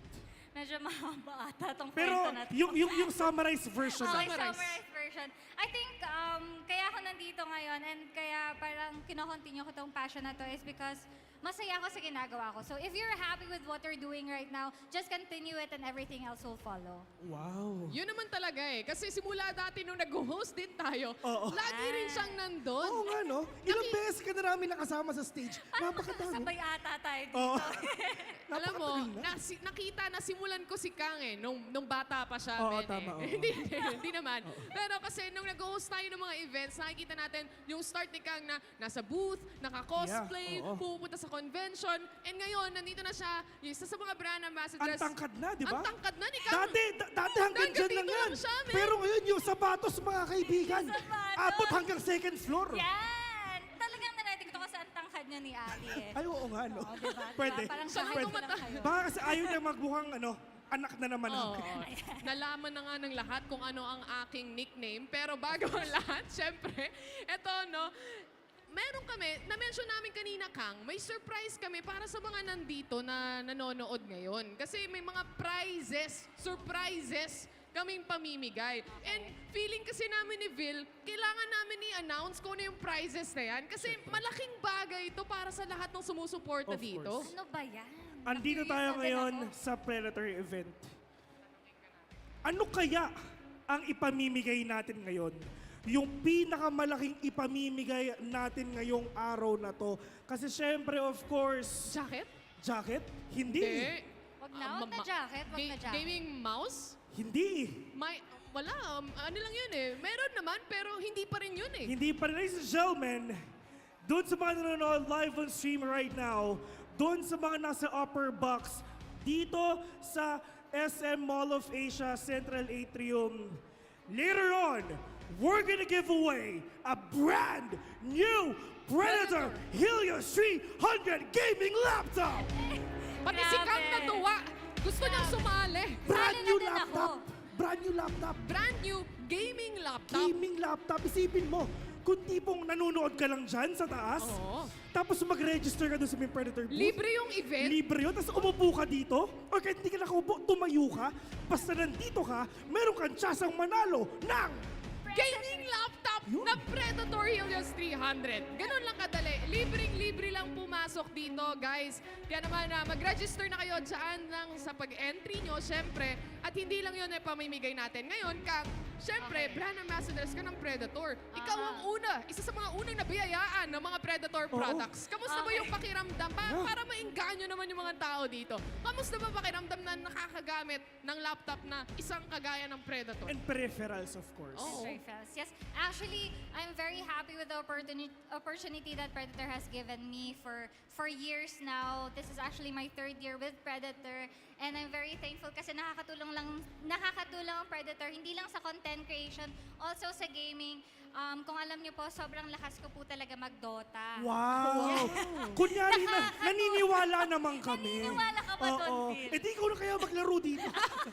Hindi, pero yun nga. So, hindi lang siya for gaming. If you're doing AutoCAD, if you're doing content, you're really okay with the Yeah. Predator laptop. Sakto. And lalo na yung Helios 300 na ipapamigay natin ngayon. Sakto pala para sa mga engineering students Of din. course. Ay, pasukan Kasi pa naman. Tulad nga ng sinabi ni Kang, di ba? Hindi lang yung mga gamers ang magbe-benefit pag ginamit nyo ang mga Predator laptops, of course. If you are a content creator, if Exactly. you are, like, kunyari, nag-AutoCAD ka, you love doing Photoshop, kunyari, video editor ka, you will enjoy the power of these laptops. And sobrang solid nga ni Kang, kasi isipin mo, mamimigay siya ng isa pa.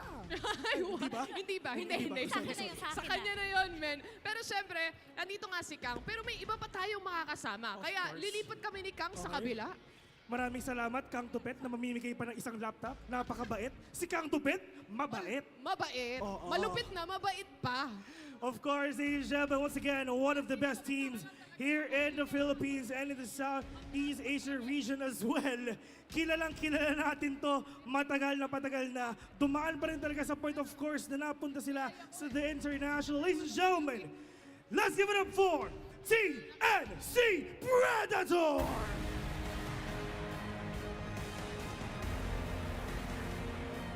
Kung Dota 2 lang ang usapan, Ito na sila, Idol. ito na sina Idol. Oo. Ito na si Idol Book, mga kaibigan. Ang tagal na natin sa esports, kapatid. Pero yes, of course, TNC Predator is here.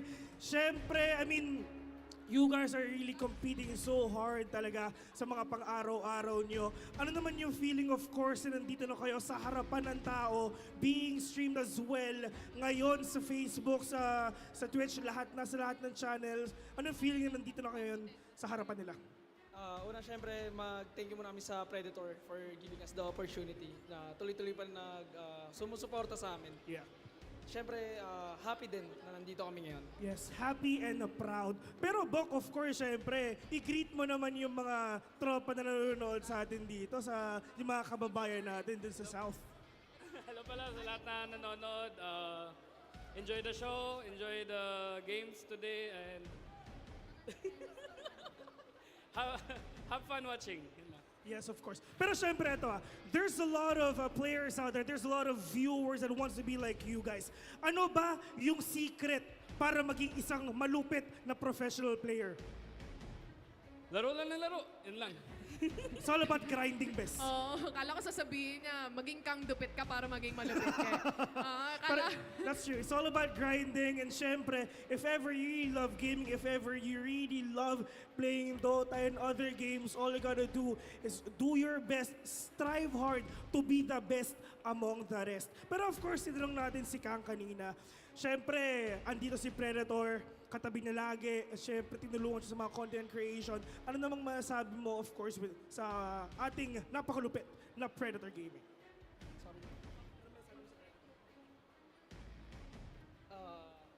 Napakaangas.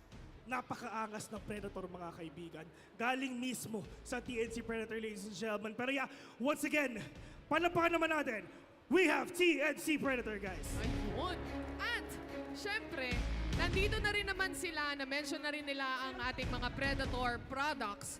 Ang malupit pa dito, maliban kay Kang Dupet, partner, is that mag-a-announce tayo agad-agad nung ating mga prizes dito, ay yung mga winners sa prizes natin. Mamaya, yung laptop. Mamaya, once again, may mimigay kami ng laptop. Pero,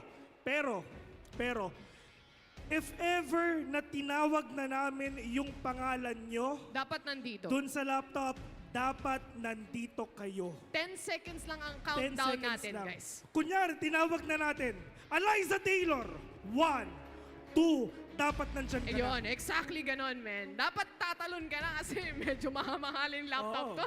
Sayang din naman, di ba? Siyempre. Pero ito muna tayo sa ibang mga prizes natin. Siyempre, mamimigay rin tayo ng gaming mouse. Na-mention na natin yun kanina. And sa mga nag-register sa ating event, eto na, makinig na kayo. Ang kagandahan naman dito, syempre, kung wala kayo dito o nanonood kayo ng stream ngayon dahil nag-ikot kayo sa mall, pwede nyo siyang i-claim sa ating registration area. Dalhin nyo lang yung inyong valid ID. Yes. Ganun lang. At gusto ko lang ipaalala na may meet and greet ang execration. Nandun na sila sa meet and greet area, guys, ha? Gusto ko lang ipaalala yun. Ngayon, punta na tayo sa exciting part. Pumunta tayo sa exciting part, mga kaibigan. Siyempre, we're gonna give away a brand new Predator Cestus 500 gaming mouse. 15 winners will win today. Siyempre, ulitin ko, mananalo kayo ng brand new Predator Cestus 500 gaming mouse. Pero syempre, nakakatulong yan if ever you're playing Dota, if ever you're playing Valorant, kahit ano, basta gaming. This mouse will help you to reach the top for sure. Partner, Kang, it's time for you para sabihin yung mga first 10 natin. It's time na nga. So, makinig kayo mabuti. Baka nanalo na kayo ng isang Predator Gaming Mouse. Simulan natin yan. Si Kang ang mag-a-announce ng ating first 10 winners. Okay, so ready na ba lahat? Meron pa kayong chance manalo mamaya ng Helios 300. So, kailangan nilang pumunta dito sa registration booth. And ngayon, i-announce natin yung nanalo ng 15 winners of the Predator Cestus 500. Okay, so first off, we have Carlos Garces. Next, we have Kenny Ross Isturiz. Next, we have Augustus Casedo. Congratulations! Yan. And Rafael Manalo. Then yung fifth winner natin would be Jonas Ramirez. Jonas Ramirez. Next, we have JR Pantoliano. Alright. andito pa ba sila? Mga nag-register ba to? And sa live Andyan lang stream yan. mo? Minsan Okay. ayaw nilang magtaas ng kamay. Okay. Sige, I-claim mo Shy lang type. nila. Next, we have Brel Dexter Novero. Then we have Mario Lamatao.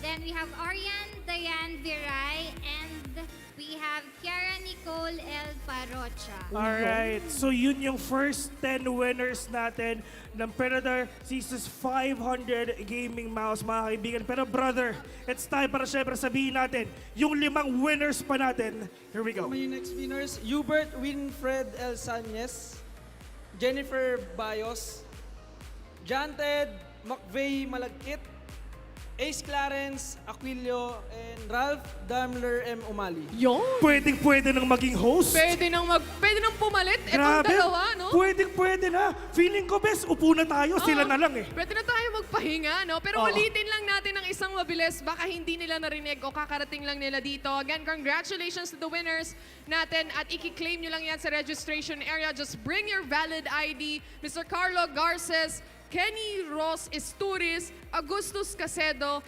Rafael Manalo, Jonas Ramirez, J.R. Pantoliano, Brian Dexter Novero, Mario Lamatao, Arian Dane Viray, Kiera Nicole Parocha. And syempre, we have Hubert Winfred L. Sanyes, Jennifer Bayos, John Ted Malagkit, Ace Clarence Aquilo, and Ralph Daimler M. Umali. Once again, you've just won a brand new Predator Seasons 500 Gaming Mouse. All you gotta do is syempre pumunta lang tayo sa ating registration area, bring a valid ID, and congratulations dahil nanalo kayo.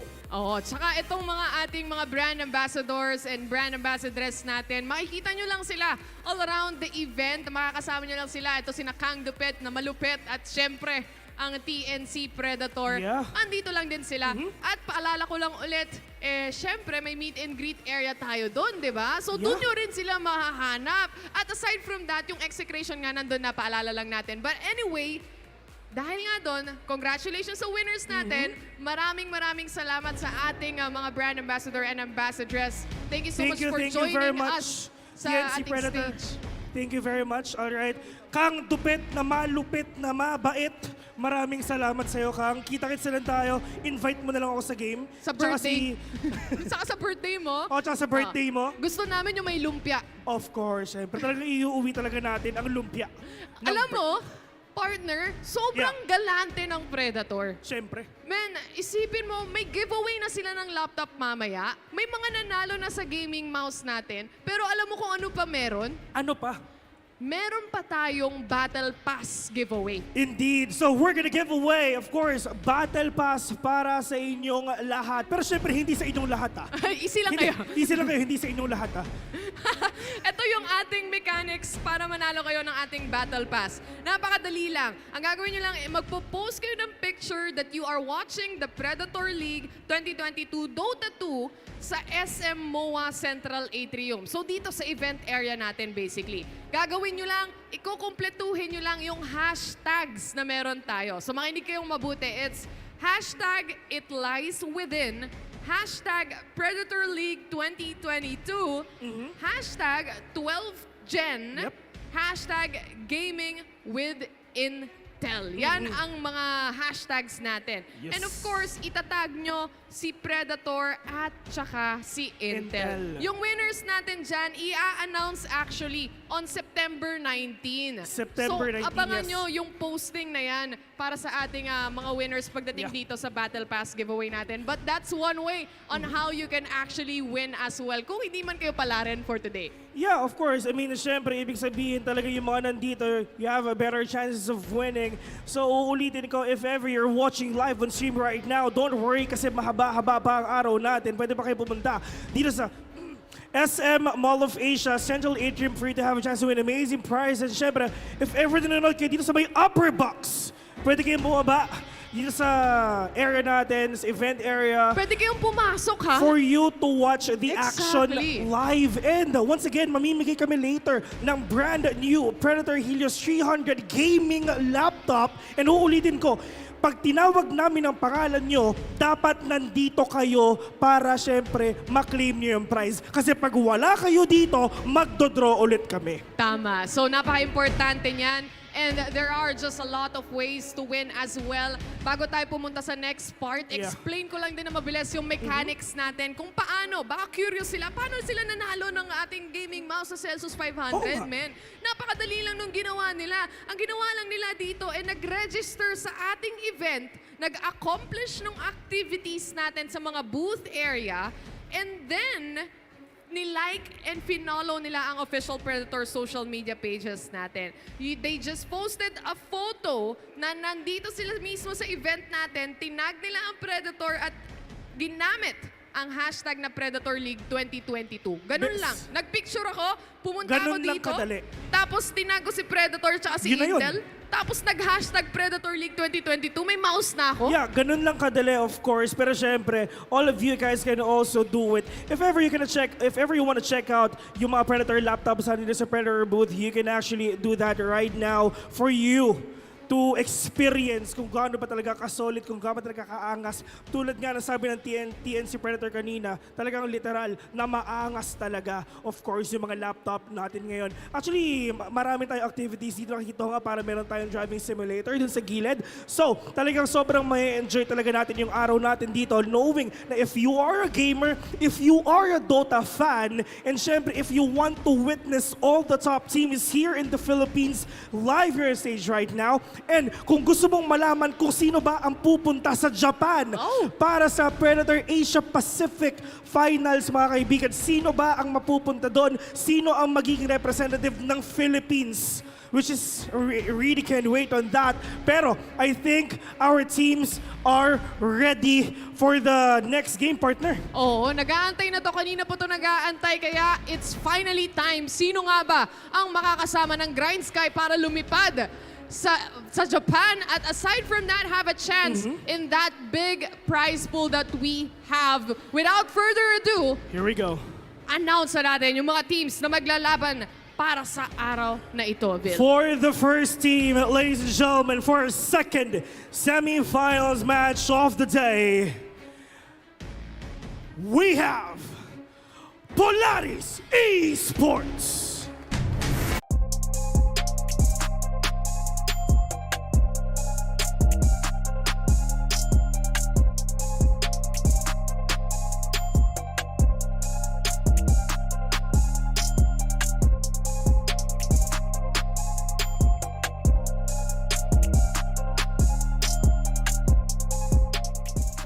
Right here, nakakatalo lang naman sa T1, men. Oo, men. Isipin mo talagang napaka-solid nun. Tinalo nila yung T1. And syempre, you guys will fly to Singapore next month. Syempre, para sa the International Last Chance Qualifiers. Tama. And isipin mo, that is the biggest Dota event sa buong mundo, mga kaibigan. Lalong-lalo na andyan si AU. Isipin mo dati, si AU, nung Marshall pa ako, nung ako pa yung nagpapatakbo ng mga tournaments, si AU kasama ko na nun. Pero right now, of course, isa na siya sa pinakamalakas mag-Dota sa country, not just here in the country, but in the whole Southeast Asia region, Asia Pacific. And syempre, ito yung pinakaunang tanong. Kahapon, meron kayong match. Yung iba sa inyo, right after the match, is lumipad pa sa Manila para mapunta dito. Except ikaw, no? Nasa Cebu ka rin. Sino-sino kayo nasa Cebu yesterday? Nasa Cebu rin daw siya. Sino mga nasa Cebu kahapon lang? Lahat naman nasa. Lahat sila. So isipin mo, doon sa laban nila for the TI qualifiers, isipin mo, lumipad sila right after the match, papunta. Dito naman, isipin mo, magsi-Singapore na at baka mag-Japan ka pa. Men, sama niyo naman kami sa dreams niyo. Parang nagta-travel na kayo sa buong mundo, ha? Pasyal-pasyal lang. Pasyal-pasyal lang daw. Sabi ni AU sa isip-isip niya, ako lang to. Ako lang to. Tabi, ako na guys. Ako nang bahala. Pero grabe rin ang naabot na ng team na to. No? Maraming familiar faces. Pagdating talaga sa Dota scene, maraming bagong luma. Oo, bagong luma. bagong luma, men. Oo. Ben. Malalakas to mga to. Yes, of course. Yan ang hindi natin Pero- na pwedeng pag-isipan ng dalawa. Yeah, pero syempre, I mean, of course, ano yung mga preparations na ginawa nyo para dito? Yes, galing po kayo sa Cebu. Ibig sabihin, medyo mainit pa kayo eh. No? Kasi yun yung pinaglaruan nyo, TI qualifiers talaga yun eh. And yun nga, di ba? Sayang hindi lang din talaga sila pinalad. Pero at least, andun pa rin yung far natin. Ano yung mga preparations na ginawa nyo before going into sa tournament na to? Tawag nito. Nag-iisip pa siya. Ay, okay. Sige. Isip pa. Para mas malakas. Pinagandaan lang po namin yung take qualifier. Tapos ito, parang same yung mentality namin yung tournament na to. As tulad nun sa qualifier kahapon. Pumunta ba kayo dito ng meron kayong preparation talaga o parang kagaya ng Grind Sky na lalaruin nyo lang? Oo. Yung comfort Dota. zone lang Yung parang. Dota na alam nyo. Ganun lang din ba ang plano today? Actually, hindi kami nag-prepare sa event na to. So, yung preparation namin is yung sa TI na lang, yung gagawin namin. Yung ginawa namin sa TI. So, kung ano yung ginawa nila doon? So kung ano yung ginawa nila ano yung ginawa nila kahapon, gagawin lang nila ngayon dito. So if ever napanood niyo yun, alam niyo na. Alam niyo na. Alam niyo na yung plano nila, pero secret lang natin yun. secret Sa atin lang yun. Kunwari, walang live stream yung ginawa nila doon, men. Pero sir, ito tatabi ako kayo dito kayo, boss. Excuse me. Pero of course, I mean, sobrang tagal na natin sa mundo ng Dota, mga kaibigan. Akala mo may takas ka, pare, wala. Pero yun, of course, being an OG na Dota player talaga, anong gusto mong sabihin sa mga fans na gustong maging kayo? Keep doing what you want. Laruin nyo lang yung ano yung gustong laruin, tas huwag kayo mawala ng pag-asa. Yun lang. Huwag mawalan ng pag-asa, keep doing kung anong gusto nyo, at ako mid. Ako, kahit di niya sinabi yon, men. Pero nandito na nga tayo. And syempre, Polaris, I think it's finally time for you guys to prepare for your match. At pwede na kayo pumunta sa PC area nyo. I can take your mics, of course. All right, thank you Mainit very na much. match. Once again, we have Polaris Esports right now wanting to get that title. Siyempre, wanting to get that flight to Japan para sa ating Predator Asia Pacific Finals. Ladies and gentlemen, and now, it's time. They're going to be up against, we have Atomic Esports.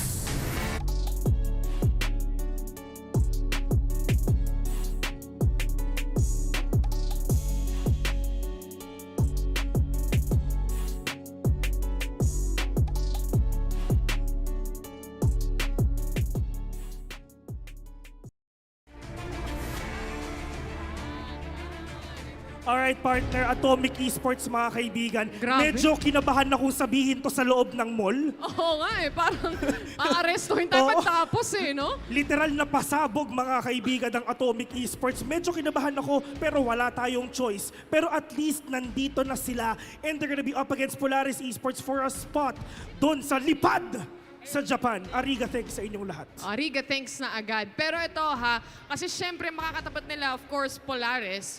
Meron ba tayong plano? Kasi mukhang sila, men, yung plano nila, kung ano yung ginawa nila ng TI qualifiers. Kayo ba? Ano bang plano natin dyan? Yung plano lang namin, yung ginagawa lang namin araw-araw, yung practice namin. Yun lang talaga. Lahat ng Dota teams na nakausap ko dito, kung ano ginagawa namin sa bahay, yun na yun, men. Okay, Dota.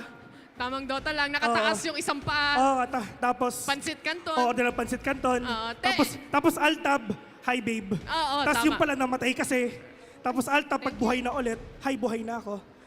Miss na kita, balik ka na. Yung mga tipong gano'n. Parang ang layo ng narrative Ay, ng story. sorry. Practice lang yung pinag-uusapan natin, men, Hindi, dito. based from experience yun Kasi okay. hindi kasi ako namamatay sa Dota. Parang si Kang, di ba sabi na malakas sa Dota? Oo, mas matindi pa ako kay Roshan, mga kaibigan. Ganun Talo ako mo pa? tindi. Oo, talo ko si Roshan, men. Kamukha ko nga yun. Na-deny ka lang, men, eh. Hindi ako yun. Ay, hindi ba? Sa Malaysia yun, bes. Sorry.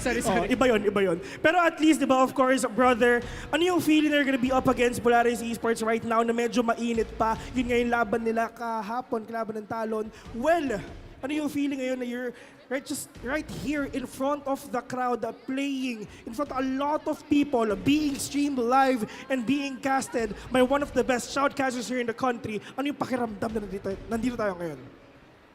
Mixed feelings eh. Mixed feelings. Ang one word lang, one sentence lang talaga. Men. Love and hate. Love and hate I love it relationship. and I hate it. Pero ito ha, meron akong nabalitaan ngayon lang actually. Yeah. Malayo pa pala rin ang mga pinanggalingan ng ibang mga players dito. Taga saan? Itong dalawa, kayong dalawa. Ikaw? Taga Mindanao. Sa Mindanao. Ikaw? Visayas. Visayas. Malapit lang to. Luz Bimin, saan yan? Dumaguete. Ay, malapit lang. Oo. And isang sakay lang. Si brother, alam mo kung saan? Saan? Cebu. Wow. Grabe, inikot nila itong Mindanao, Visayas, Oo. Cebu, kahit Visayas din Dapat yun. imbes na atomic yung pangalan nyo, dapat Luz Biminda. Siya ang taga Manila. Eto, may Manila din tayo dito. Ito yung literal na Team Philippines, mga kaibigan, Ay. Luzon, Visayas, Mindanao. Mindanao. Merong the best of the best. At ginawa silang atomic kasi literal na pasabog ang gagawin nila dito sa tournament Kumbaga, na to. sila talaga yung three suns in a star. Yun na Oo. talaga, Luz Bimin. Luz ang Bimin. meron tayo dito, guys. And this is Atomic Esports. At sabi nila, tinanong ko kasi sila, may mga kasama ba kayo? Pero syempre, yung mga supporters. Kasi nga, galing sila sa malalayo, sila lang yun nandito. Oo. Kaya dapat, supportahan din natin sila, guys. Of Diba? course. Atomic Esports is Atomic here. Esports. Pero yun nga, partner, di ba? I mean, of course, yung mga relatives nyo nanonood ngayon. Brother, anong gusto mo sabihin sa lahat ng sumusuporta sa inyo sa buong Pilipinas? Kasi talagang sakop nila yung buong Pilipinas eh, no? Luzon, Visayas, Mindanao, may player eh. Mayroon. Ano gusto mo sabihin sa lahat ng nanonood sa inyo ngayon? Thank you sa sumusuporta sa amin. Kaya sa pamilya, sa kaibigan, kung saan kayo, kung anong gusto sa mga Dota players tulad namin, wag lang susuka. Ayun. Oo. Iba talaga pag shoutout, mas mahaba yung Oo sagot. nga eh. Oo. Oo. May listahan eh, no? Pag tinanong mo, opo, ganun Opo. lang. Pero pag shoutout, sige po, mahaba. Pero mahaba. meron ka bang girlfriend? Sino yung may girlfriend dito? Sino yung may girlfriend? May girlfriend. Para halika rito. Kunyari nanonood yung girlfriend mo live on stream, anong gusto mong sabihin mo sa kanya ngayon? Live dito sa SM Mall of Asia, live sa Luzon, iparamdam mo hanggang Cebu. Let's go. Kumain ka na. Kumain ka na. Ay, mabait naman pala. Nagtatanong lang. O kaya nagsasabi. At least tinanong, di ba? Oo, At kumain least ka na. May dot ba o may question mark? Exclamation. Question mark. Exclamation. Galit. Exclamation. Galit siya. Kaya kung ako sa'yo, kumain ka na. Anyway, we are down here para sa ating isa pang match ng Dota 2 at Polaris at Atomic Esports nga maglalaro. Kaya naman guys, kukunin ko na yung inyong mga mikropono at pwede na kayong pumwesto sa inyong mga PC area to prepare for the match that we will have right here. Sipin mo, best eh, no? The best of the best. From Luzon, Visayas, Mindanao. Lahat kompleto. Lahat kompleto. Kasi dito meron din eh, di ba? Oo.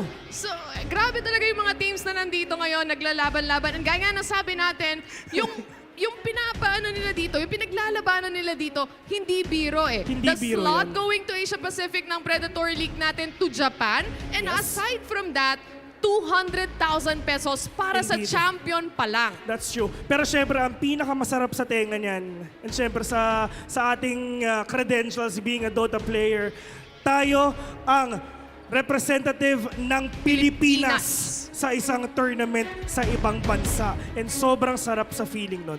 Exactly. Kaya naman ngayon, syempre, nakaupo na yung mga players, nakaupo na ang lahat, pati yung mga casters natin nag-aabang na rin, pati yung mga panelists natin nag-aabang na rin. Kaya feeling ko, it's time. It's time already to watch our game number 2 here in our stage right now. And again, to all the people tuning in live on stream, big shoutouts nga pala sa inyo. Pwede tayo pumunta ngayon dito sa SM Mall of Asia Central Atrium. And syempre yung mga nanonood ngayon dito sa may upper box, doon sa may upper box. May Hello sa upuan inyong pa. lahat. Pwede kayo upo dito, pwede tayo pumunta. And syempre later on, we're gonna give away a lot of prizes. And syempre, we're gonna give away a brand new Predator Helios 300 gaming laptop as well for you and your friends, mga kaibigan. It's ready to watch and cast our first game right, our second game right now. So Aki, take it away.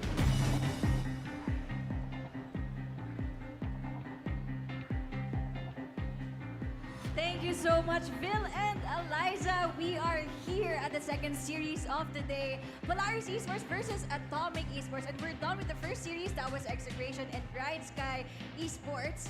And Bright Sky advancing on to the grand finals. But before anything else, nakalimutan ko magpakilala. This is Aki, your panel host, together with my pogi na analyst. This is Nathan and John X-Fire all the way from Davao. Yo. How are you? How was your travel? Good. You know, I was stuck with Polaris because I was casting their games last Yeah. night. They went 5 games. They went 3 games beforehand, so they had a I lot heard to go. you missed your flight. Yes, I missed my flight. I had like 6 missed calls from the airport, so Okay. we made it in time. So did Polaris, and I'm keen to see what exactly happens here in the series. Nathan, how are you? Well, I didn't get on an airplane. I went on my motorcycle. Oh. Chill lang, chill lang. Chill Traffic, lang. traffic. From pero chill QC, lang. right? QC lang, QC From lang. QC. Di ako kasing lupit niya. Master John. From Davao. Pero, eto na nga, malayo yung binyahe mo. So, ano yung ina-expect mo for today? Well, I think our expectations were all be broken by Brian Sky in the first series. In this one, I feel like Polaris still had a really good best of 5 and a really good best of 3 up against T1. So when it comes down to it, this is a really good team. And I think it's going to be down to Atomic to try to prove that they're up to that level, because Atomic, it's one of those teams that can be up and coming, but it's going to be tried and tested by That's the why stalwart. they're here on the grand finals, Exactly. diba? Atomic Esports, they went from the qualifiers. They're from Group A. I think Right. so. Kung di ako Group A. nagkakamali. So sila yung nag-top, so that's why they're here. So pinaghirapan talaga nila yung spot nila. Polaris Esports, I believe they were invited here. I think Right? so, yeah. I think So, so, yeah. Atomic, so, para sa akin sila talaga yung nag-grind all the way. Yeah. Para dito sa ating LAN event, dito sa Mall of Asia. And narinig na natin, from all over the Philippines, Luzon, Visayas, Mindanao, merong representative ang Atomic Esports. Yeah. So, very excited ako to see this team na maglaro. Pero kayo ba, any specific na heroes dito sa 2 teams na to that you're keen to see, you're expecting to see? I think Polaris has been really happy with Undying. Oh, yeah. 4 Undyings have been one. Force has been really good on it. Undying, Marcy, and Primal Beast. So, yung mga bagong heroes sa Meta, the ones that recently got added in Marcy and Primal Beast, they're going to be really good. Yeah, and that's same. something Polaris has ran multiple times. Same. Yeah, yun talaga actually nasa isip ko eh. It's always been the Primal Beast. A lot of these teams, they try it in different positions. Usually sa offlane siya. But there are some teams that feel a bit spicy. Minsan mid. So di mo talaga alam. Same with the Undying. Diba? Minsan, other teams, they run a carry. Minsan offlane, minsan position 5. Yun yung medyo maganda talaga. If you get those heroes, you get those flexible sort of roles na pwedeng malaro ng mga ibang team, you really don't know what you can expect eh. Yun yung problema. Pero kanina, yung first series natin, nag-2-1 tayo eh. So kayo ba, ano bang prediction nyo for this series? We're going to see a game 3? You think? I think Polaris is just, again, they're on a different level. Top 3 ng Southeast Asia sa qualifiers. It's a very different degree as to what yung level ng competition ng Atomic that they've played against. So it's such a big test. And I think unless they surprise us like Grind Sky, they just play out of their minds. Polaris has this potential to end very fast. So kailangan talaga from draft until execution perfect coming out from Atomic. Yeah, and I mean, we've seen Polaris as well. They run carries like Nature's Prophet in the past for Natsumi. They go for punch carry. Yeah. Diba? They don't shy away from playing fast, playing very aggressive. They can end early. And of course, there's no sugarcoating it here. Atomic are definitely the underdogs, but they're the ones that have something to prove. And if they wake up today thinking we'll upset Polaris, why not? It's all about the mentality. We saw it in the first series. Nakita natin, okay, they go 1 down, pero sige, come back tayo. Why not? But for Grind Sky, they were the ones who were the underdogs as well. But who knows? Maybe this series could maybe have that same effect as well. And I like that word, underdog. No? Underdog Why not? means it's something that can surprise you, Totoo. right? So, Atomic Esports, what do you think is special about them? Well, for me, minsan kasi yung hindi mo masyadong alam yung team or kilala yung team. Minsan nagiging factor yun eh. Because you don't know what to ban. You don't know what they're thinking. Polaris, it's all out there. Nasabi din ng mga stage shows natin. Kung ano man yung plano nila ng TI, yun yung gagawin nila. So you have those VODs, you have those replays na pwede mo mapanoorin to be able to base off kung ano yung playstyle. So it's up to you kung ano na yung approach mo. Ka-counter mo ba sila? Are you gonna play your own game? Is there some people pick? No, we don't know. Diba? So we'll see when we get into the draft definitely. But it could be spicy. Hopefully it's spicy. And I like that, Atomic does have Sandra to go back to. Yes. Escott is standing in. And Escott. that kind of mixes things up because may mga bagong players or less experienced players. Yep. But Escott is very experienced. Like he's played a lot in pro scene. So he can kind of stabilize this roster as we've seen, like what Eris did for Grindsky. Like he grounded him and Grims just grounded that team, developed the players, and helped them keep a level playing field.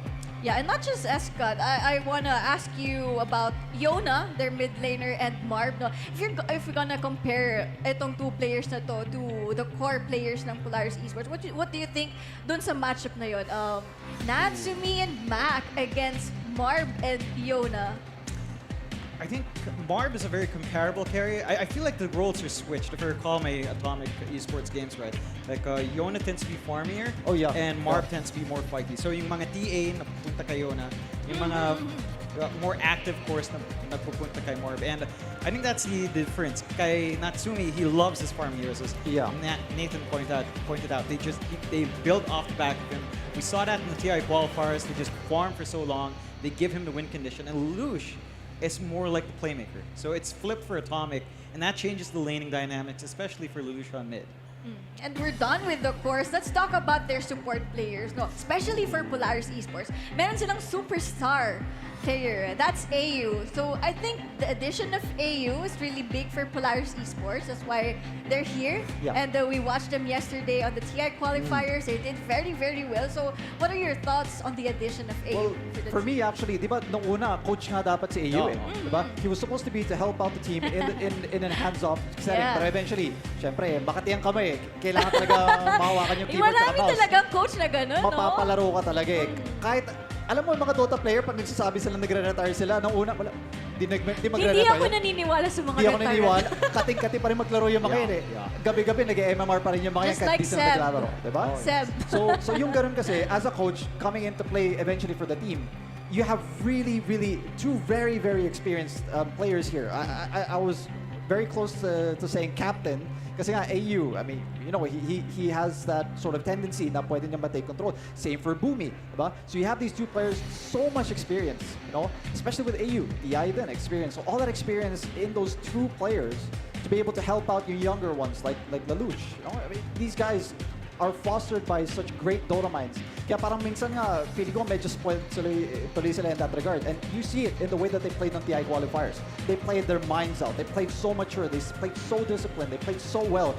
Of course, heartbreaking para sa kanila na hindi sila nakalusot. But you see that there is so much potential in them. So those two supports, I feel like it helps out a lot. Ayan. Isa na lang hindi natin napapag-usapan nito. They're off lane. You know, what do you think about their matchup? Nico and Escott. I feel like Nico Force has really improved the most. Like he was I removed forgot from Force nga pala. I was so used to calling him Nico. Yeah, it's been a long handle. Yeah. Removed from Polaris end of Tour 2, going into Tour 3. They bring him back in because it didn't quite work out. And you know, and in the end of that, it felt a little bit shaky still. Going into the qualifiers ngayon at yung tournament nga sa Thailand, yung Hatyai, nag-5 games sa Boom Esports. They managed to go 5 games here. And I think in the series that happened last night, it really came down to Force. Like his Viper was really big, his Undyings, his Primal Beasts were really big.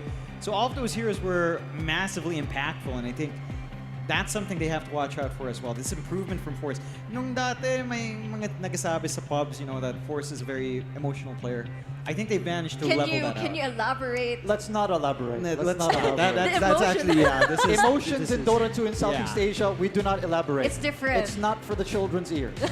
yes. That's what I've heard. Okay, so. we can skip that part. Yeah, he's leveled out.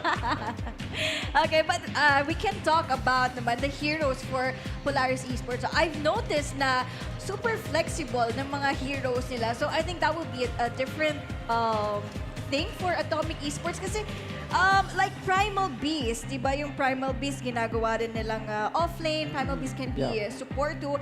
Lalo na yung Pangolier nila, pwedeng maging mid, pwedeng maging offlane, yung Marcy, offlane or support, and yun nga, Primal Beast support and offlane. So what are the other heroes dito na na-flex ng Polaris Esports? If you could remember. Yeah, na-mention mo din, diba? It's definitely gonna be, if not the Nature's Prophet, which is medyo, they've not played the Nature's Prophet recently, but Undying definitely. I think na-mention mo din naman yun, of course, in the offlane, these kinds of heroes. I think Enigma could be one as well. Alam kong Boomy plays a mean Enigma. Obviously, nakita natin kahapon. So do you think it's priority ban for Atomic Esports? Mahirap eh. Ban-worthy? But obviously, baban mo pa rin yung mga ganyang heroes na very flexible. Like for the first phase Yeah, ban. for sure. Kasi kapag makuha mo yung, sabi natin dalawa dun sa dami-dami mga heroes na yun, sa isimula pa lang, di mo pa alam kung sino yung, kung saan sila pupunta. Na-mention natin kung ano na mga roles na pwedeng laruin, di ba? I think the Primal Beast will definitely be one na mababan out kasi siyempre KJ itong mga to ayaw nilang palaruin ng... Siyempre masaya yung mga yung mga players pag nakalaro sila ng mga bagong hero. But yeah, I think Primal Beast is a hero. If you don't want to play it, you don't want to see it in the other team's hands, ban mo na lang, parang gano'n. Yeah. Feel ko sa akin yung priority ban yung Viper ni Force. Viper and Marcy. That's been the consistent bans against Polaris. I think that's what happened yesterday as well. In TI qualifiers, just So Viper Primal Marcy. Beast is not ban-worthy? Primal in the Beast not first priority. phase? We've seen counters. Nung first series nga, diba, yung Shadow Demon, you've got some ways of just canceling off the Pulverize. And it's not a be-all, end-all hero. So I think you can have answers. The Viper is just not. Like, kung ano man mag-lane kay Force up against that Viper, it's not gonna have a good time. But do you think fatigue here is a thing for Polaris Esports? I'm considering that the medyo stressy sila, medyo pagod sila from their flight. Do you think it's a thing ngayon? Ikaw, John, I think you have experience in that area. I mean, I think it comes in, but when you start playing, it starts to disappear. Totoo. Like it actually does. Like it's like an alpha state. Nung sobrang pagod ka na, then you go past a certain hour at night, you suddenly just feel really active. Parang you yung can't sleep, gutom. you stay awake. Nalipasan mo na yung gutom. Dito, nalipasan mo na yung pagod. So I think this is actually good for Polaris. Like they're energized. They have something to prove. They want to secure their position sa tournament na to, represent the Philippines in Japan. So I'm sure that actually what happened last night motivated them even more to do It could better. be fuel to the fire, definitely. Yeah. And ang nice kasi we're going to have two representatives to Japan together with TNC and Boom Esports and Grand Sky. So, bali, for this series or for this tournament, pinaglalabanan na lang nila will be the cash prize, right? Yeah. Kasi for this one, ang mananalo guys will be an automatic representative na together with Grand Sky Esports. Papunta ng Japan. So it's really nice. No? Can you tell us about Japan? Ano, parang ngayon lang magkakaroon ng tournament sa Japan, no? Especially for Dota. Yeah, I mean, Dota in Japan, it's not the biggest. We have some streamers, people know like Sinya. Sinya, Like, everyone knows them. They've kind of spread a word, but Japanese Dota is in pretty bad straits. We had a feature from Mara Cup. Oh, I remember Mara. But that many also fish, kind of many fish. Yeah, but it disappeared, right? Like it's been up and down. The client's not fully translated in Japanese. Tournaments like this helps raise awareness. You mix it with games like Apex, you mix it with games like Valorant, and then people start to see, oh, Dota looks cool, maybe you should try it. So having this kind of tournament in Japan, it's good to spread a word. Yeah, so that's one of the things that we can look forward dito on the upcoming APAC Japan. Pero syempre, dito muna tayo sa Predator League Grand Finals para malaman natin kung sino yung mga representative natin. And sa mga viewers natin dyan, again, we're gonna have giveaways here. Meron din tayong mga mouse giveaway, gaming laptop. So, yung mga malapit lang dyan dito sa Mall of Asia, you can definitely go Punta here. na. It's a free event. Di pa late. Di pa late. Hindi pa late. Ano oras na ba? Ewan ko. 4 p.m. pa lang. So, meron pa tayong Grand Finals, another best of 3. So, medyo matagal-tagal pa itong ating tournament. And again, we're gonna have a Battle Pass giveaway. No? So, kayo ba nakabili na kayo ng Battle Pass? Wala akong pabili. Not yet. I've gotten little. Grind lang ko ng konti, pero levels wala pa. I want that CM persona for sure. And may kwentuhan muna tayo about the Battle Pass. No? What are the things that you like about the Battle Pass? Para sa mga wala pang Battle Pass dyan, no? Dito kayo may chance na manalo ng Battle Pass. Yeah. It's you've got the opportunity to find it. And again, nung Battle Pass ko yun, medyo iba kasi dalawang parts. So yung first part, medyo kulang pa. The Faces Void Arcana is pretty nice. Right. Buff yan eh. Kasi kung may Arcana ka, mag-bash ka. Yeah. So I think that's a big one. Personally, I'm not too much of a fan, honestly, yung ginagawa nila medyo lock sa Battle Pass, but it's a celebration of Dota every year, and it's medyo nagiging force of habit na ng mga tao eh. Save up ako para sa Battle Pass this year. Gusto ko kasi makuha yung mga ano. So, Yan yung pinag-iipunan talaga ng mga Dota 2 players. So what are you waiting for? Join na kayo sa ating giveaway. No, check out the mechanics on the Predator Gaming page. And bago ang lahat, we want to acknowledge the presence of Miss Sue Ong Lim, the General Manager of Acer Philippines. Hello, Miss Sue Ong Lim. Hello po. Enjoy the Hi po. show, enjoy the rest of the day, and have fun watching. And Miss B. Hello po. Ayan. And to all of our guests here at Mall of Asia, happy viewing to all of you. And again, this is the second series of the day. Polaris Esports versus Atomic. We're just waiting for the players to set up their gears. Medyo matagal kasi talaga yung pag-set up ng gears, eh, no? Yeah. Alam din, no? Pero I'm sure katingkad na maglaro. Makita ko sa iyo. Medyo nakipag-joke na naman. Yeah. And sa mga Dota fans nyo na nandito, pwede nyo ma-meet and greet yung mga idols nyo na Dota 2 player. Just register dito sa gilid. The entrance is free, walang bayad, pwede pa kayong manalo. And you can try out yung mga laptops ng Predator dito. Meron silang mga sample laptop dyan, pwede nyo ma-explore yung magagandang laptops ng Predator. And meron pa yung parang something na may drive. Racing sim, yeah. Racing, yung mga interactive booth natin dito. You can definitely check that out. But okay, we're heading back to our discussion about Polaris Esports and Atomic Esports. Ano po ba yung mga special things about these two things na pwede nating i-add? I think for Atomic, may tendency sila mag-draft ng TA, di ba? Kay Yona. I think so, It's yeah. one of his specials. Yan nga, carry from mid yung style ng Atomic Esports in comparison sa Polaris na from the past one of Natsumi. So yung farm priority kay Yona, something like the TA is something he enjoys. So tingnan natin kung priority ba niyan for Polaris or if they kind of want to bait it in. It's like, yeah, pick that TA. You know, Lelouch, he's going to take Pango, he's going to take maybe the Leshrac and have that counter on hand.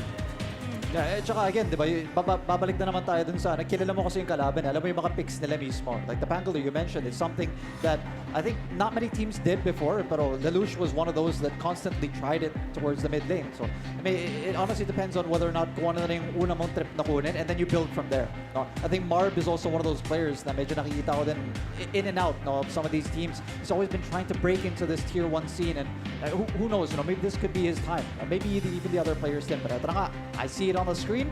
It's time for the draft. It's time for the draft. Maalala ko lang, no, si Natsumi, nagda-draft din siya ng punch carry, right? Yes. Yeah. Do you think makikita natin yun? Maybe. Or, na-nerf na ba si Pudge as carry? Slight, I think Slightly? some values for change, I right? don't remember Slightly. I think slight tweaks. Slight. But the hero is still really good. Like, the healing reduction's great. You flash farm really well. I like the bans coming out here, like Atomic. They take care of yung Ayo Chen. We didn't even talk about his past 5. Like yung saves ni Ayo, yung healing sustain coming out from yun his yung heroes. mga heroes was big. talaga ni AU eh. Puro mga saving, sustain heroes, like Primal. Nagpa-Primal Beast support nga rin siya. Pero like minsan niya lang ginamit. I forgot when was that. Pero usually yung mga Wyvern, Bane, Oracle, Kagabi ang Omni Knight, yeah. Marcy. I just wanna ask about Omni Knight. Bakit biglang nasa meta si Omni Knight? Bigla na lang ulit siyang bumalik, right? It's a weird thing, right? Because in the start of 7.32, we saw a lot of teams go back to the healing meta because salves were nerfed. And I think people just realize how good the saves on Omni Knight are. Yeah. Like, it's just so useful. Heavenly Grace is so big. The hero's been buffed and buffed and buffed. And it's just really annoying to deal with. It forces you to itemize for the nullifier. So, medyo mahirap i-counter yung Omni Knight by draft. Yeah. Like, yung only counter is like a Rubik na mag-steal ng Guardian Angel. Exactly. Tsaka yung mga nakita ko rin, the reason why medyo nag-fallout din kasi sa Omni Knight is mainly because nadi-dispel na kasi yung Heavenly Grace as well as yung Guardian Angel. Dati yung Guardian Angel lang ata, yung Heavenly Grace hindi. And actually, Rise of Heroes like this, kung makita natin, like Batrider na naban ng Polaris, is one of those heroes that's been just picked over and over and over again. No? So very confident din nagpa-pick up din ng mga tao. Oo nga pala, no? May ano nga pala, may Omni Knight pa rin. No? So nakakatulong pa rin nila sa talaga. And obviously, it helps out kung sakaling sabihin natin mag-pick ka ng mga Chaos Knight na carry. I mean, the strength heroes, like Bristleback, nakita natin kanina, diba? So adding that strength, grabe kaya yung nakakuha na lang bonus doon. Yeah. Kundi man sa damage, kundi man sa HP, yung overall bonus lang din, at least nadidispel mo, di ba, yung mga bagay-bagay. So, ang laki talagang factor na gano'n din. I'm not sure if any of these teams are gonna go for that.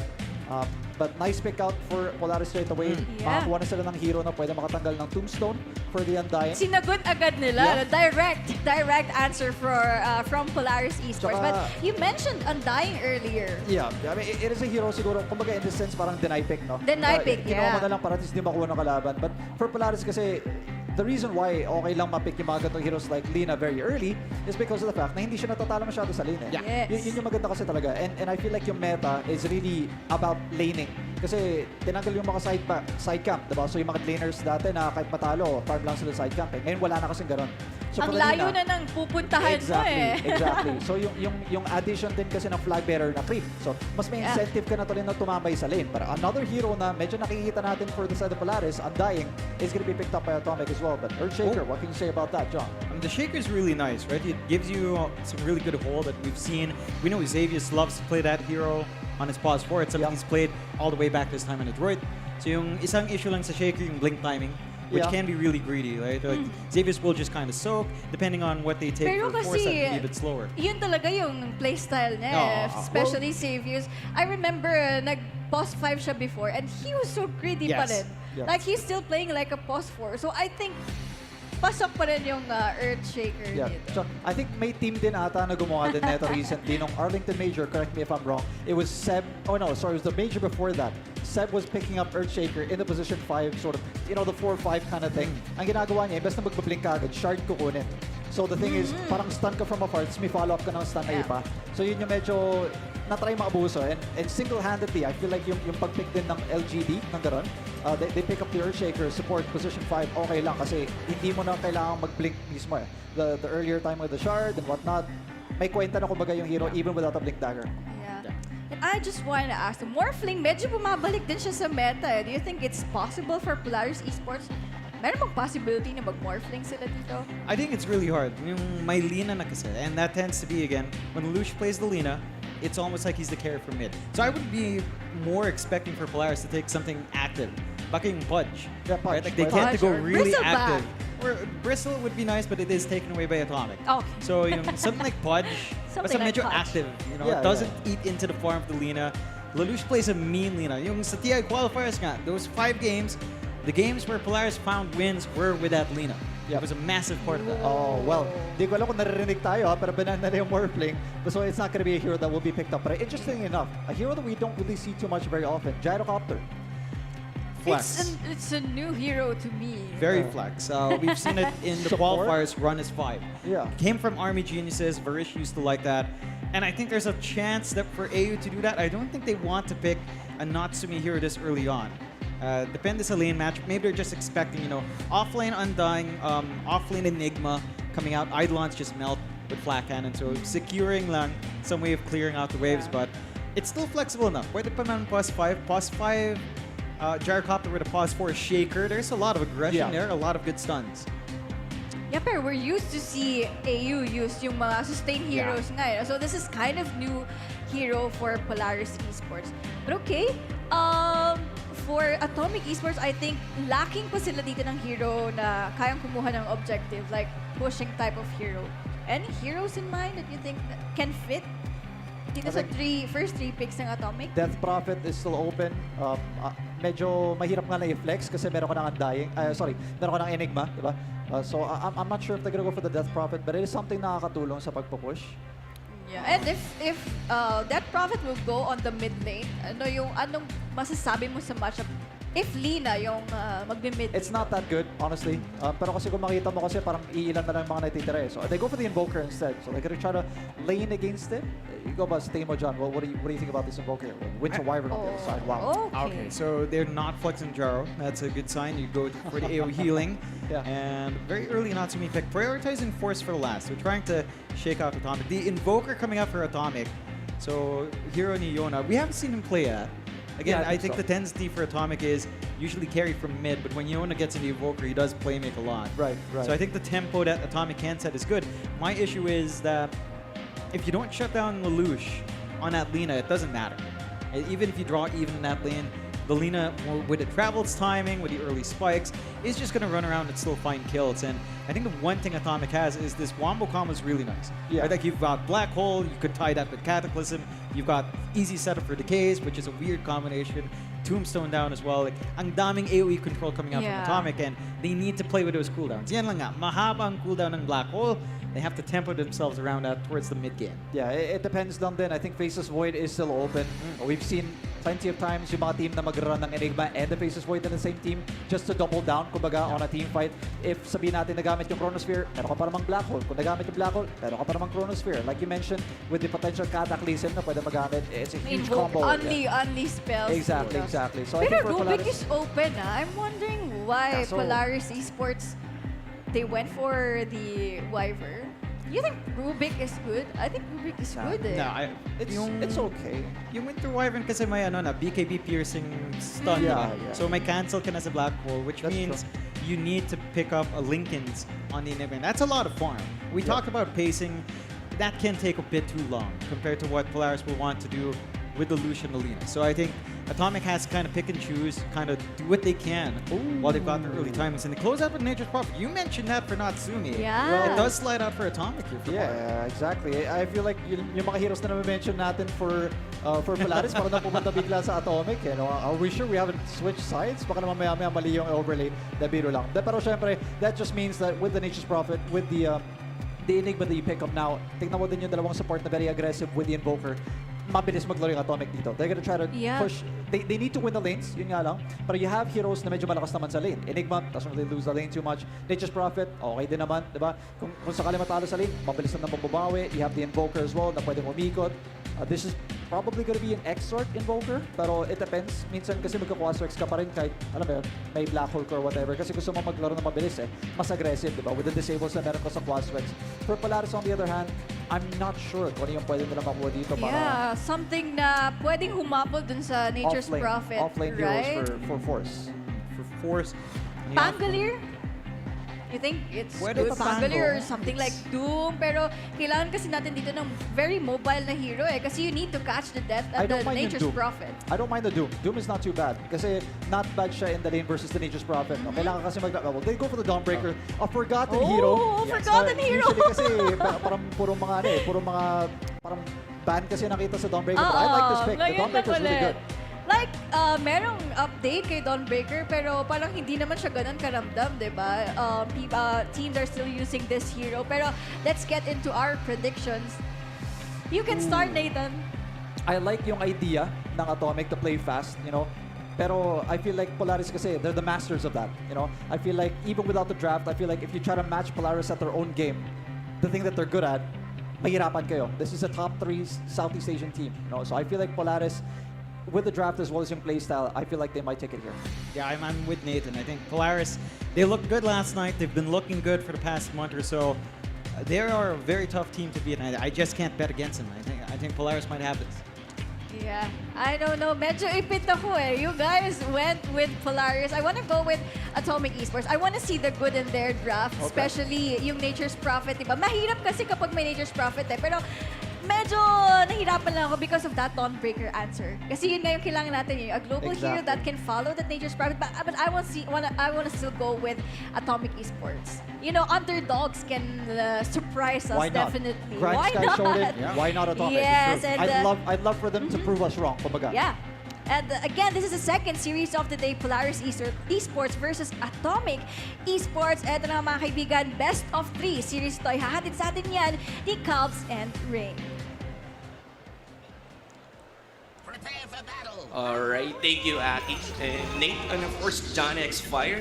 And I'm Calbs, and I'm here with Rain. So, how are you feeling, Rain? First land, we're back. We're back after 2 years, di ba? Napakatagal. Kaya nakaka-excite, especially hindi rin biro yung team na maglalaro agad. Kakagaling lang nila sa TI qualifier, dito naman ngayon versus Atomic. Yes, sir. And right now, semifinals na nandito sa Mall of Asia, Atrium. And this is our team that will be facing up today, which is Atomic Esports and Polaris Esports. So, meron lang tayong konting pause. And ag-agree ka ba doon sa panel natin with the with their discussion about the draft, probably this game number 1? Oh, nag-agree ako. Pero sa totoo lang, Calbs, sobrang scary mag-pick ng Nature's Prophet dito sa draft ng Polaris. Kita mo naman, you have the Dawnbreaker, meron kang Lina, Winter Wyvern, almost all heroes, even a Gyro, at yung Earthshaker, napakaganda ng wave clear. Lalong-lalo na pagdating sa units. Even for the Enigma, napaka-scary. With the BKB, hindi enough. Kailangan mo pa ng Lincoln. Exactly. So ito na nga, nagkakaabangan sila rito for the first minute. I mean, yung bounty rune natin for respawn. Pero again, we have another pause and relax lang. Misclick lang daw. Sabi ni Lelouch. Napindot lang ni Mac. Relax lang. So, sa mga, again, best of 3 series semifinals. Whoever wins, susunod siyempre kanina sa team na nanalo sa Japan, which is yung Grind Sky Esports. Ito, tingnan natin kung ano yung... Actually, sino to? Sorry. Si Sandro. Si Sandro pala yun nandun. Pero Cubs, ito for Atomic, ilang beses na natin sila nakita na nagpapalit ng players. Pero bago ko ituloy yan, ayan, ang dying, medyo makunat na hero. You have the decay, makakatakas ka naman. For the bounty runes, tag-dalawa lang. Yeah, I think bounty runes lang naman. Even trade-off lang in terms of bounty. And he was able to deny isang observer war, and that will count as a win on his side since additional gold and of course additional experience at the same time. So magkasama yung tandem S-God and of course his partner on the suicide lane or offlane side ng Atomic. And ito, tingnan natin, magandang matchup. Lelouch o si Mac versus Yona. Invoker against Alina, which is, sabi nga ni John, it's been a favorite hero for Lelouch for the past na qualifiers then for the TI. And Natsumi, ini-expect mo ba itong klaseng pick and homing missile will connect? And here comes, is na nga may first blood natin. S-God still being hounded here by Natsumi's gyrocopter. Another right click, and right click is the sidestep, but there you go. First blood will be drawn by Polaris Esports. Natsumi with the advantage. Kuha kaagad din yung first blood bounty. Gandang play na sana. Grabe yung mga sidestep, kaso hindi sapat. And dapat scary yung Enigma plus the Tuskar, diba? Meron kang tag team, you have the units, pero dahil nga dalawang range ba naman yung kalaban mo, nandun yung slow, nandun agad yung damage from that gyrocopter, napakadali pumatay. Yeah, I was not expecting that. Mabibigyan ka agad ng Polaris, especially yung gyro doon, considering the advantage that Atomic Esports has on that lane against tag team, Eidolons. What can you ask for? But apparently, I think they kind of overextend a bit on the lane. But however, Polaris capitalizing that mistake. But again, ito na naman tayo sa bottom lane. Ito yung Undying still chasing out two guys here from Polaris. Tamang chillax na naman sila rito. Tamang deny lang ng creep. Samantalang ito yung dalawang support, a classic AU denying or still, contesting yung makapag-pull siya eh. Kaso yun nga lang, KCL, nakapag-drop doon ng sentry ward, that will block off yung small camp for the pulls. Pero medyo expected dun sa baba. Undying versus dalawang melee hero. So talagang hanggat maaari na kaya mo makapag-provide ng space dun sa Nature's Prophet, gagawin mo. Pero mid lane matchup, hindi pa natin masyado na pag-uusapan. One of the, hindi siya counters hero lang na gusto mong pwede tumapat dun sa Lina. Pero bago ko ituloy, KCL, medyo kailangan nila mag-ingat. Masakit talaga yung damage dun sa top lane. Indeed. Meron pang flak cannons Normally, if you're a gyrocopter, you're just gonna be maxing out, diba, yung kanyang rocket barrage. Pero kanina nakapag-skill ka siya ng homing missile. Tapos yung Wyvern din, considering it's a Wyvern, normally you'll be maxing out yung Arctic Burn. Pero meron siyang Splinter Shot, if I'm not mistaken. Good wave tier talaga, Kalso. Pero tuloy ko lang dun sa may mid lane, yun nga, Lina versus the Invoker. Ito yung gusto mo na matchup versus the Lina. Pwede kang mag-Quaswex lang, ubusan mo lang ng mana itong Lina. As long as you can survive yung mismong lane, okay. Pero ang problema dyan, yung Lina, mamaya aalis na yan sa lane with the early level 6. Tsaka ina-mention mo, meron siyang EMP pero top lane, okay. May pag-snowball naman, he will dodge the homing missile on that part. But again, yung kanina nga mina-mention mo, di ba, it's an Invoker, Tornado, EMP. Para hindi ma-maximize ka agad dito ng Lina yung kanyang yung spammable skills like LSA or like Strike Array, plus the Dragon Slave. Ang ginagawa niya, ini-spamman niya para hindi na kagad makagamit ng EMP rito or EMP Tornado combo yung Invoker. Pero Invoker is kind of low. Top lane naman, still spamming out the flak cannons here by the Gyro in Natsumi. And steady chill pa rin naman. Nakapag-pull pa rin naman, yeah. Pero masyado maraming farm para sa Gyro, di ba? Sa units pa lang, homing missile na naman kay Sandro. May snowball save, pero mukhang pang patagal lang. S-God! S-God will drop. And the question is, are they still chasing? No, I don't think so. Mababa lang yung HP dito ni Natsumi. And middle lane, mahuli rito si Lelouch o si Mac. And sayang. Well, 1 for 1. nakuha yung offlaner sa side sa side ng Atomic, and it's a bit of trade, no? Kung ano man yung pwede maka-slow down kahit papano or delay ng level ng Lina, of course, papabor yan sa Atomic. And habang wala pa yung Lina, yun nga lang Earthshaker. Tamang pa-level muna siya sa mid. So meron na nga tayo nakikita na dalawang priority items for the Earthshaker. Di ba? Minsan Aghanim Shard, kapag kailangan mo na extra lockdown. Kapag naman mayaman ka, pwede ka mag-early blink dagger. Exactly. And ano ba, si Force ba talaga yung parang yung pinaka-best factor for Polaris with their run, with the recent TI run? And normally, nakita natin yung heroes na pinapick niya. Viper, Marcy, Marcy Armlet, if you remember, di ba?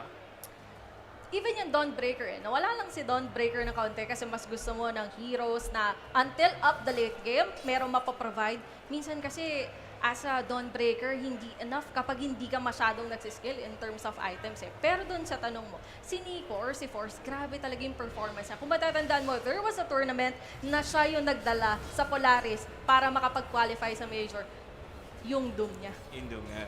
Sa mga ginakakala ngayon. Isa sa mga heroes ni Force o ni Nico yan.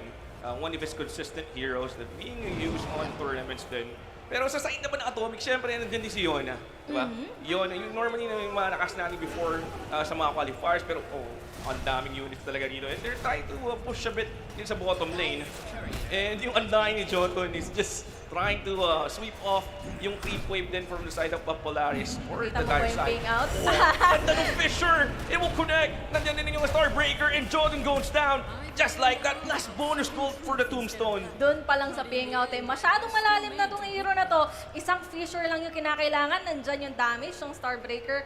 Meron pang bonus nga, kagaya na nasabi mo. Yeah, talagang maasahan mo lagi yung Fisher doon ni Boomy or ni Saviors. Boomy is now being called the Saviors na, di ba, dati kilala Boombox. Boombox. Naging Boomy. But right now, he's being called the Saviors. Para sa Polaris Esports. And may double damage rune. It will be safe for Yona's Invoker. And pinipig nila rito, may vision daw yung Polaris. So, I think he's requesting for someone to check or to the ward if there's any sorts of vision favoring Polaris on that side of the map. And 6 minutes still, 1-3 tayo rito. So, medyo slow yung pace ng game natin. Yung two teams, steady chill. Parang relax lang. Kalmado lang. Yeah. Pero ito rin yung nakita natin na performance with Polaris last time dun sa qualifier, di ba? They start out securing all their lanes, tas saka sila lalaban kapag nandun na yung kinakailangan nila na level. Pero Invoker, nakita ko kanina, yung itemization niya, he will go for the urn. After nun, Yun nga lang, medyo na-off position. Gandang shard. Nandiyan pa nga yung Solar Guardian, but that's not enough to save him. Nature's Prophet, nag-rotate na rin with it here, but Marb. Tornado will miss, however, and they'll take 2 heroes. And sayang yung rotation na nahuli rin kagad dito yung si Nico o si Force. Yun na nga yung shard from the Tusk. Nandun yun rin yung rotation from Yona. Siya pa kayo nakasecure nung kills. Plus, eto sana sasabihin ko, yung Invoker, he will go for the Witchblade after ng Urn. So, going for the damage, ayaw rin nila na medyo mabitin sila sa damage, especially, kayang-kaya naman nilang pumatay. And after getting those kills, pwede rin na mag-transition sa objectives.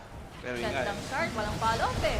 Kitry nila. Again, Force with the rotate. I mean, nakaka-respond niya lang. ETP that mid, helping his mid laner. Na-trap ng short. Pero yun lang, i-go na naman ba nila? Pero look at Escat's HP. Dropping so fast. So yun nga, they're just focusing on Jotun.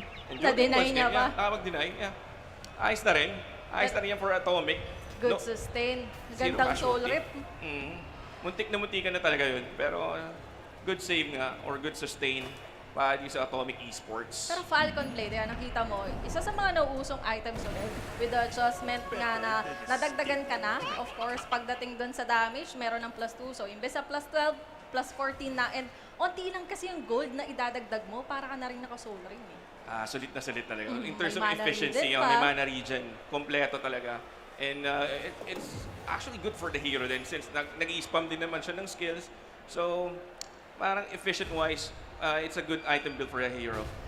Sakto pa, fair trinket, and that will pick up Dami namang stock.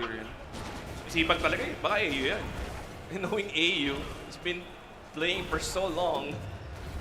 Napaka-efficient pagdating sa stacks. Even yung wards, diba? Yan yung isa sa pinaka-commendable kay AU. And mukhang walang contest from Atomic. Wala Medyo mahirap pa eh. Wala ka rin magandang wave clear eh. Hindi, tsaka ano rin eh, yung side ng Atomic, wala sila talagang good heroes to, invade yung mga stacks, or yung, especially sa triangle part. Nandun talaga na nag-excel yung mga hero like the Wyvern to make the stacks. And ito na, two-man smoker for the side of Atomic. They'll try to look for a kill, and they're going towards here on the top. So merong support din dito, yung gyrocopter ni Natsumi. And they're pinging out. They wanted to go for the top. Available na rin dito yung Black Hole ni Asgard. Jotun, naka-follow, and we'll see who will start the fight.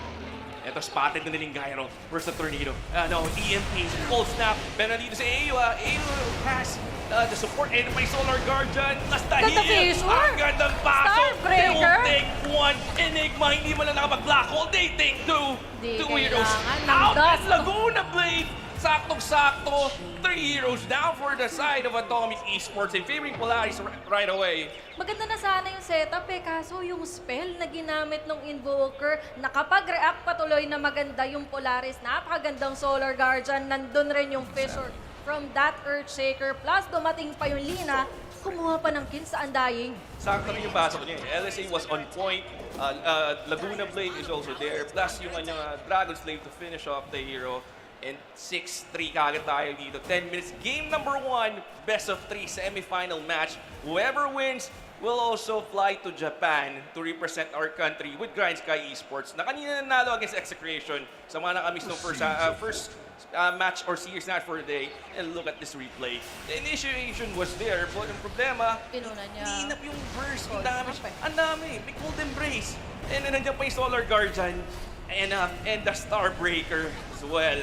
Completos Recados, Polaris Esports proving to have the superior team fight as of now, as of 10 minutes dito sa ating game 1. So mid lane, nandiyan na may EMP, however it misses. Hindi din naman si Lelouch. Hindi talaga ako sanito si Lelouch Mac. Pero Mac pa rin ako. Mac pa rin talaga. Starbreaker? Force again getting a kill and dying. Dying once again. Luminosity crit, napakagating. Wala pa yung talent Exactly. Knowing the changes para sa hero, yung recent changes sa Dawnbreaker, yung Luminosity niya 200% on max level 4, pero nakita na si AU dito. Wala yung nang kanyang Arctic Winter Burn. Wyvern, oh no, he's going to be stuck. Oh, pero yung Winter's Curse, will he go for a TP? Is this going to be enough? And here we go! He was able to TP safely. Veterano talaga rin. Kita mo naman, sulit pa rin yung Winter's Curse. Di naman ako namatay. Yeah, and it's a low cooldown spell, so it doesn't matter if you use it as early as now. Wala naman team fight, so it's fine. Tsaka hindi naman nalaban sa ngayon yung Polaris eh. So, I think that's a good call for AU din. Hindi rin sulit eh, batuhan ng Black Hole. Position 5, diba?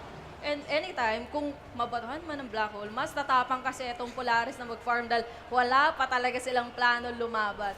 And yung illusion pa natin na invisibility rune. Pineko. And Xavius popping out the Echo Slam. Solar Guardian is also there. Kaso may snowball, tatama. Yung Water Sponge will connect on Xavius. Walang mana si Bart. Xavius will TP out. Xavius, wow, no, nakancel ng tornado ng Invoker. And yun, was able to cancel the TP. Ang lalim masyado Yeah, ng Polaris. Well played for Atomic getting those 2 kills. Snowball pa lang ng task, medyo saving na. Isama mo pa yung Dawnbreaker na nabigla din ata dun sa echo ng Earthshaker. Wala siyang choice, tumulong na lang, napahamak pa. Pero ito yung chance dito ng Atomic. They were able to get 2 kills and they need an objective. So they're rushing here sa mid tier 1 tower and is about to go half HP. Pero si Lelouch will try to defend. Pero ang bilis eh. Ang daming units eh. Plus the Treants nung Fury, Nature's Prophet. Pero hindi na deny. Escad will take the last hit. And that's an objective counted for the boys of Atomic. Right now, nag-less na lang 1,000 network lead na lang sa Polaris. It was like 3,000 earlier. 30 minutes, 5-7. So, it's still a close game. Pero ito yung replay kanina nangyari. Pinap ni Xavius yung kanyang Echo Slam. Solar Guardian nagamit na rin. Pero yung Snowballs, yung Snowball, sapul dito yung Earthshaker. And the cancel ng Tornado. Kaya from Yono's Invoker, perfectly executed sa side ng Atomic. Ganda rin ng Quaswex na build dito eh. Maliban pa dun sa versus Dalina. Kasi halos yung lineup ng Polaris, kinakailangan yung kanilang mana for those spells na kailangan nga nilang iba to. So kung ma-out of position ka, sa ngayon wala pa silang way para makapag-disengage. So back to farming muna si Mac. Si Mac, recognition na lang din, lumalaban na ng lumalaban itong Atomic. Before the Boots of Travel, kailangan ko munang mag-BKB. Yun nga yung plano niya rito. Normally sa makikita na sa mga Lina, ipa-prioritize nila yung Boots of Travel, then after Boots of Travel, we'll go for a BKB. But nag-iba niya yung item build niya rito eh. He went for a Battle Lake. Oh, okay. Mababak si Natsumi rito. Nakita niya yung Nature's Prophet na mag-contest lang sa lane. And ma-show back naman siya rito. He wants to play it safely. Gusto niya mag-farm. Since he's not yet battle ready, if I'm not mistaken, di ba? Tama ba? Wala siya BKB, wala pa siyang damage item. But again, we have a little bit of pause here. Ayan, di ba? Naka-Falcon Blade yung Gyro din. Halos lahat ng hero ngayon, mga course, nagpa-Falcon Blade. Kapag maganda talaga lane mo, kasi doon pa lang sa 1K yun nga, may mana regen ka na, meron ka pang damage. And etong Gyrocopter hanggang ngayon, wala pa rin nagko-contest ng kanyang farm, less than 100 gold. Pero bottom lane. Yun nga, pero Wyvern, nakapag-curse The pa. Winter's Curse. Ilalaban niya na there goes the Starbreaker. It will connect on two. Pero habol si Kaya mo Jotun. ba yan? Wala sa undying Parang from hindi. strong, pero he needs to back. Soul Reap wasn't enough to take out yung kanyang Dawnbreaker. Pero nakapag-juke, no, may flak cannons. One more right click, there you go. Hindi 2 heroes makapag-juke. down. Kagad pa dito sa side ng Atomic. Good 2 kills naman coming from Polaris. Yun nga, bitin pa sila sa burst sa ngayon. Hirap ng damage, no? Para sa kanila.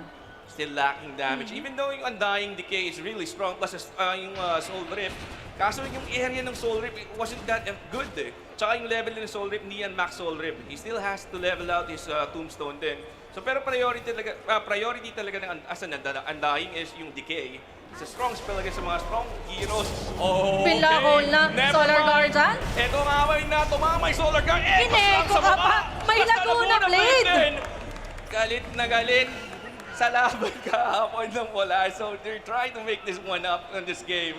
Heavy commitments pero sulit. Enigma pa rin yung mapapatay mo. Yung nga lang finally mapapunish. And doon pala sa bottom lane, si EU, napakaganda ng ginawa. That good Winter's Curse. Nakapag-cold embrace pa ng hero kaya wala nakuwang trade kill. Pero masyadong matapang yung Enigma. May Fissure sa task. Makakapag-snowball.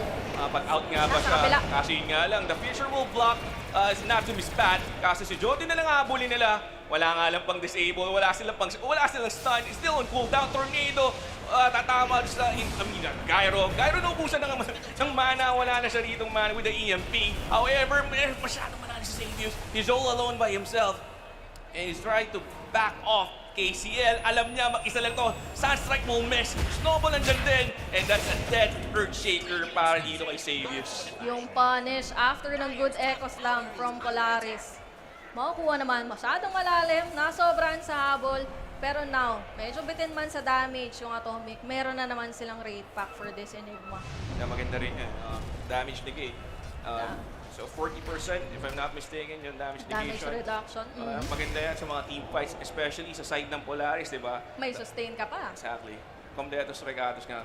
Pwede na sila, mga prolonged team fights. It will be a lot of help on their team. Naringaling, Gyrocopter already has a BKB ng rain. Kaya pala nila gusto ko lumabang kanina, Natsumi already has that item. Wala siyang mana dahil sa EMP. naman Kaya siya ng EMP. nahihirapan siya mag-follow up dun sa Earthshaker. Inalay na lang ni Xavius yung buhay niya. Kaya dinrag niya na lang yung attention ng mga heroes dito ng Atomic towards the Tier 1 tower sa mid lane. Ito, nakita ni KCL but he doesn't want to go for this since mag-isa lang din naman siya. Pero protektado pa rin dito yung Tier 1 tower. Fisher will also stop the aggression here sa middle lane. Pero Lelouch, ako na bahala rito. I'll take his Tier 1 tower by myself. And there you go, tower down. Tier 1 tower. And it's a good tower to take din for a Polaris. Bakit? Kasi it's an access for the Roshan or a Rosh Pit. Another objective, pero nga lang, get AU. Ang sakit ng Midnight Pulse. And that's an easy kill. Okay na rin. Not bad for Atomic Esports. Kaso bad trade dahil sa other side ng map, namatay naman yung Invoker mo. Hindi lang natin nakita, but that's a 1-for-1, but big favor para sa Polaris. It's a core, and nakuha lang nila yung support. While there's much Fisher, tatama rito. LSA. KCL. Down and dead. Yung Echo ginamit na rin agad and Marv just right clicks away. Pero mahirap eh. Naka-double damage rune dito si Lelouch on the Lina. Alay buhay na naman dito si Savius. And Savius just trying to prolong pero good block Ang actually. ganda ng fissure block. TV Walang out. daanan. TV out. Easy TV out for Savius. Well played. And good decision, of course, for Mac. Diba? Hindi niya na pinilit yung high ground na yun dahil cooldown pa yung Laguna Blade niya ng 9 seconds. Sakto naman yung Fisher na yun. Saktong block lang sa path para... Isang decay na lang yun eh. Oo. It's dead. Kaso yun lang, Rain. Force was caught on top. Nagamit na yata ni Force yung BKB niya doon. So that's another maski pa man a good kill for the boys of Atomic. And Blink Dagger finally for Sandro. And yung ginagawa dito ng teammates ng Atomic ng Nature's Prophet, binibigyan lang siya ng information kung saan sila pwede pumatay. Yung global presence niya, TP lang, sakto, get agad ng kill. There's a kill. Fall down? Isolated Barb. Kaso na-pop niya yung BKB niya. Pero may pang-cancel pa rin. May Winter's Curse pa rin. Nag-aalangan dito si Hindi Barb. siya makapag-TP out. OS God. Ibabap nga ba nila yung Black Hole dito? Nag-aalangan sila pero nakapag-TP out lang agad dito si Marp on the Nature's Prophet. Pero yun nga lang Rain. S-God. Full blink out. Makukuha pa ba nila yung kasa? No. He was able to escape. Late na late yung yung Fissure. Fissure. Yeah. Tapos na-force mo pa yung mga BKBs. And wala silang vision doon sa teamfight na yun. Talagang tinakbuhan lang nila dahil nga hindi nila alam kung nasaan yung Winter Wyvern. Easy cancel pagdating sa Winter's Curse. Maganda na rin nangyari kasi na-force nila mag-rotate dito. Actually, halos lahat ng players ng ng Polaris on the top side. And makapag-free farm lang bahagya rito. Siyempre, si Yona on the Invoker and the rest of the guys. Lalo na, yung nakapag-TP out na Fury nga. Nag-TP lang yun sa jungle to farm continuously. Samantalang si Johto naman, wala pa, medyo malayo pa exit to. 5 kasi ito eh. Samantalang S-God. Short kanina. Ito yung BKB. I'm sorry. Short pala yung kanina, then right na makakuha niya ng BKB. Pero for S-God kasi, after ng BKB, kailangan mo pa talaga ng linked. So, ako sa lahat ng napapanood kong Enigma game, lagi may Philosopher's Stone. Hindi talaga. Pero Lelouch taking out the Undying. Pero hindi pa sila tapos. Oh no, Lelouch dropping Black Hole! Black Hole would connect on 3. Big and 4. And 2 heroes decimated immediately for the side of Polaris. Nag-buyback yung Atomic dito. Enigma goes down. Pero sulit na yung buyback na yan. And Force will also... Oh no! Disaster for the boys of Polaris. Sumama, paglapag doon sa Black Hole. 5 heroes from Polaris, inubos ng Atomic. Napakagandang Black Hole for Sandro. Kahit mamatay na siya dyan, sulit na. Meron pa kaming free. Patapos na lang talaga, di ba? Sakto yung pasok ni Sandro or ni S-God with the 4-man Black Hole. Nilaban nila, they pop the BKB plus the ult. However, nauna nga lang kasi namatay kagad si Lelouch for the side of Polaris. Gandang focus, nakita nila the opportunity to grab the advantage. Nanalo na kayo ng team fight. Full man, 5-man team wipe. And right now, Roshan pa, pero hindi yung nangyari. Ayan lalapad. Sheesh. Magkakasama sa hukay.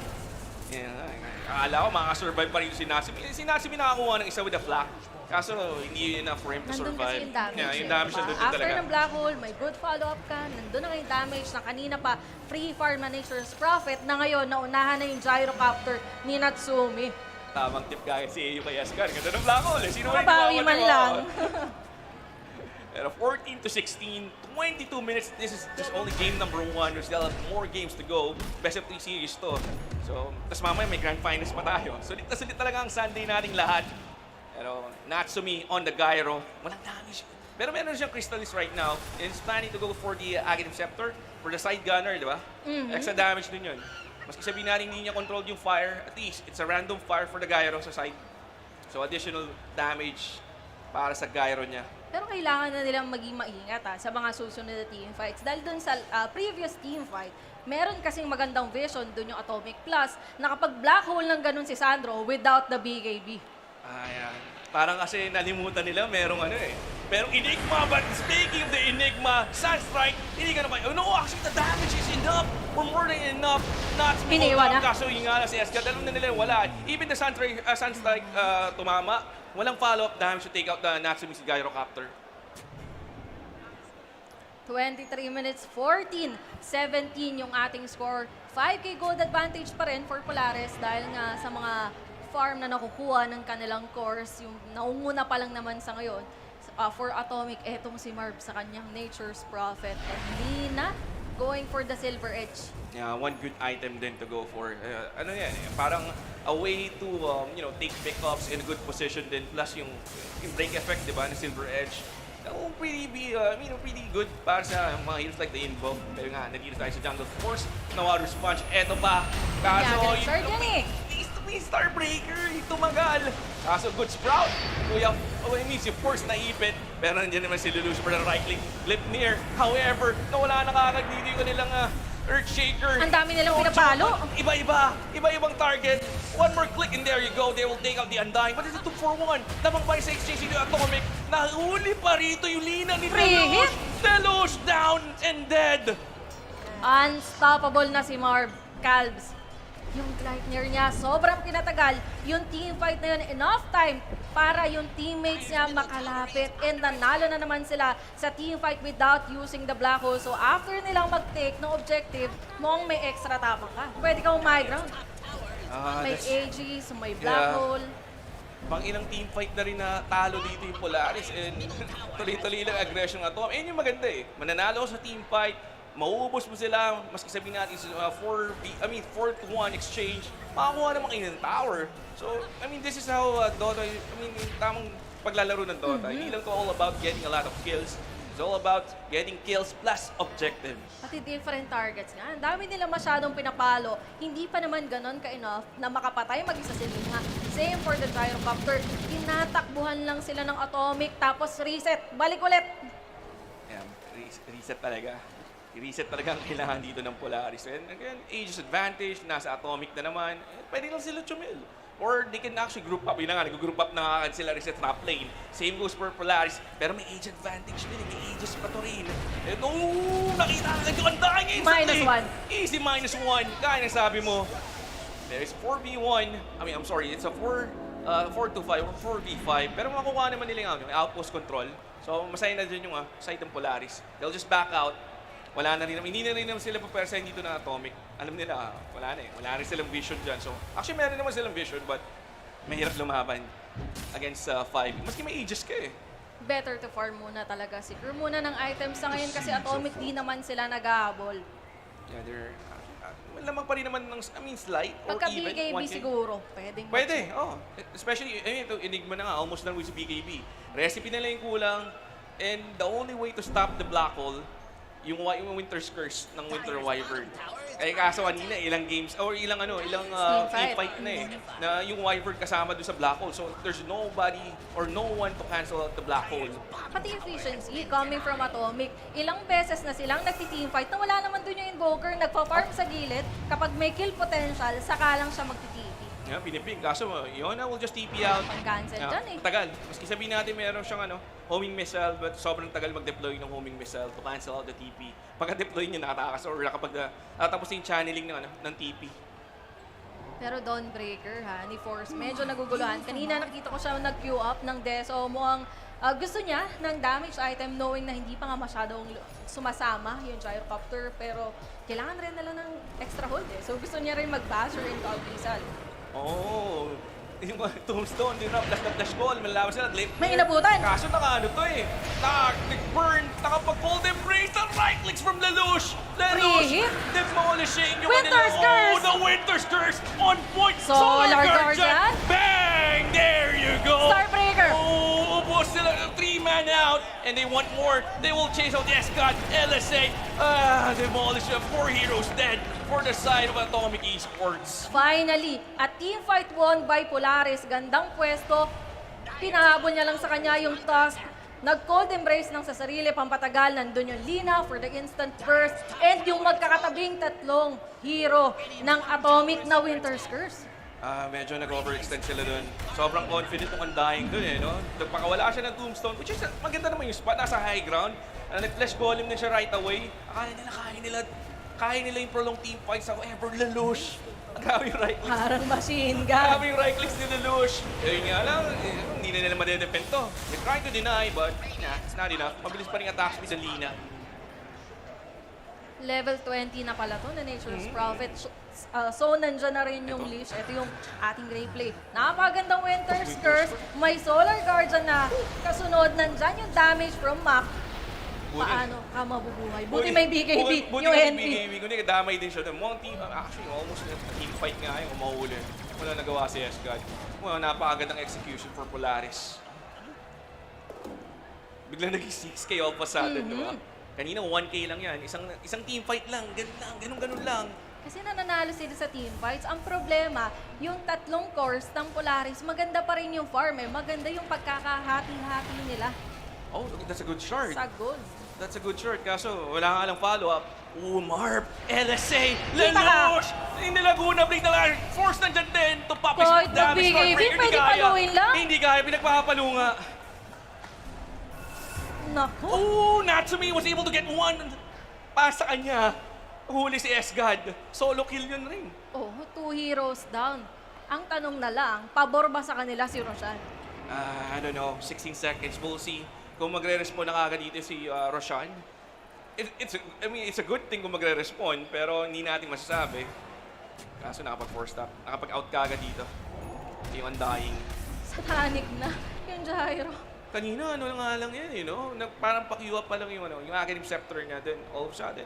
Mabilis kasi din yung decision making. Siguro, ayun yung one of the makukuha mo talaga, lalo na kapag sobrang active ka sa maraming tournaments. Yung itemization, yung decision making, kung kaya ko na ba sumama, kaya ko na ba lumaban. Pero with Polaris, eto kasi talaga yung play nila. Bahala na yung 4 na heroes nila na magdusa, kung makakuha sila ng kill. Kagaya niya, si Yona. Kaso na mag-BKB, kaya ba yan, ina-enough pa yung damage? Wala silang pang-cancel rin. Yung curse na late na rin yung pass. Warning shot. Warning shot. Nagamit naman din yung, na-force yung BKB dito ni Yona on his Invoker. Eto, 3-man smoke once again for Polaris. Hanap sila ng pick-up but walang tao rin sa part ng map. Mostly yung guys from Atomic nasa top sila and the triangle side. Medyo scattered around sila. One hero lang yung medyo naka-scatter for the side of Polaris. Kaso yun na naman, Undying. Hello, sir! Hello and goodbye! Huling-huli. Ouch. Sakit. Silver Edge. Sakit. Nakalahati buhay percent. Sa break pa lang eh. Nag-crit eh. Nag-proc din yung crit. And eto na. Objective sila rito rin. Dami na nilang mga saving items for Polaris and makakuha sila ng objective. Kanina pa tong Atomic, iniisa-isa ng Polaris. Paano ngayon sila magti-team fight? Lahat sila may... Meron din magti-TP out. Wala si Nico eh. Si Nico on his Dawnbreaker, meron ng may Basher na rin completed kanina, nakaka-kill lang. Pero Yona's Invoker, Aghanim Scepter done, up and ready for the next team fight. Pero yun nga, eto kasing Atomic, yung lineup nila, kailangan lagi silang kompleto. Maganda dapat yung execution. Agree. Hindi pwede makulangan ng isa. Kaya 1 or 2 heroes lang, mapitas ng Polaris, back to farming na naman. Yeah, planning to play it safe right now. KCL, may blink naman siya, so he'll be fine. Wala na rin naman scan dito yung side ng Polaris. And he will just TP out into a good spot. S-God! Akala ko, mag-commit ng Yung something. BKB nito, kanina pa, hindi mabili yung recipe kasi laging namamatay. Kung hindi siya namatay yung last 2 team fights, kanina pa buhay yan. Actually, Solar Guardian! May nakita na naman. Huli yung May Nature's global Prophet. presence sa kabila. Meron din kami niyan. Pero mid lane, Savius, pero may May 4 4 stop. stop? Kaso na-close ang ganda. Ay, Ang shard. ganda ng shard. And that will, Lugi pa rin sa trade-off. Yun Trade-off. nga lang. Sasabi- Small casualty. Oh, no. Pero, paano magiging casualty kung si KCL hinahabol pa ng gyrocopter? Medyo delikado. Nandyan yung homing missile. Sakto Wala naman pang yung short cooldown. Sakto yung cooldown rate for the snowball. Buhay. Pero alam nila, they do have vision. And KCL. Patay na pa anak rin? ko, yes. Kuha siya rito ng Dawnbreaker ni Force. No good casualty nga dahil kahit na nakuha nila Earthshaker, kapalit pa rin yung buhay ng Tusk. Plus, meron pang free. Roshan, napakahirap i-contest kahit na meron silang black hole. Nandyan yung follow-up ng Invoker. Pero yung damage, bitin, wala kang Nature's Prophet at wala ka rin pang agaw dahil nga kakapatay lang ng Tusk mo. And look at that ping. Yung lines din. The command. After getting Roshan, they want to push daw yung bottom. Kaso, yun nga lang, Yoma Yona. I mean, sorry, Yona. Yona. Sorry. Pero mag-isa lang dito siya eh. Okay. Diba si Mac o si Lelouch? So, magbaback na rin naman siya. Good smoke sana kung mahuli nila. However, Daedalus. kompleto na para kay Natsumi. Ang sakit na lalo nung right clicks nung gyro. Side gunner, Daedalus damage. Ouchie talaga. Plus yung damage ng Lina. And tingnan mo, gaano kabilis yung tower. Yung building, walang buildings na tatagal dito later on. Kung magsasabay pa dito yung dalawang core. Lalo pag nag-high ground sila. Pero maganda rin naman yung high ground dito ng ng Atomic sa totoo lang.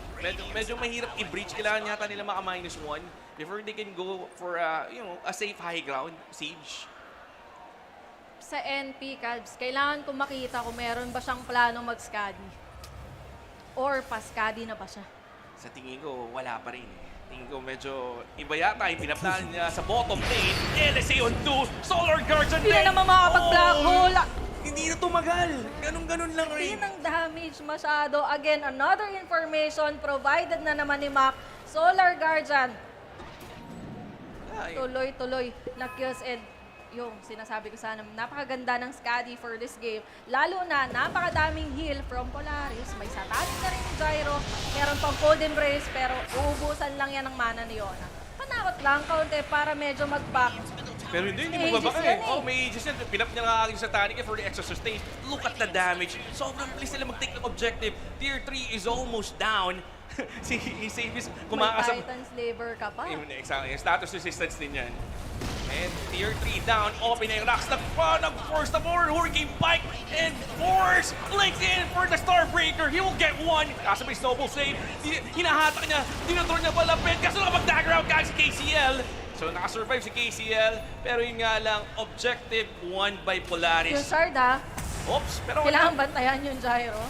The first time, medyo tagedi. Na-sprout na rin siya. Tornado ginamit na rin nila. May leash yan, patay siya. Tumalaban pa, yung sustain. First up, cold snap, pero Cold side strike. embrace. Uy! Never mind! The damage! Hindi ko inaasahan yun, hindi enough! Napaganda pa nga rin! Sinuntok pataas! Yan, Walrus Punch! Pero yun na, finally Aegis is now popped. Round number 2. Hinarangan ng daan. Walang makakadaan. makakadaan. Hinarangan na lang. And mag-out na lang si Natsumi. Napasama yung Walrus Punch doon. Sunstrike din. Uli na yun. Gandang spell, di ba? Para sana kahit sino naka-Cold Embrace.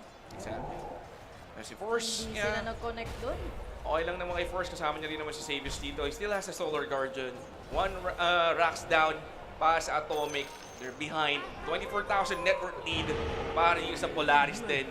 19-31, 36 minutes. Game number 1, best of 3, and Force Ikaw plays na in. naman. There you go! Winter's Curse will connect on 2 as well. And Solar Guardian? Well, no, nakancel! And meron yung Cataclysm. Bang! Hindi ganun ka-effective. And Polaris takes 2 heroes from the boys of Atomic. Fisher again. And that will decimate yung undying ng Atomic. Oh, easy. Tier 3 na naman to rin. Pero yung best setup mo kasi lagi patay. The only target, the only condition for Polaris, mapatay yung Enigma. Napakahirap lumaban for Atomic. Walang magsiset-up ng fight. Hindi enough yung kayang i-provide ng task. Ang ganda ng pasok ng Wyvern doon ni AU. Saktong-sakto, Winter's Curse. Walang pwedeng tumulong. Kahit na na-cancel pa din yung Solar Guardian. And 2 lanes of Frax secured now by Polaris. Last lane of Frax. Pagkatapos ito, pag nakuha ng Polaris, mega creeps na.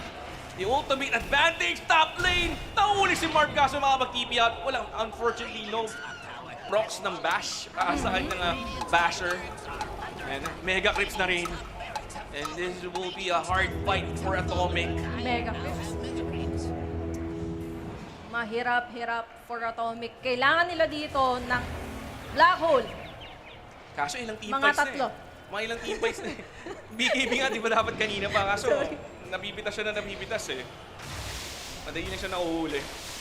Yan nga. The only condition nga kasi, para manalo ka versus Atomic, patayin mo yung pwedeng mag-turn around, yung pwedeng mag-initiate, si Sandro nga lang yun.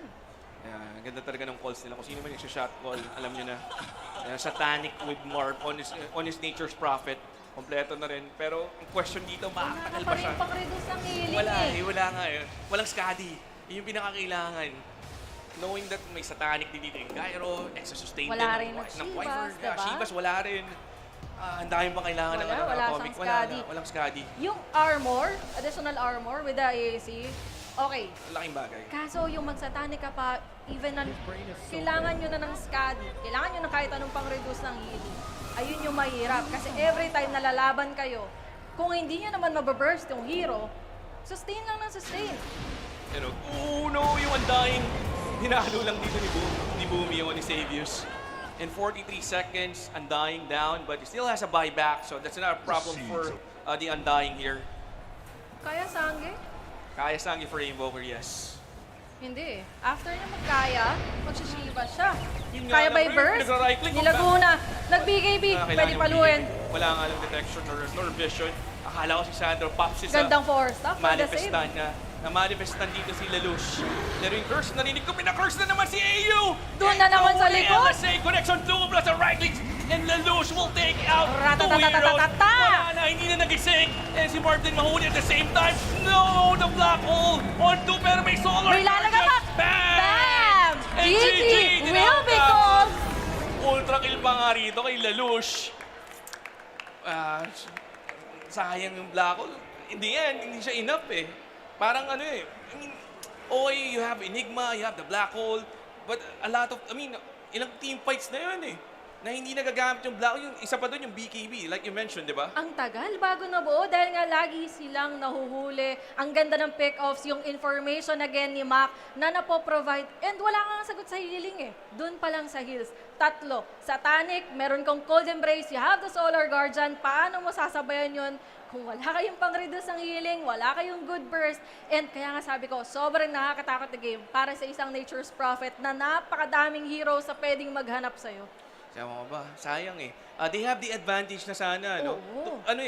Yung favor, napunta na sa Atomic, siguro mga mid-game yun, if I'm not mistaken. Napapatay pa nila si Mac. Kaya si Mac, imbes na mag-early Boots of Travel, napilitan na mag-early BKB. Di ba normally nga sabi nga, di ba? Boots of Travel, BKB, plus kung ano man yung gusto niyang damage item. But nag-iba yung kwento eh. Nag-iba yung kwento, pero ewan ko kung ito rin ba yung opinion ng panel natin. So, kamusta naman kayo, Janaki? And the boys? Awesome cast from awesome casters. Thank you so much, Cubs and Rain. And you are guys back here at the panelist desk. This is Aki, your panel host, together with Nathan and John X Fire. That was Polaris Esports versus Atomic Esports. Why do I feel like it was a close game? I felt like it was somehow a close game. There's a little bit of play. There's a little bit of back and forth. I think overall, Polaris just, with the discipline, with their execution again, pull ahead. And we saw some big plays coming out from AU. The Winter's Curse was always valuable as we expected. The heals, again, something he enjoys a lot. Yep. And when you allow him to take these saving heroes, it's asking for trouble. You give Xavius one of his favorite greedy fours as well. Lots of good plays from the Shaker. It just looked like a very comfy draft for Polaris. And they had that foundation, starting with Alina for Lelouch. Exactly. Although Lelouch did struggle a little bit in the beginning part of the game. Pero again, it just goes back to kung ano yung sinabi ko kanina. You're trying to beat Polaris at the game that they play best. So I think eventually din kasi parang nahihirapan na sila sa babae. And for Polaris, they started slow, maybe a bit of jet lag, no? Pero honestly, they started slow, they started coming back into the game. So naging okay din naman eventually. Kaya, Polaris, we expected this from them. Yeah, and also kudos din sa Atomic Esports, especially for S-God. Kaya ako nasabi na it felt like a close game kasi yung mga black holes niya, and also Yona, yung invoker niya, did very well in this game. So somehow they felt short nga lang. So ano ba yung tingin niyo na pwede nilang mag-adjustments for the next game? Walang problem sa draft. Yeah, no, I don't think it was a out-draft at all. Maybe just a change in playstyle. Again, don't give Lelouch something like his Lina. Don't allow some of these healing supports. If you do allow one of these healing supports, have a way to counter it. Exactly. Kung ibibigay mo man mga AU Omni Knight, mga AU Winter Wyvern, dapat may burst damage ka, dapat may natural nullifier builder ka. Parang dapat may specific hero ka na talagang nakalaan kay AU, no? Yeah, tsaka I think yun din eh. Baka bumalik na naman tayo dito kay Yona na baka pwedeng yung mga Spirit Heroes, no? Mali mo bumalik. Kasi yun kasi usually tumatalon sa backline. Storm Spirit, Ember Spirit, Void Spirit. Just to go on to like the the backline. Ang mababuisit kasi malaki talagang factor na nakakatulong itong si AU. Ilang beses natin nakita yung Winter's Curse Sobra. na nata-turn around yung mga laro. Kaya hindi nakapag-set up na maayos. bottom lane, o yung muntik ng ma-takedown yung Dawnbreaker, and then na Winter's Curse niya, and Yeah. then meron pang Starbreaker, yung naka-shard Exactly. na C4. So he was able to survive that one. They were able to turn that fight around. Grabe, AU is the MVP for me. But speaking of the MVP, sino nga bang ating Predator player of the game? We will see that. Oh. It's Force. Okay, it's not surprising.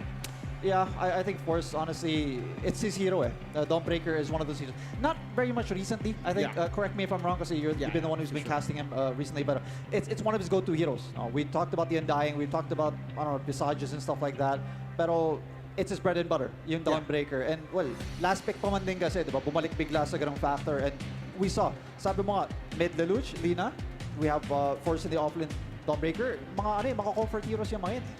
Yeah, it's a massive comfort. And I think, again, Atomic, it's not what they drafted, it's what they allowed Polaris to play, like you pointed out. Yeah. And they're going into Polaris' favorite, so they've got to make this uncomfy for Polaris. Find a way to draft, like, maybe look at what Talon did last night and try to figure out what they did there, That because they makes made it sense. awkward. Yeah. VODs are the key, you know? So tingnan natin kung nag-research nga talaga ang Atomic Esports. But that's just the game number 1 of this best of 3 series, guys. So again, this is Polaris Esports versus Atomic Esports. And for now, we would like to thank our sponsors for Predator League 2022, Predator Gaming, Intel, and Planet 9. So don't go away because more Dota 2 action will be here. Well, we'll follow right after this break.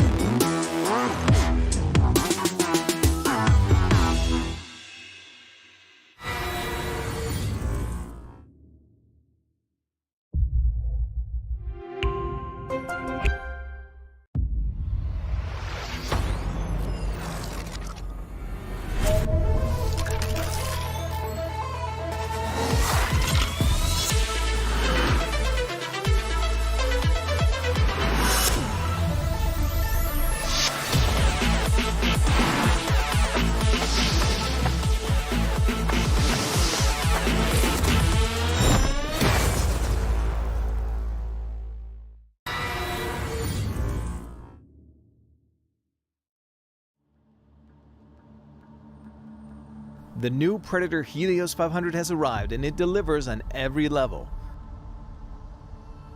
Within its neon-hued chassis, the beast stirs with an overclockable 11th Gen Intel Core i9 processor, NVIDIA GeForce RTX 3080, up to 64 gigabytes of 3200 DDR4 RAM, and heaps of high-speed NVMe PCIe M.2 storage. But high-end hardware needs the same extreme cooling to support it, which is why we've added our 5th Gen Aeroblade 3D fan technology, Vortex Flow optimization, and the CPU cooling Predator Power Gem. All these, in addition to strategically placed intakes, exhausts, and heat pipes, deliver some of the most advanced, powerful cooling in a modern gaming laptop. For the display, you can pick from FHD at 360Hz, QHD at 165, or a special 4K model that blows all others out of the water. This Ultra HD panel from AUO is a mini LED that delivers levels of contrast that blur the line between reality and game through 512 backlight zones, display HDR 1000 certification, and a rapid 120Hz refresh rate with 3 millisecond response time. The keyboard also includes a distinct feature, the latest Magforce and racing keys using our unique MagTech switches. These custom-engineered WASD keys work much like a gamepad's analog joystick, so you have minute control over movement, and making it so you no longer need to alternate between a gamepad and keyboard and mouse in some games.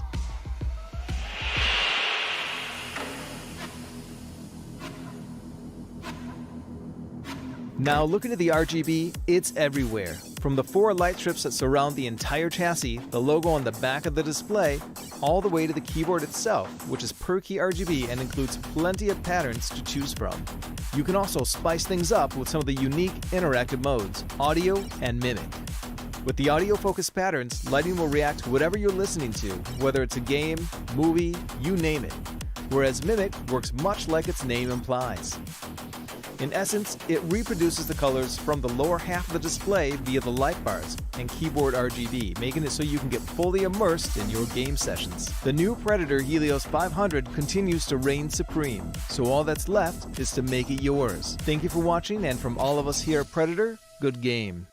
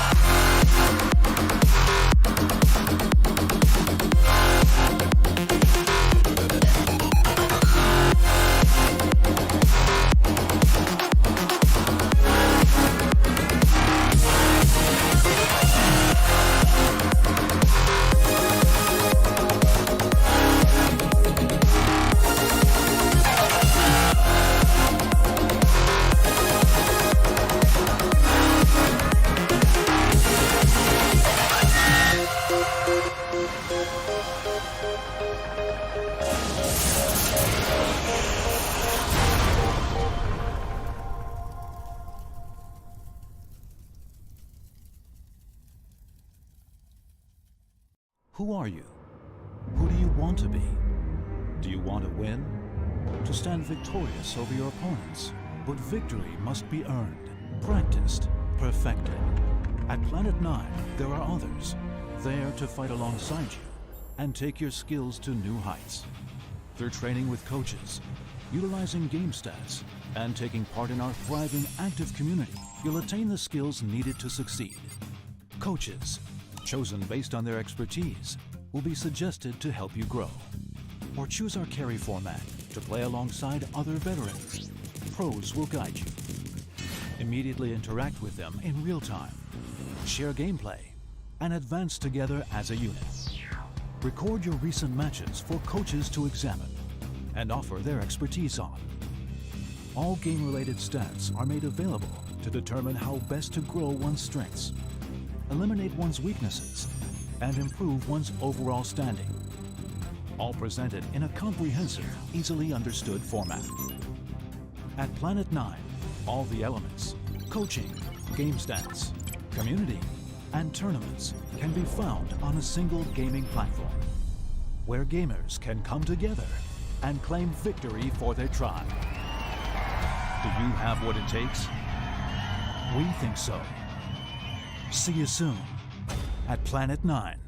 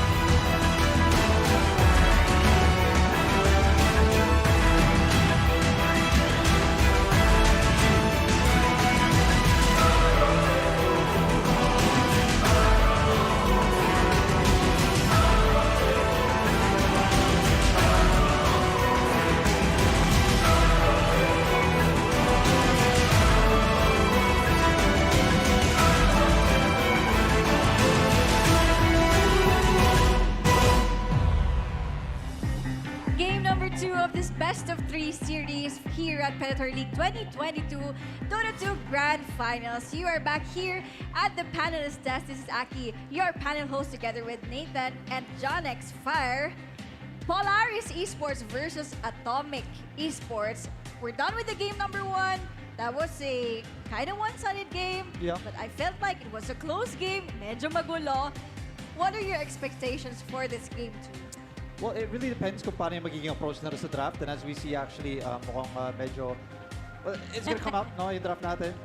But anyways, sorry, nalingat lang ako, may nakita lang ako ngayon. But anyways, yun nga, I feel like it really just depends on kung paano yung magiging approach sa draft, no? If they feel like doing something new, if they're gonna do something, if they're gonna do the same thing. So like you said, are they gonna switch up their playstyle or gonna do the same? It really just depends on whether or not what they're gonna pick up and kung ano yung gagawin nila sa draft. Yeah, I think, again, you look at game one, Polaris had the ideal game for themselves, right? They draft up the Lina, they managed to go with literally everything that they're comfy with. They get a saving here for AU. So it's basically parang repeat lang ng, ng TI qualifiers for them. And we do see that draft on hand. Again, the Lina this time comes out for Atomic. Parang and si Polaris. baligtad na. Yeah. They flipped. Atomic Esports securing that Lina that counters out the Undying. Pero this one is a deadly hero that you guys mentioned earlier. Polaris Esports, nilalaro nila yung Undying as an offlane, right? Yeah. And pwede ring i-flex to Position export. 5. Yeah, pwede. Yeah. Something like an AoE hero. For sure, fit naman, di ba? Sustained hero pa rin naman siya. Does have that soul rip. Although I'm sure Forrest is sort of like, give me the Undying, man. I want to play the Undying. May mga ganun kasing tayo. Although they pick up the Visage, so maybe support nga lang na Undying tuloy ito, and it might just be an off-lane Visage. Yeah, it looks like they're changing things up.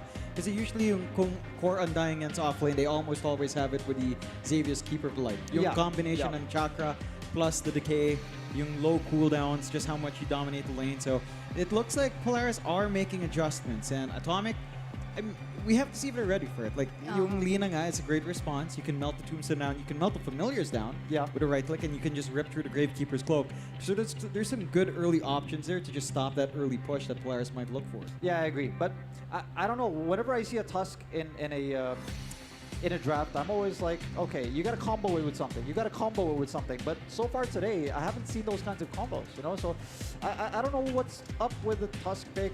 Usually it's played in the off lane as well, right? So I don't know, what's your take on the Tusk? For me, it's a bit of a weird hero. Yeah, Weird hero, It feels like a hero that does need to be aggressive, right? Yeah, Your laning partner as a pause 4 needs to be aggressive. The laning partner as a pause 3 needs to be aggressive. You do have, like, down the line, kung mag-rotate ka sa mid, tag team plus Selena with Fiery Soul In is that good. sense, yeah. Like, it can machine gun, pero medyo late ng timing yan. Exactly. In the laning phase, I don't see that many options actually. I feel like Visage is probably one of the better ones if you want to. Exactly. Yun nga din iniisip ko. Ano may mga hero na gusto mo sana kunin with the Tusk? But, well, they will go for the Winter Wyvern.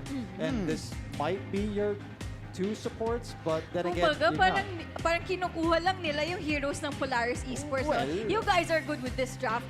We're gonna take that away from you guys. Parang ganun eh. But I just wanna ask the two of you, since Polaris Esports, sobrang ganda ng game nila on the game number 1. So what do you think Atomic Esports, sino yung player or from Polaris Esports that they need to deal with or they need to control? it's really tough. I think you can't choose one lane. Lahat kasi parang mabibigyan mo talaga ng highlight eh. Natsumi, you have to stop him from farming. Lelouch, you have to stop him from having a good lane. It's Exactly. Force din, you know, is like you mentioned, has been stepping up in terms of a player as well. So lahat ng lanes kailangan mo talaga i-micro in the sense na kailangan mo tignan kung ano yung magiging matchup. You have to figure out where you can win in terms of the laning stage because obviously winning all 3 lanes is going to be asking for a lot. Yeah, for sure. I think, again, if you look at the TI qualifiers from last night, where Polaris almost made it, the key talent found was slowing down Force. Yeah. Like you run down Force, you make sure he doesn't have an overwhelming start. Yeah, and once he's fallen off, because, you know, it's the off lane, it's tempo heroes there. Exactly. When the timing isn't met, then suddenly you have one core that can't contribute as much as it should.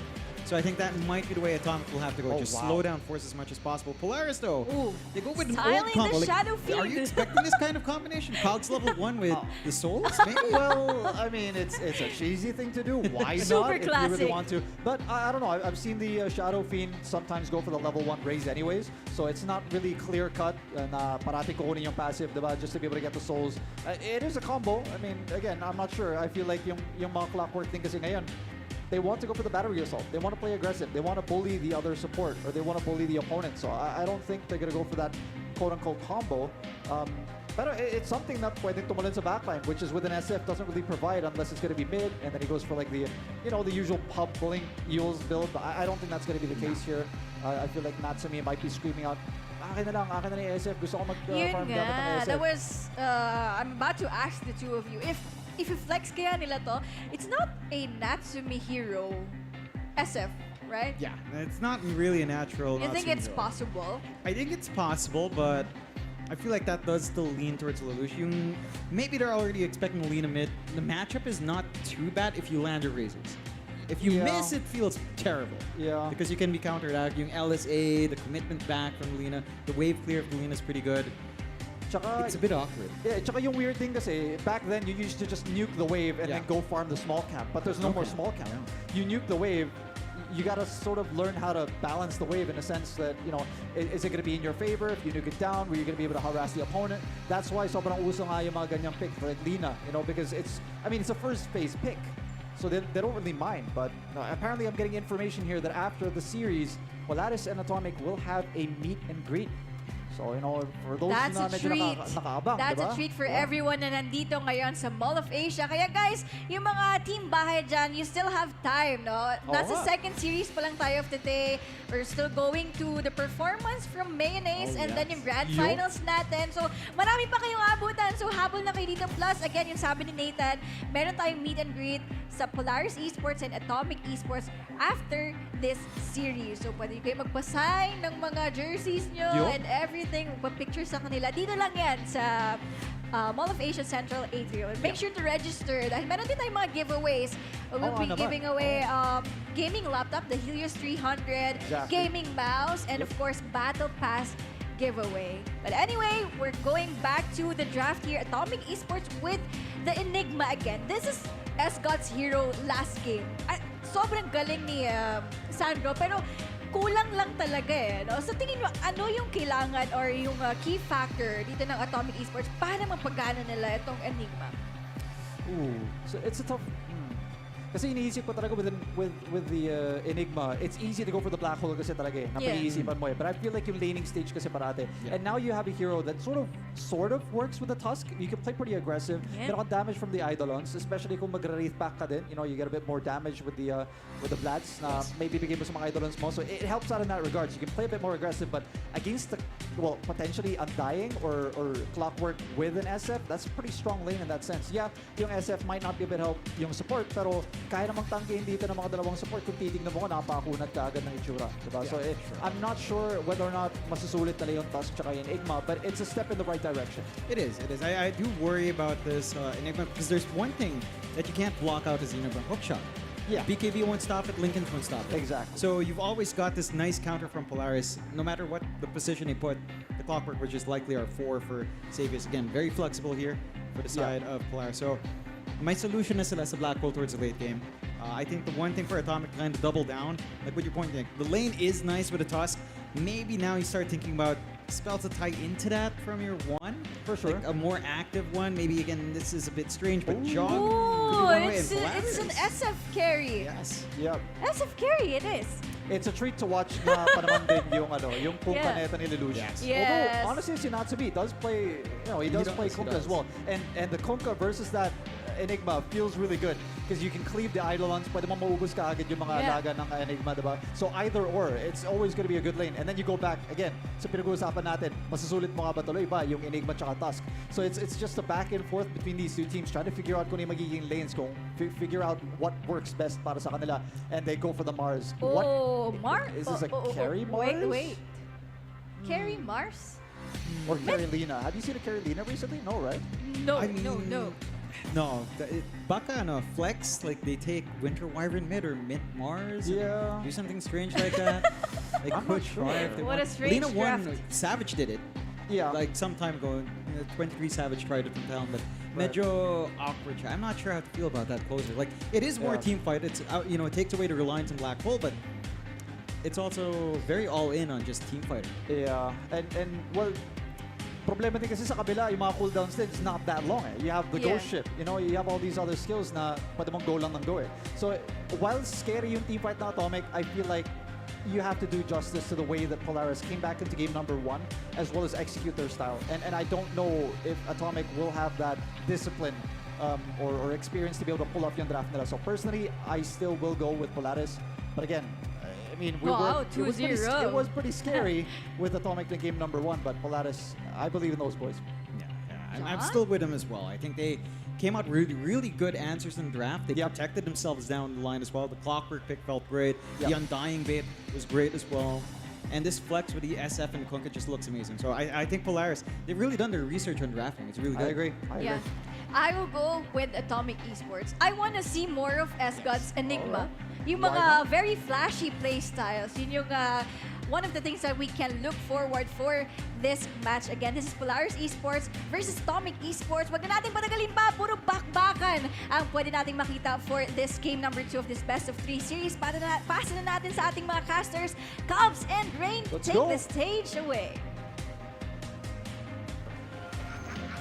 Alright, thank you, Aki, and our panelists. Of course, si Nate, tsaka si Johnny Xquire. And this is our game number 2 for the semifinals, best of 3. I'm Kals, and of course, here with Rain. Eto na rin, hinihintay na. Is going to be a 2-0 or Atomic will force a game number 3 on this best of 3 semifinals match. Pero Calbs, eto kumuha ka ng gantong draft na 1 win away yung kalaban mo. Plus, napakadaming cancel sa Black Hole, napakadaming way para makapag-provide ka ng information. May rocket flare ka, you have the units or the familiars. Hold that thought, Rain. Limang nakasmoke na for Polaris. Enigma agad. Ikaw agad. S-God. Oh, this is a big problem. Yun yung block from the shard, but still, AU will take the first blood. Polaris again strikes instantly. This is game number 2. Great start again. Yung hold ni AU sa tip. Iba yung tinip. Iba ba? Alright. Pero magandang start again, getting that Enigma ng ganun kaaga. Tapos pwede agad makapag-secure ng bounty runes. Maganda rin yung pwesto ngayon ng Polaris. Ewan ko, yung magkocontest pa rin ba rito yung side ng Atomic for, extra bounties. Pero nandito si KCL and they'll be able to force out AU out of that bounty range. And, ano masasabi mo rin sa drop ng Atomic? Medyo hindi natin tong lagi nakikita. May gumagawa pero this is, kind of unusual draft, di ba? Na you go for the Mars. It's a position 1 Mars para kay Marb. And na-mention nga ni John Xpar, ginawa ito before the 23 Savage. Nakikita natin siya before. Pero ngayon, di ba, with gusto mo nga kasi na ma-secure ka sa lanes, meron kang secure pagdating sa late game, kaya better talaga yung mga farming heroes. Pero with this draft, ayan si Force, medyo nag-outstrip lang ng kaunti dito, and nandyan yung harass ni Jotun. Jotun, kailangan mag-ingat. Same goes for Marbs na Mars.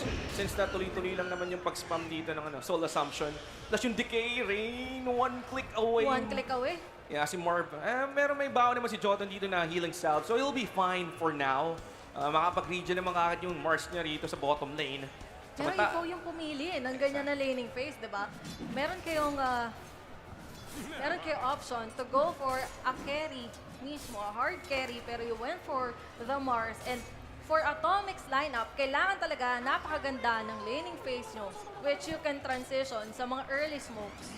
Pero Natsumi pala to or Kunkka na carry. Ito yung sinasabi kanina ni Nathan, di ba? Yung Polaris, they can also run safe lane na Kunkka with Natsumi, knowing na yung matchup nung Kunkka on the bottom lane. Magandang matchup sa Idolers ni S-God on his Enigma, since meron siyang, di ba, yung second skill niya, which is yung passive. Kaso yun nga lang si Marv, again, dropping low on the bottom side of the map. Cooldown nga lang yung Decay. But I guess safe pa rin naman si Marv for now. Marv pops his magic stick. Still lives for now, once again. Tingnan yung positioning ni AU. Kinokontest niya lang dito yung pulled na creep wave for S-God, which is ideal din naman, di ba?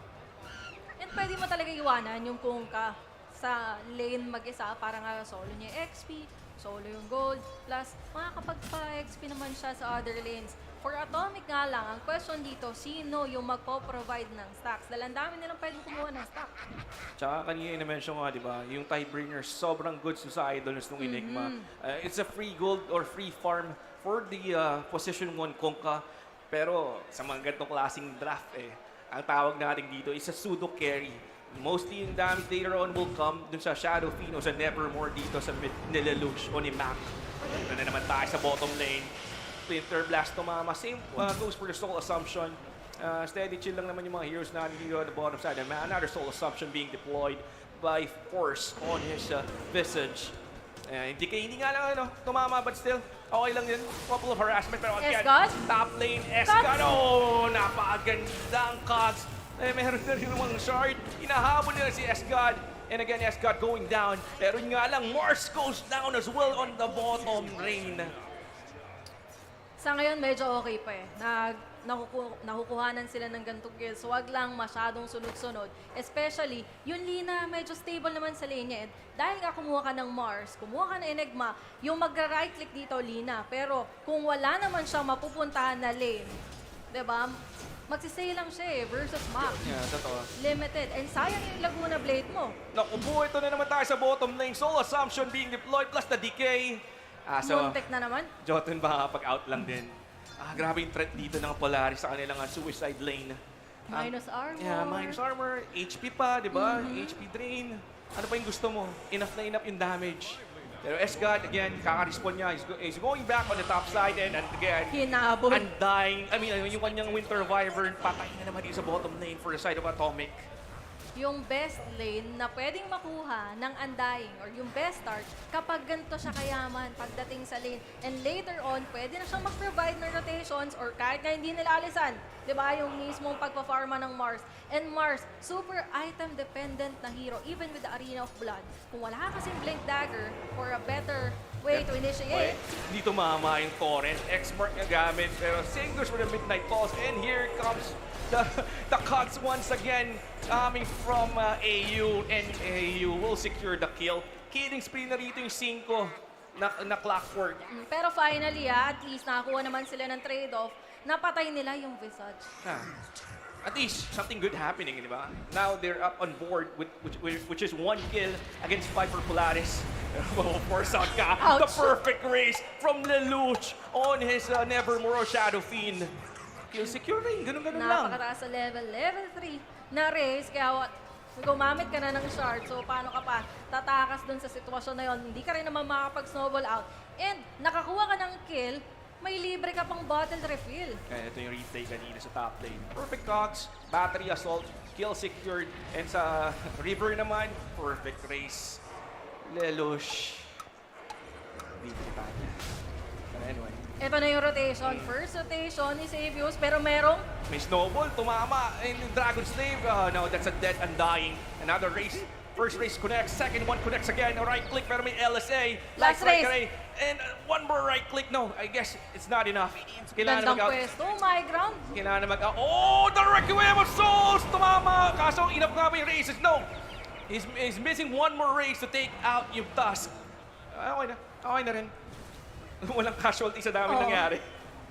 At least di ka na lang namatay. Exactly. Dahil napakapangit na ng pwesto for that Shadow Fiend anytime. Pwedeng bumalik lang dun yung Lina. Meron pang Tusk na nakaabang. Okay, roaming out the map. Ang ganda ng lane niya, ang ganda ng start niya. Right now is level 3, 6 minutes in, 2-6 ang ating score. This is game number 2, best of 3. Polaris up ahead 1 game over Atomic, and Atomic needs this map or this game to force a game 3. Or else, Polaris, pag nanalo pa sila rin, it's over. Polaris, Ulitin ko lang. Yung manalo dito, sure, Japan. exactly. So, Japan. Kasama yun, first yun na wala kanina yung Grind Sky. Oops, AU. Pero nagbagong isip ni AU rito. He just pops his scouts, backs away. Nakita niya kasi nakapwesto na rin doon. Nakapag-Arctic Burn na rin kagad si Jotun on the Winter Wyvern. Hirap rin lumaban doon, di ba? Nandun pa yung Tier 1 Tower, pwede kang makapag-force ng reaction. Kung may gusto pang tumulong sa'yo, madamay pa. Bottom lane. Pumapwesto lang dito si Savio, so si Boomy. On is Undying. Na-slow down dito si Marv. Tombstone din-deploy, pero may TP reactions. Oh no! Nakaasal ni AU! Battery assault. Naibit pa nga dito si KCL. Snowball pampatagal. I think they'll just going to drag this one out. And the race, nasa hinihintay ko. Right click, not enough. One more. Huwag ka magpa-deny! Then deny by Roshan, Tinigilan KCL. paluin, gandang deny. Perfectly denied. Walang nakuha doon. Sabihin natin na namatay. Pero nakuha pa rin yung Mars, but yung count doon sa kill doon sa, sa task, doon sa Rush Pit, denied. Walang nakuha din Polaris Gold nor XP. Alam ko, Coldo, nagkahiya. Kunin mo na, sure na. Hindi, sa'yo na, carry ka eh. Ikaw yung core. Kaya minsan, di ba, parang it doesn't matter who gets the kill. Ang importante, you get the kill. Marv is really having a hard time here on the safe lane side for Atomic. Ang dami ng deaths na. I'm sorry, how many deaths? I think 3 deaths para dito sa Mars. Yeah, 3 deaths. Pero, he was able to deny. Na-deny niya yung double damage doon. Oh, no, I'm sorry. Na-deny niya? Yeah. Na-deny nga ni Jotun on the Wyvern. Again, bottom lane. Tapang ni dito ni Savius on the Undying. Hanggat level 5 pa yung Mars, kaya mo pa talaga yung gawin. Pero once na mag-level 6 and malapit sa tower, yun nga, Kaso medyo yun delikado. naman. Patay na naman yung Enigma. Gandang hanap by AU. AU is being an annoyance here sa top lane for Atomic. Ayun talaga trabaho ng Clockwork, di ba? Makapag-provide ng vision, maghanap ng possible na kills. And pwede niya na talaga kasi iwanan si Force na level 6 na rin naman. Yun na nga rin. Paano i-go to? With the additional the familiars for this Visage, ang hirap i-go. Then tanky pa, di ba? Gawa ng Great Keeper's Cloak. Lahat ng lanes, no? Pwede iwanan. Kunkka, Shadow Fiend, Eto yung na naman. Visage. Yung ginagawa sinusunod mo yung Info lang. Yung position to yung mid laner na Lina ng Atomic. Ganun kat hindi ginagawa rito ni AU. As early as 9 minutes. Contest pa ng triangle. Exactly. Kuha nila yung stacks dito or yung big camp for the triangle side for the Atomics na neutrals. And bukod doon, ayan, namatay pa yung Mars na naman sa Eto baba. pa rin. Pwede pang sumunod yung Tusk, may Snowball, pamatagal. May ACL. Lina. Pero parang okay na yan eh. You'll take that. It's only a support and you get the core plus 1 support. So it's 2-for-1 advantage again for Polaris Nas Esports. reaction pa nung Lina na napilit mo doon sa baba and kanina pa sobrang freeform ng Kunkka with 83 and 18. Wala, uncontested since na they're really lagging, behind on the lane. Wala, masaya si Natsumi. Okay, my boys is doing well. So I'll just farm, get my items. I'm pretty sure he's gonna go for something like Armlet of Mordigan para extra damage, extra sustain. And another clear cap na naman para dito side ng Atomic. Nakuha na naman ng Polaris Esports. And yung Visage ni Force is also gonna take up pero ito ni Arena. And tumama yung Spear of Mars. Pero nandiyan yung Clockwork na muli. LSA tumama. That's a dead nevermore. And may Ghost Ship Raid. Bang! Sampo ng dalawa. Torrent will also connect. Hindi tumama yung Torrent sa Metal Wyvern. May Cold Embrace. Jotun survives. Naipit nga lang dito yung kanilang Undying. And finally, a good fight para sa side ng Atomic Rain. It's a 2-for-1 advantage for their side. Well played. Sobra dun sa snowball ng toss, diba? Para hindi na makapag-ulti etong Shadow Fiend. And counting space, of course, nakapatay kayo ng 2 heroes, makakapag-back to farming kayo, and yun naging kapalit lang yung Winter Wyvern. Tsaka yung Visage pala rito, meron ng Vlads. I think he's gonna go for rate pack pa rin. Which is good one din, para manigate yung damage din. Physical damage output for the side of Atomic. Knowing that there's Mars, Lina, di ba? So instantly negated yung damage. 40% to be exact. Tier 1 tower sa top lane is being hounded by S-God. And it's below Alam niya, HP. May nag-TP. AU, nasa na nga hook shot. And kinakasa, he's winding it up, pero may snowball. Snowball will connect on the top, kaso nga lang S-God drops and S-God goes down. Hook shot will nag-miss. However, pero pa rin just to save you. He TP's away. Makakancel ba nila? Yes, no, is dead. 2 kills secured by Polaris Esports. Kahit kasi makita nila yung ganong information, again, walang masyadong pang-disengage dito yung Atomic, pang-counter-initiate. Yes, you have the black hole, pero hindi naman kasi enough. Oh! Pero yun na naman, Jotun, nakita na naman rin. Na-decay na na-decay. LSA? Kaso yun nga lang, naipit din sila Lush. Na Laguna Blade but still survives. Pero nandito yung Kunkka, X-Mark Torrent. Ghost Ship nandito na rin. Bang! Huling-huli. Another Torrent. But where's the damage? Where's the follow-up damage? Wala. Not enough.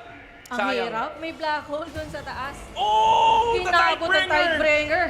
Tidebringer. Sulit na sulit.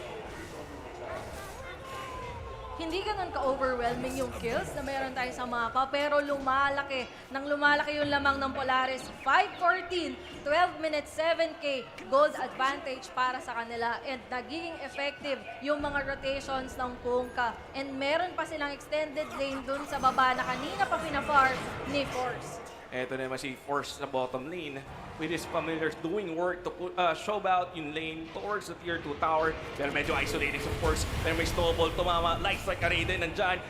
The familiars. Tumagal. Tumagal nga rin. Hook Hook shot shot. ni AU! That's the Winter May Stars nga Winter lang. Stars. A good counter para sa Atomic. Finally, nakuha rin nila yung Visage. Doon sila makakabawi. Gandang Winter's Curse. Bawi na kahit papano, napatay mo yung Visage. Again, anytime na pwede nga nila makuha to farm their items, especially their BKBs, para mas makalaban. Knowing yung Polaris, wala silang masyadong hinihintay na cooldowns. Napakabilis lang ng cooldowns. Kaya tuloy-tuloy sila nagti-team fight eh. Kumbaga, non-stop aggression, another X-Mark. May X-Mark na naman. Meron siyang cold embrace, but this will just delay. And nandito na yung Ghost Ship, tumama na naman, and instantly demolish yung Winter Wyvern LSA sa Clockwork. Pero makataas na all rate nandyan din, pero may Walrus Punch, kinamit ka si Savius. Savius pounding out KCL. KCL running away. KCL, I need ang help. ganda na huli nung kanyang familiars, and KCL will go down. Same with his kanyang Winter Wyvern. Pero gusto pa nila si Masyado ng malalim. Pero good vision provided by the supports ng Polaris para nga makuha nila yung kill na yon. And yung Cold Embrace naging setup lang sa Ghost Ship ni Natsumi.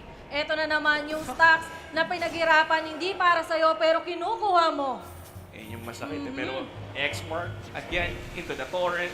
Pero dito na naman ang dying. Naka-flash golem yan. Arena being deployed. Lights like a rain. Kaso hook shot, however, will miss. Sayang yun. Pero patay pa rin si Barb. There you go with the Shadow Race.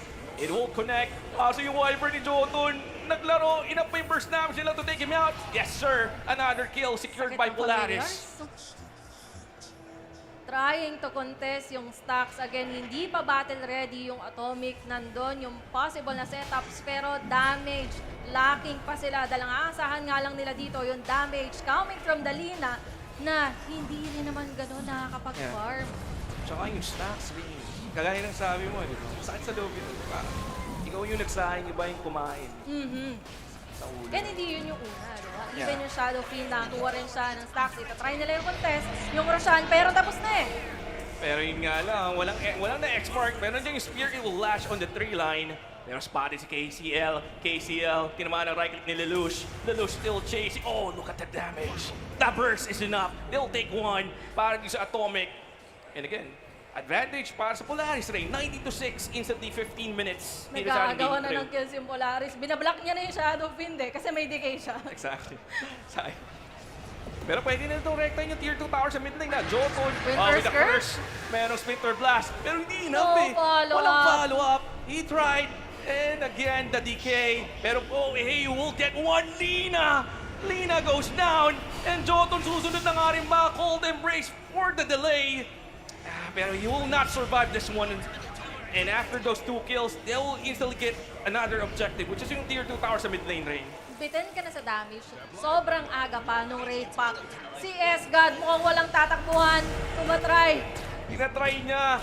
Mag-black hole. Tinatagal niya ng armlet niya. He was teasing. S-God. Oh, hit me. I'm 1 HP. Oh, sorry. I have an armlet. Never mind. Cogs lang ang katapat. Pero Umagat na yung kamay eh. Yeah, exactly. Yeah. Battery assault, Cogs, diba? Napakahirap. Again, it's a hard game for an Enigma na napakadaming cancel sa'yo.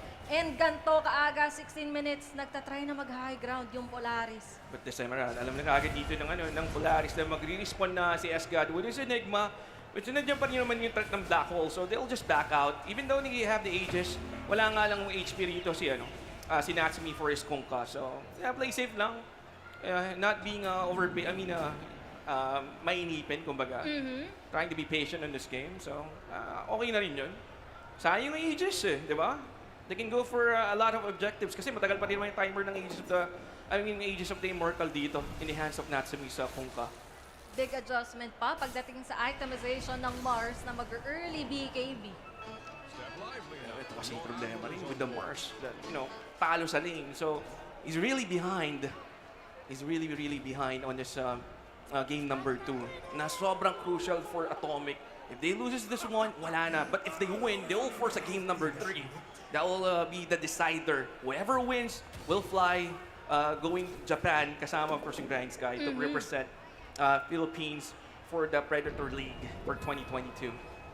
Medyo one-sided na game, pero ang maganda naman for Atomic, nandun pa rin naman yung big spells na pwede nilang ipangbawi pagdating sa teamfight. Hindi pa lang talaga sila binibigyan mismo ng Polaris ng any space, anytime para makabawi. And BKB na rin si Natsumi on his Kunkka. So BKB is now completed. And then nag-group up na naman dito yung side ng Polaris. They want to force a fight. They know they have the power spike right now. AU, medyo nahuli lang si AU. He drop lane ward and hook shot will connect. Tumama naman sa Winter Wyvern dito ni Jotun. And Jotun will go down. Skill secured by AU. Monster kill stick na rito yung position 5 ng Polaris. Pero X-Mark, into the... Oh, nice snowball.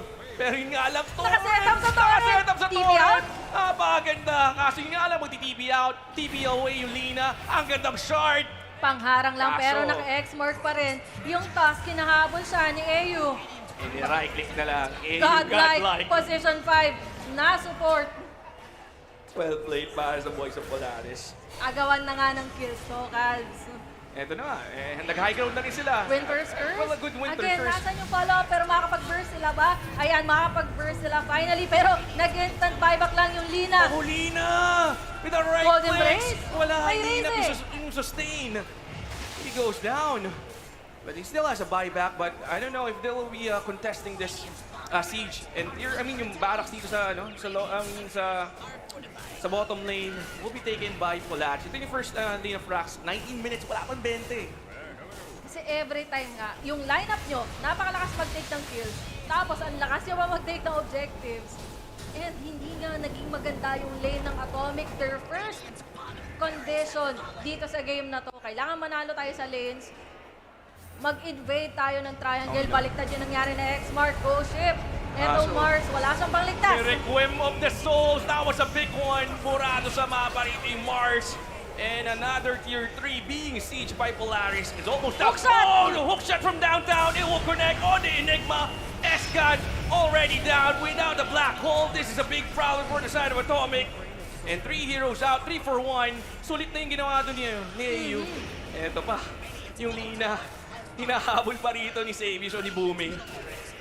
Napakadali bumasag. And instantly, kung may kailangan ka na item, kailangan mo mag-regen, may X-mark And GG, tinawag ibibigay na rin. nila.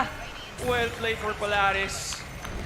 And they'll go for the grand finals later on against Grind Sky Esports. Congrats, of course, dahil sila yung pangalawang team na makakapunta sa Japan. Yun nga eh. So, maski pa maano may bakit, higit eh. Sila yung sa game na to. Pero, what do you think about yung draft dito ng ano? Napakahirap na draft. Ulitin ko, dun pa lang sa Enigma pick, you have the hook shot, you have the rocket flare, meron ka pang visage for the familiars. And, diba? Napakadaming way to para ma-cancel ka. Ang daming pwede mag-provide na information. Yung the only condition nga para sa kanila, dahil kumuha sila ng puro setup sa kanilang mga other lanes, tapos yung pwede dapat na mag-provide ng damage nandun sa mid, hindi nag-work yung lane sila eh. Okay. Actually, ako agree din ako din. Pero gusto ko rin marinig yung side of course ng ating mga panel. So, Aki and boys, take it away.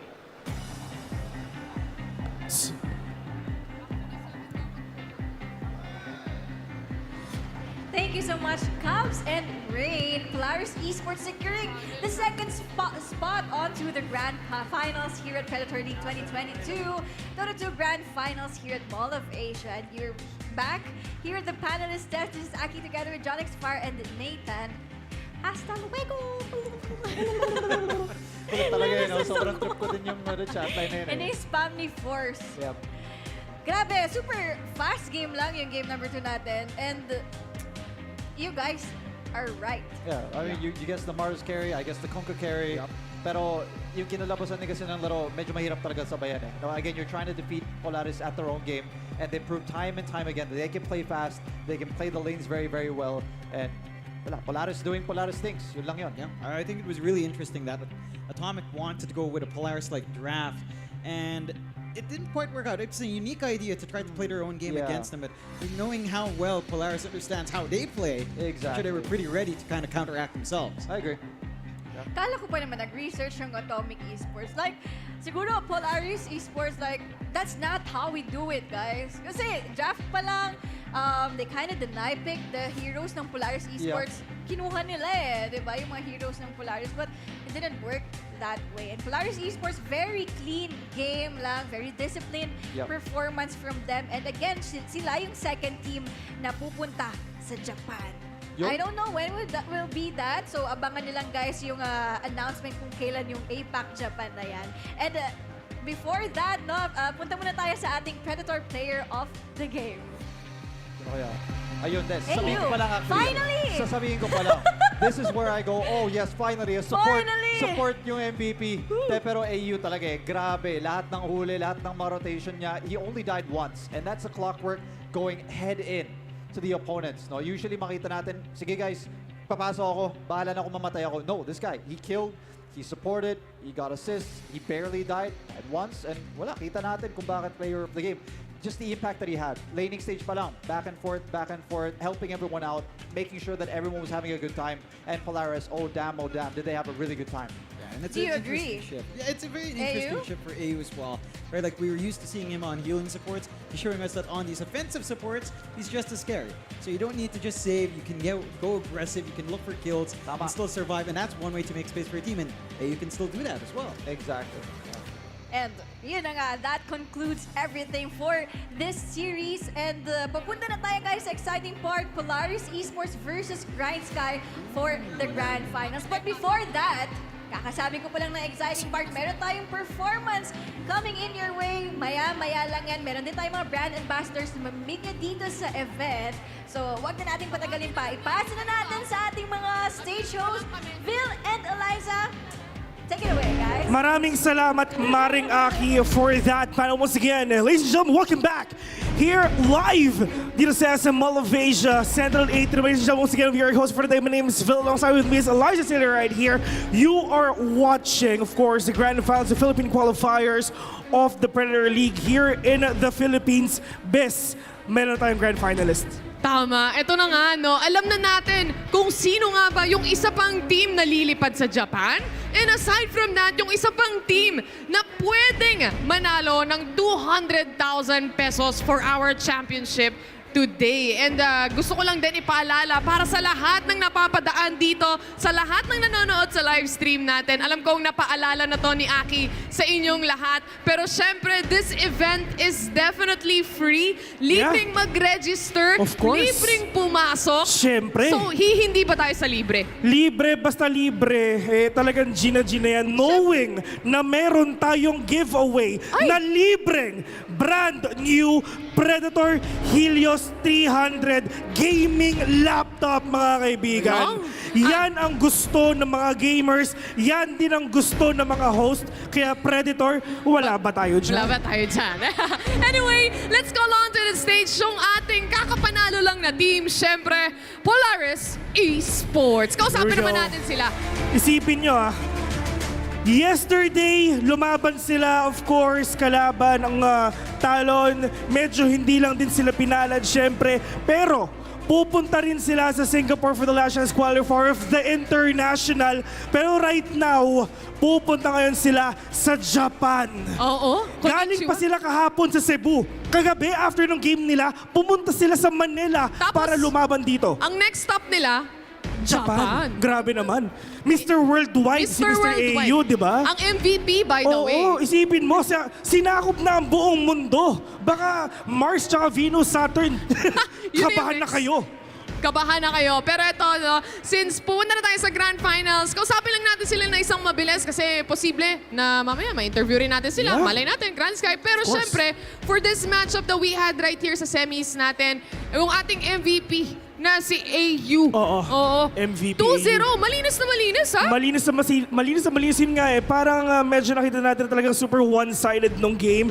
Pero ano yung mga ginawa ng strategy in order for you to win that game na sobrang solid, smooth? 2-0. I guess nilaro lang namin yung laro namin. Nilaro lang nila yung laro nila. Napaka-basic na sagutan ni Mr. A yung mga kaibigan. Magulat ka kung hindi ka naglalaro habang naglalaro ka. Oo. Pero imbis na naglaro tayo sa computer, ano-ano yung mga strategy na ginawa ni Mr. AU and Polaris? Wala, di kami nagplano. Pag wala kasi kayong plano, di mababasa yung plano nyo. Yan. Wala silang plano pero the plan is to win. Oh, yun lang naman talaga. What's the P? The plan is to win. Oo. Yan ang meron Yun ang tayo plano. dito. Napaka-basic na plano. Napaka-basic, Oh no? guys, anong plano natin? The plan is to win. Oh, yung susunod, Grand Finals na. Grind Sky, yung makakatapat ninyo. Ngayon, syempre, pataas na pataas yung level Bes, natin dito eh. Grabe, no? Parang literal na parang outer space talaga. Polaris. Mga ano yun, mga star yun. Oh, Grind Sky. Langit Diyos na ko. yun, Oo, men. oo. Grabe, mga alien na siguro yung mga kalaban nila sa mga susunod eh. No? Literal na to the moon To yung the mga moon. teams natin dito. Legit eh, no? Pero ito, makakalaban nyo yung Grind Sky for the Grand Finals. Ngayon, syempre, tataas na yung level, yung tier natin sa mga kalaban nila dito. Pero ang importante dito, 200K, men. Anong 200K. gagawin natin pag nakuha natin yung 200K? Di ko alam. Hindi ko alam. Hindi niya alam. Parang yung mga Polaris, men, wala silang plano, no? Pero best feeling ko, narinig ko, bibili din sila, doon sa 200K, bibili sila ng Predator laptop. Ayan. Ibinalik din. Oo, tsaka balato natin. Oo, balato natin. Oo, Pero of course, di ba, syempre, galing kayong Cebu, kahapon lang. Syempre, greet naman natin yung mga friends natin sa Cebu, lahat ng sumusuporta sa inyo sa Cebu. Maayong gabi kaninyo tanan. Shout out sa akong pamilya nga ni support na ako, mga amigo na ako. Og sa mga fans sa Polaris Esports, thank you kayo sa paganhi. Salamat. Ayun. Next, sige. Ito na yung shoutout time nyo, guys. Ayaw nyo shoutout. Ikaw na lang. Last. Any thank you to your supporters and yung mga nanonood. Ito na, shout hawa kami, Mike. Bisaya? Okay. Bisaya ba? Kahit ano, kahit saan kang komportable. Shoutout yan sa jowa ko na nanonood ngayon. Oh! Ay, may jowa. Alam mo na, guys, eto na yon. Since nanonood yung jowa mo, men, anong gusto mo sabihin sa kanya? Ay, yung Mahal camera ko siya. natin, men. Nika, mahal na mahal kita. Ayun! Grabe naman, no? Dire-diretso talaga sila. Mahal na mahal kita. Walang ka-intro-intro yun. Walang intro-intro yun, I love you agad, diba? Oo. Walang doubt sa isipan. Propose ka na? Hindi pa. Relax lang daw Kalma muna. ka lang, baby girl. Darating din tayo dyan. Darating din tayo dyan. Pero maraming salamat, syempre, Polaris Esports. Congratulations sa inyo. At habang nandito tayo at nakikita tayo sa ating live stream, guys, pwede pa kayo pumunta dito sa ating atrium or Syempre. dito sa SM Mall of Asia Central Atrium. Libreng-libre lang yet again. Maliban sa pamasahe nyo. Sagot na ni Alaysa yun. Sagot na ni Vil yun. Pero once again, yung mga tao sa upper box, hello sa inyong lahat. Pwede po tayong bumaba dito sa ating event area for you to witness the action live. Later on, makikita natin yung mga KOLs natin. Andyan si Miss Ashley, andyan yung kuya ng lahat, si Kuya Nick. Kanina pa nga nag-iingay dun eh. Pero shoutout nga pala sa inyo. Pero syempre, andito yung isa sa superstar ng Polaris, Welcome ladies back! and gentlemen. Welcome back, di ba? Saan ka galing? Sa Mars kasi kanina parang gusto To nang the moon. kuhanin dito ni AU eh. Diyan lang. Nag-break. Nag-shopping siya. Sabi niya, nire-ready ko lang yung ano. Mamaya. Kasi alam mo naman, what is money? Paper only. Anyway, going back dito nga sa ating live stage natin. Ito nga, Polaris, going to the Grand Finals. But syempre, marami pa tayong ihahatid sa inyong lahat dito Solid. sa ating event mismo, sa live stream din natin dyan. But right now, we are just gonna go in a short break. Pero Bago yan, ladies and gentlemen, syempre merong meet and greet ang Polaris Esports doon sa meet and greet area. Sino ang gustong kasamang pa-picture ang Polaris? Napakadami, of course.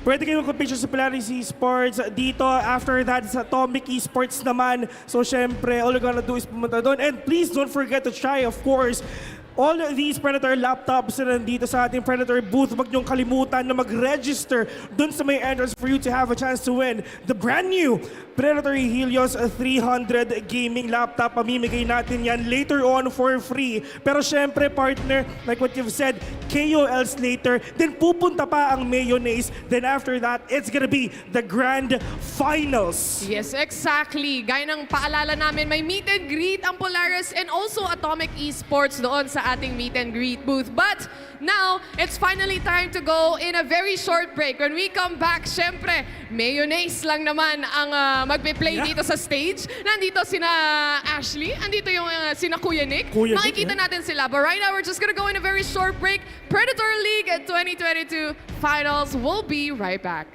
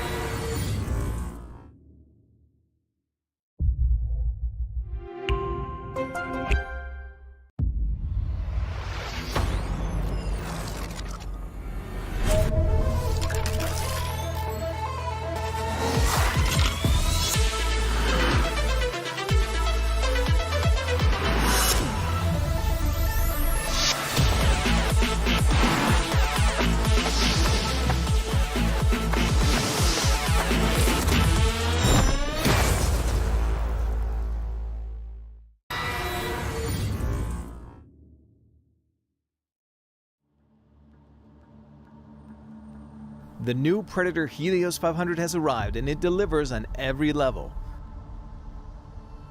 Within its neon-hued chassis, the beast stirs with an overclockable 11th gen Intel Core i9 processor, NVIDIA GeForce RTX 3080, up to 64 gigabytes of 3200 DDR4 RAM, and heaps of high-speed NVMe PCIe M.2 storage.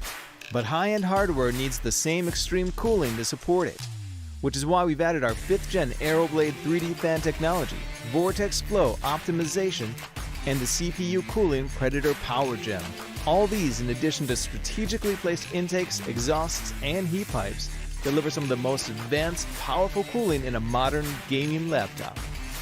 For the display, you can pick from FHD at 360Hz, QHD at 165, or a special 4K model that blows all others out of the water. This Ultra HD panel from AUO is a mini LED that delivers levels of contrast that blur the line between reality and game through 512 backlight zones, display HDR 1000 certification, and a rapid 120Hz refresh rate with 3 millisecond response time. The keyboard also includes a distinct feature, the latest mag fluorescent racing keys using our unique MagTech switches. These custom-engineered WASA keys work much like a gamepad's analog joystick, so you have minute control over movement and making it so you no longer need to alternate between a gamepad and keyboard and mouse in some games.